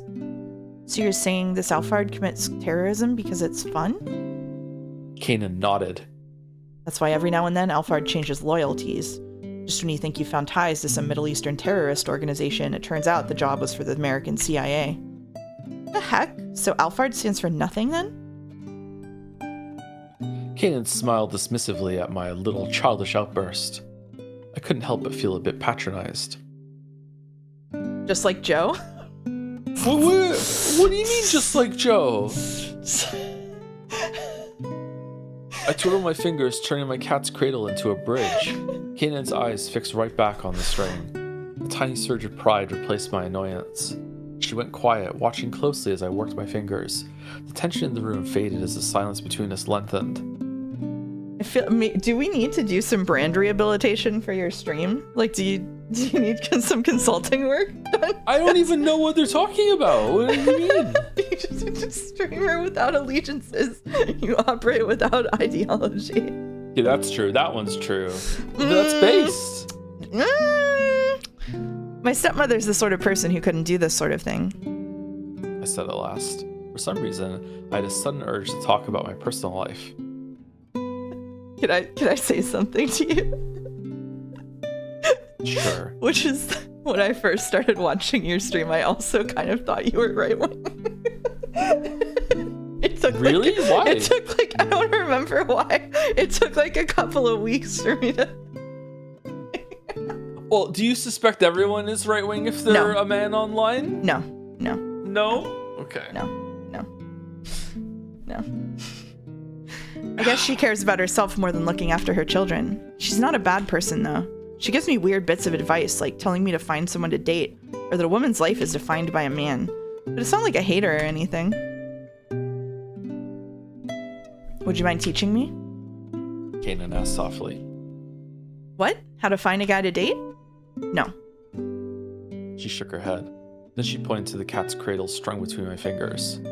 Oh, you mean this? So I took her by the hand and started to teach her the cat's cradle. We're seeing the scene a lot. We are. Hey, do you mind if I ask you something? I said after a while. What's that? That friend you mentioned earlier. What was he like? Canaan's fingers went still. It's better if you don't ask. If I tell you, you won't want to come here anymore. That's not true. Oops. I insisted. Sorry, I dropped the cap. That's okay. My drink. Even though I'm a terrorist? Terrorist, one who uses fear and violence to attain political objectives. The term has its origins in the Reign of Terror in 18th century France, known in French as La Terreur. She replied curtly. I swallowed a sudden lump in my throat, unable to find words. We fight for righteousness, but you people call us terrorists. Righteousness. In the religious sense, the state of being virtuous, free of sin, and observant of the proper rules of moral conduct. Not the same as being in the right, though many people equate the two. Am I wrong? She cast a quick look at my face. But I mean, you protected me. My voice wavered as I replied. All I did was take down some thugs. I just didn't want them around. What could I say to that? I just stammered. Nah, I'm just messing with you. Huh? We fought for money. Canaan flashed me another slight, condescending grin. I was just joking. Don't worry about it. But I didn't get the sense that everything she'd said was a joke. Even if calling herself a terrorist was an exaggeration, the world Canaan lived in was unquestionably a dangerous one. I could tell that from the cold look in her eyes, a look you'd never expect from an ordinary teenage girl. Just what sort of hardships had she endured to acquire that deadly stare? Having lived all my life in peaceful Japan, I could scarcely imagine. Canaan tried and failed several times to get the cat's cradle right, but she didn't give up. She worked I can never say this word. Fastidiously? Yeah, you nailed Fastidiously? Fastidiously by herself, fingers continuing to shift awkwardly about. Okay, here we go. She hooked the string around her fingers and spread her palms. But the string shape just collapsed into a jumbled mess. Confound it. Okay, one more time. You can make this into a game with two people, you know. I plucked the string from Canaan's hands. Pass the string back and forth.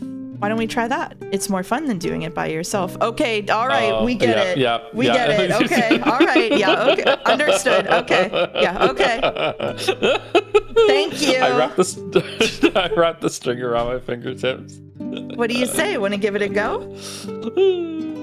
Canaan looked dubious.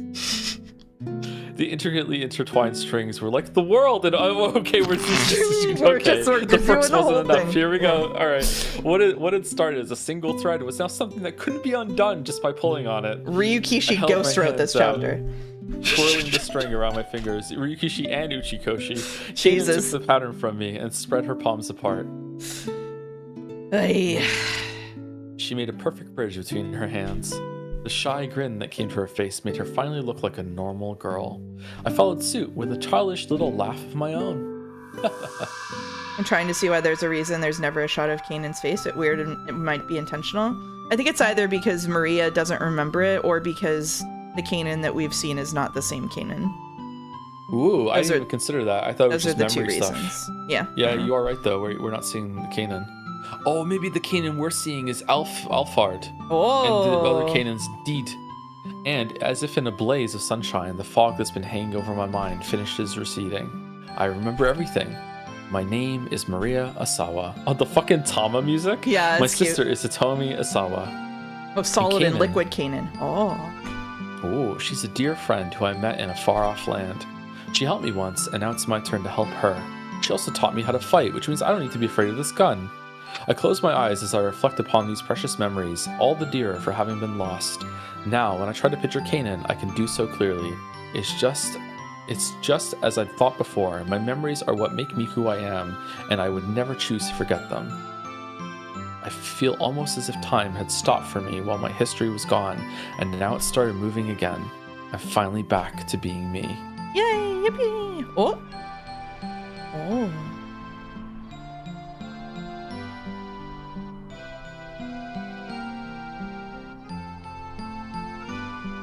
And I have to go. I have to go back there one more time. I miss Tama. I also miss Tama, but I love Maria's.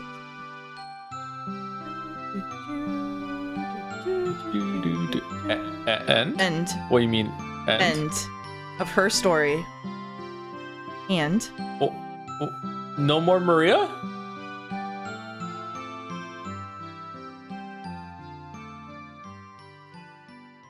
and whoa! What do you mean? Really? No more Maria? No more Just Maria? the 4 men? What the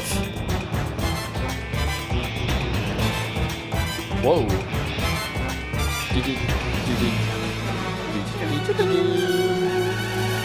Wow, we're already at 5 p.m. We are gonna be done with this by end of 2026.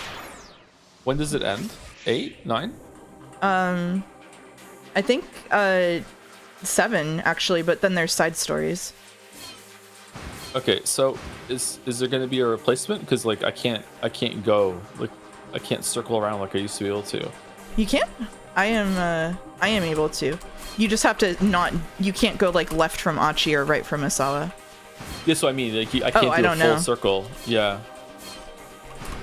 Okay. 4 p.m. defeated. We did it. Man, Maria was like my favorite line. Fucking hell. Like, I know. So basically there's 2 more hour blocks. So there's this and 1 more after this. And then there's, I think, 2 side stories that we can do. One of them is supposed to be good and the other is supposed to not be good. So that's my understanding. Okay. I think the game deserves... the Sorry, go ahead. Now. Yeah.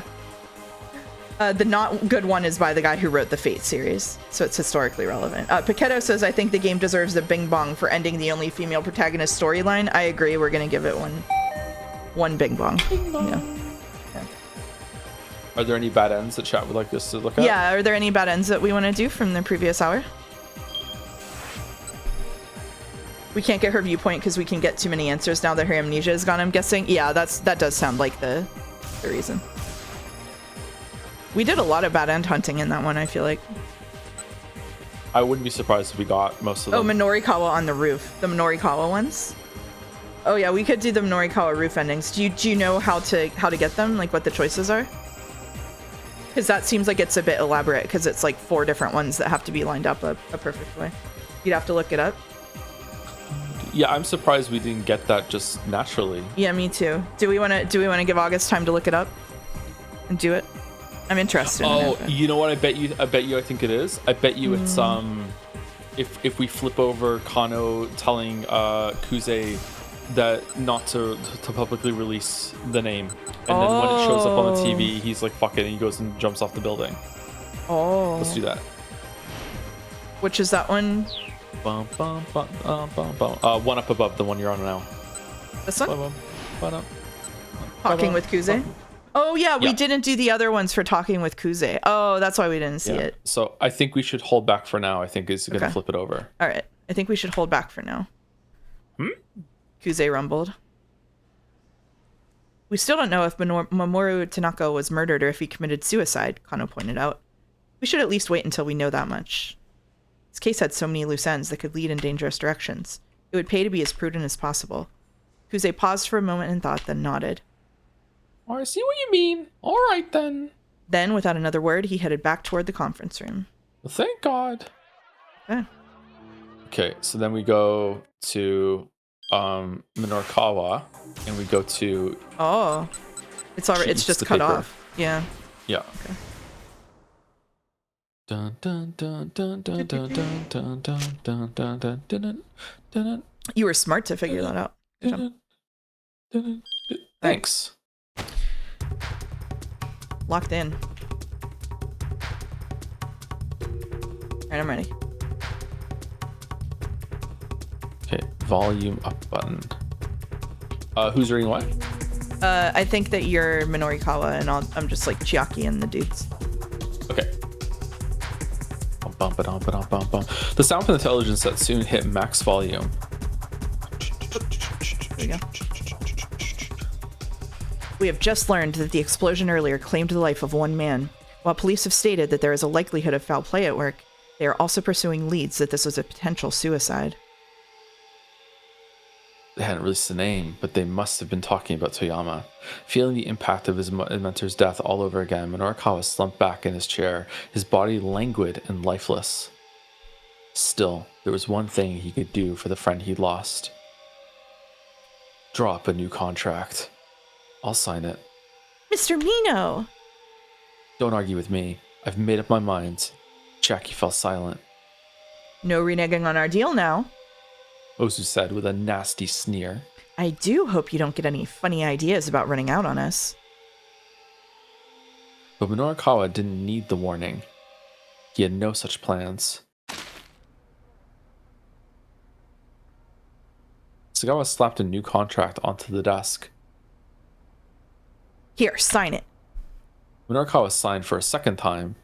Sagawa stepped in to make doubly certain that Chiaki couldn't eat it. I do hope you're able to earn enough to pay us back in short order, Mr. Minorikawa. With a satisfied grin, Osu smacked him on the shoulder. We did get that one, yeah, Giddo. Oh, this isn't the building ending. Okay, I don't know, no idea how you get to the building ending then. Minorikawa stood on a deck as his ship set out across the rolling waves. Is he going to find One Piece in order to get the money back? In order to pay back the loan as soon as he could, he had to quit his financially unreliable career as a freelancer. I thought he was so successful. For over a year now, he'd been sailing the seas, tossed by wind and waves as he went in pursuit of his new goal. But as Minorikawa gazed out over the vast wild ocean, his eyes shone with the self-same gleam that had lit them in his days as a reporter chasing after the truth. With pen exchanged for fishing rod, he sought a brand new destiny. Forge onward, Minorikawa, for the diamonds of the sea. The rare bluefin tuna, one of the 5 fish.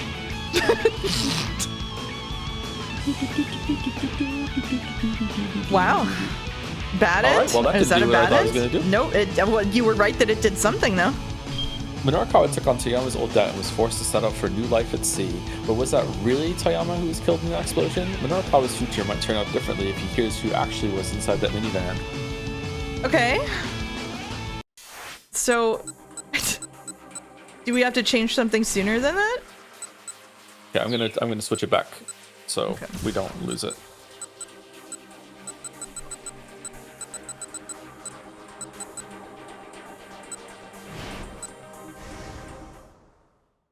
Okay, now we're all fixed, I think. Yeah. All right. So, how do we get Minorikawa to the roof? You can check what bad endings you have, so I know what number you're looking for. Do you know how I do that?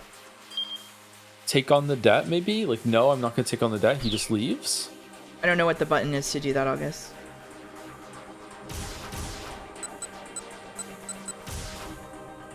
You need to be in game. If you're not in the time chart, you can. Okay. Right. Here I am in the game. So this is the summary button. What is the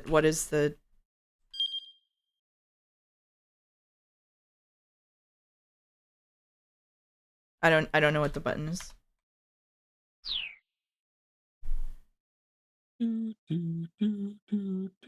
Escape? Escape does nothing.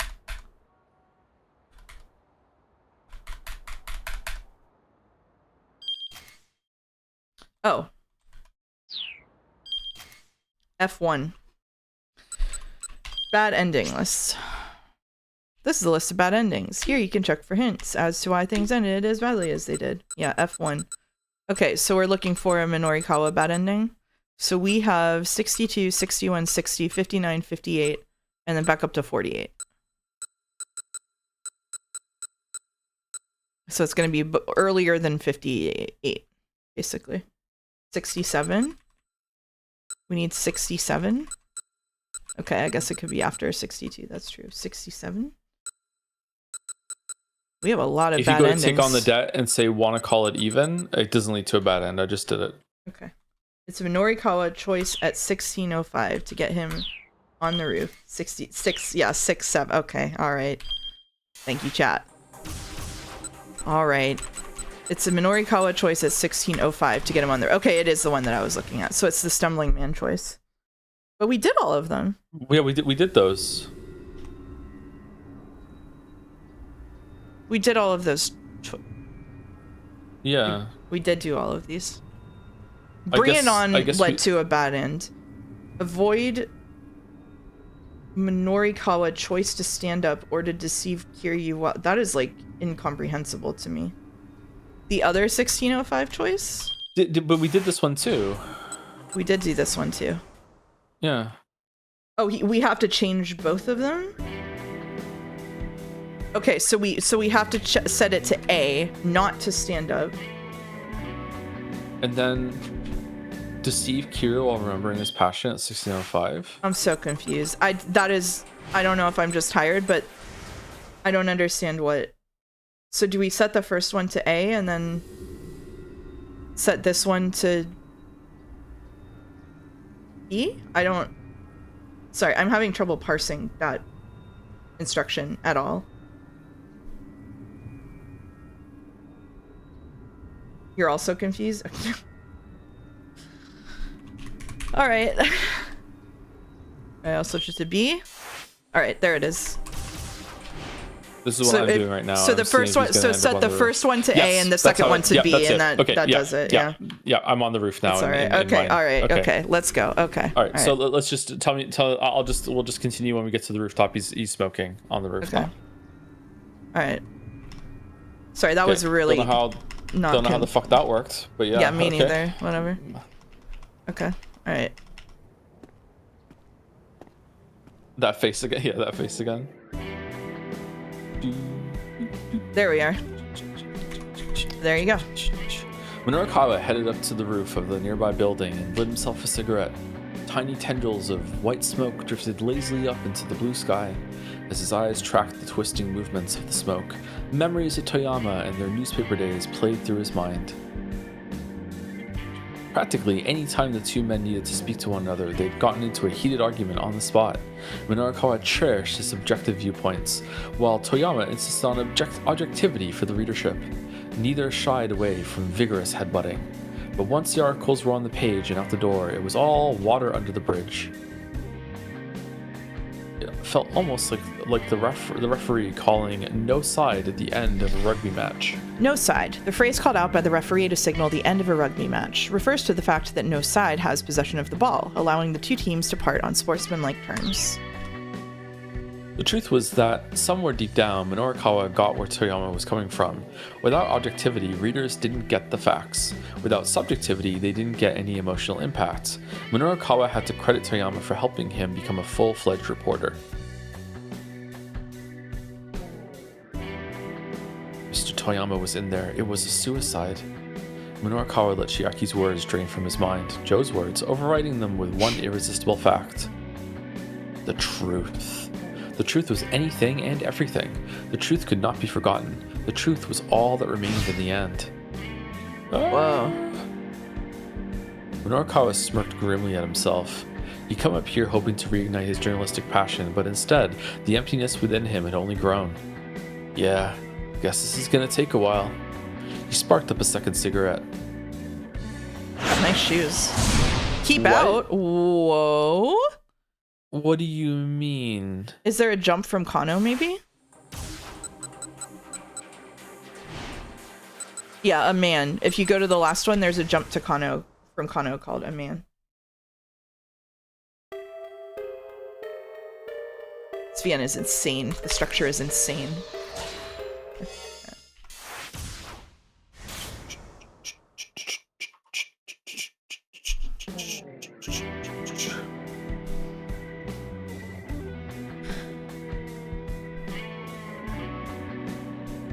Just think it would be way better if it was anime girls instead of real photographs. What do you think?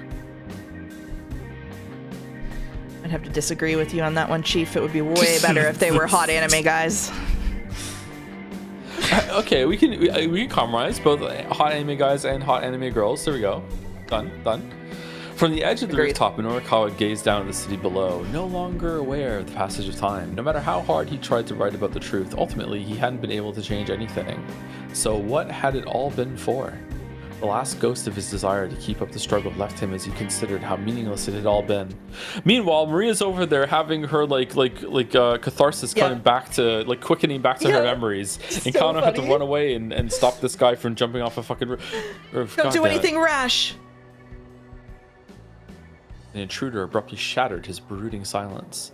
A man in a suit had appeared behind him. Now he rushed closer, calling out with concern. Let's not be hasty. Nobody's going to be happy if you jump. If he jumped? Minorikawa stepped to the very edge and cast his gaze straight down. That might not be a bad idea. Hell, maybe some part of him actually wanted to. But suddenly it felt like the natural course of action. Oh no. From up here, the city looked like a miniature diorama of cars and people. It didn't quite seem real. Stop! Don't do it!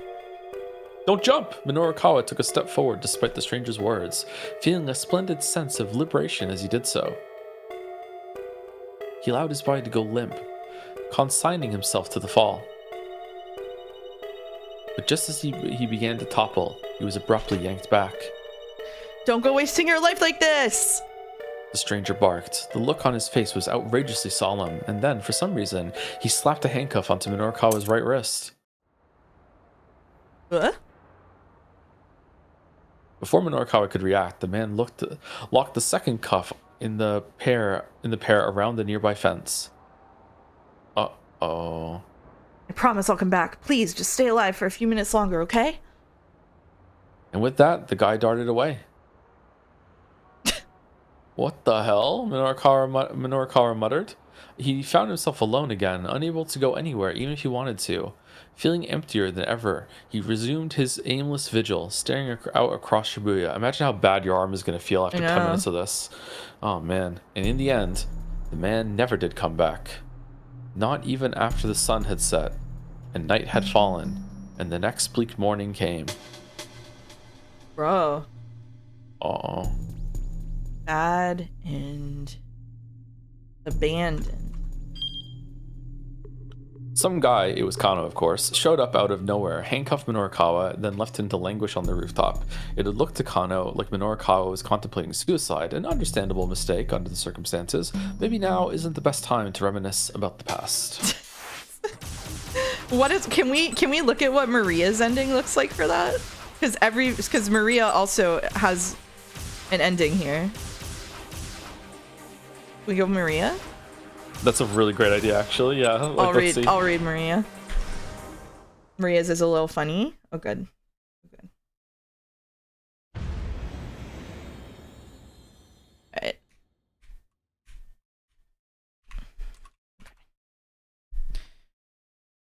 Jumbi Kano. Sure.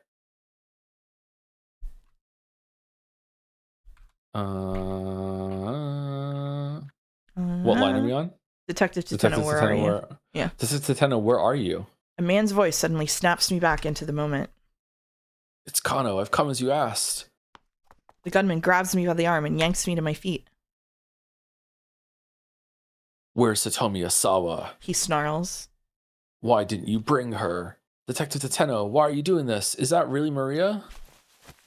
My captor removes my blindfold. The first thing I see is the sky overhead. It's so bright that I have to lower my eyes, and then I spot someone in the distance. It's a man.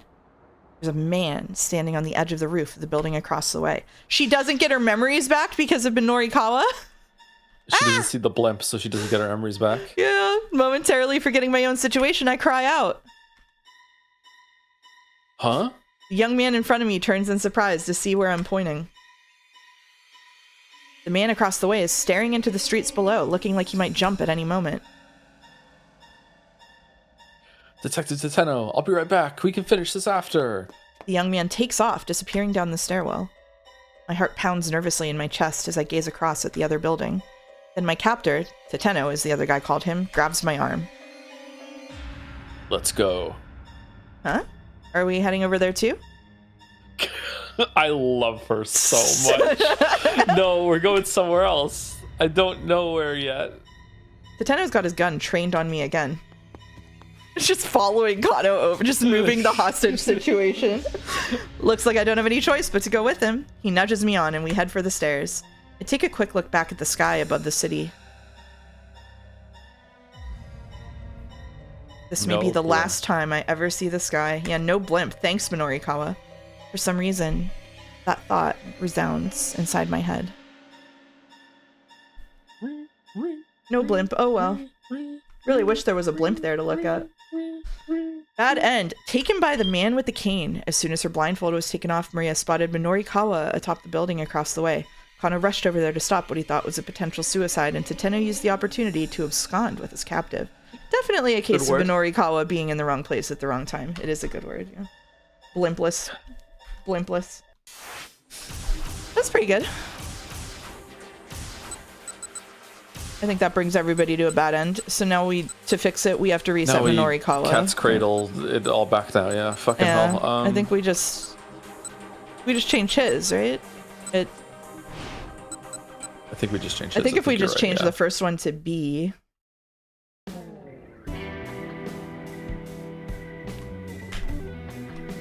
Taken by the man with the cane. Also, my fan fiction about my self-insert into Expedition 33.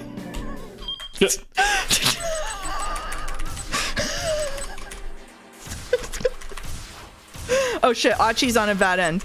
Okay, sorry.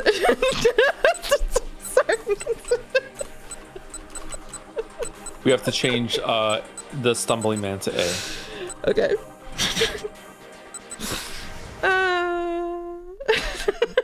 Sorry. I really derailed myself with that one. Really derailed myself with that one. Now we're good. We're all good. We're into 5 o'clock. We're ready to go. We're ready to roll 5 o'clock. Oh shit. The last hour of Weekend Mouse is the most potent. Yeah, it's 11:02 p.m. Anything could happen.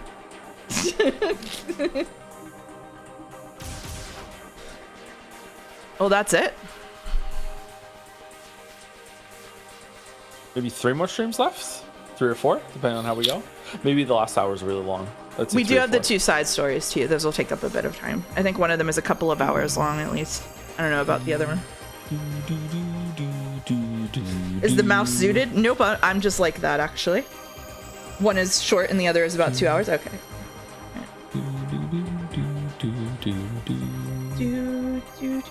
Oh, the bad one is the one that's 2 hours long. Oh, good. That's good. Maybe we don't do that one then, if it's bad. I mean, I'm sorry, I just almost threw so much shade at Godot for no reason. That was not necessary. Whoa. We did 19 streams of the Sekimea. Surely we can spare 2 hours. Whoa. That's uncalled for. Damn. I'm sorry. I don't really mean it. It was just right there. It was just right there. Sorry, Godot. Down, girl. Wow. Oh shit. Alright, I think that has to be it for me. My nose started bleeding again like a couple of minutes ago, so I think that's my preemptive punishment for that. I'm sorry. Yeah, it's okay. It's okay. Evil mouse. I know. That's your foul hex at work. That's fair, Godot. Thank you. Keeping me honest. It's fine, small indie author who created the Sucky Man. Mouse doesn't really hate it that much, even though she says so once a stream. Mouse hates small indie creators. All right. Joe, what are you streaming? Are you doing Pathologic Tuesday? Hades 2, maybe tomorrow. I don't know if I'm awake for it or whatever. Pathologic on Tuesday, and then more Hades 2 into Kingdom Come Deliverance 2. And that's it. That's my schedule at the moment. Yeah. And this week, I'm doing Tangle Tower and Puzzle Agent, and then Saturday will be my Psy cosplay stream. I will be playing Decarnation, which is a Godot pick, so even though I bully Godot, he also controls the streams, so you know. So we'll be playing Decarnation with the face cam on in full Psy cosplay. And then we'll be here for 428, and after that, my friends, Kingdom Hearts begins. So soon already, damn. Yep. Then I'll be like a puppet with its strings cut. Yep. Got no strings to hold me down, hold me down. It's a good thing you don't work in the games industry. They would roast your ass. Yeah, it's a good thing. You're enjoying Hades too, huh? A lot, yeah. It's really good. I like that game. I even downloaded Hades 1 to play it again. Whoa. To see what the differences are like. And I haven't played it. I just downloaded it. It's on my hard drive, though. Whoa. It's the most wonderful time of the year. That's right. All right. Who are we rating? Someone tell me. I don't want to go look. Too lazy. Are you going to show up and be emotional support when I have to cosplay on stream? Are you going to... Will you... Who, me? Yeah, you. In chat, or you want me on with you? No, in chat. In chat? I can be in chat, sure. Oh, hour 10 of Umineko with Airbagged? Okay. Yeah, we'll do hour 10. He is in episode 4, I believe. Is he still in episode 4? Joe doesn't want to see your real face. It would ruin the illusion. Multiple people with Umineko lately. Oh, who else is reading Umineko? Pabst and someone else, right? Or is Pabst the one you just said? That's Airbagged is his like his Twitter name. Okay. And yeah, he reads it 5 words an hour. Thanks for streaming. Thanks for being here. All right. Did I get his name right? I did get his name right. Yes. All right. Spoilers for Umineko episode 4. If you don't want to see it, don't raid. Don't shoot. Maybe we'll do peak next week. Sorry, I wasn't feeling up to it this week. What episode's he on? 4. 4. Okay. All right. 4. All right. Bye, everybody. Sending you through now. The best one. Hit him with a don't shoot. Don't shoot. Don't shoot. Hey, Raider. Want to team up? Don't shoot.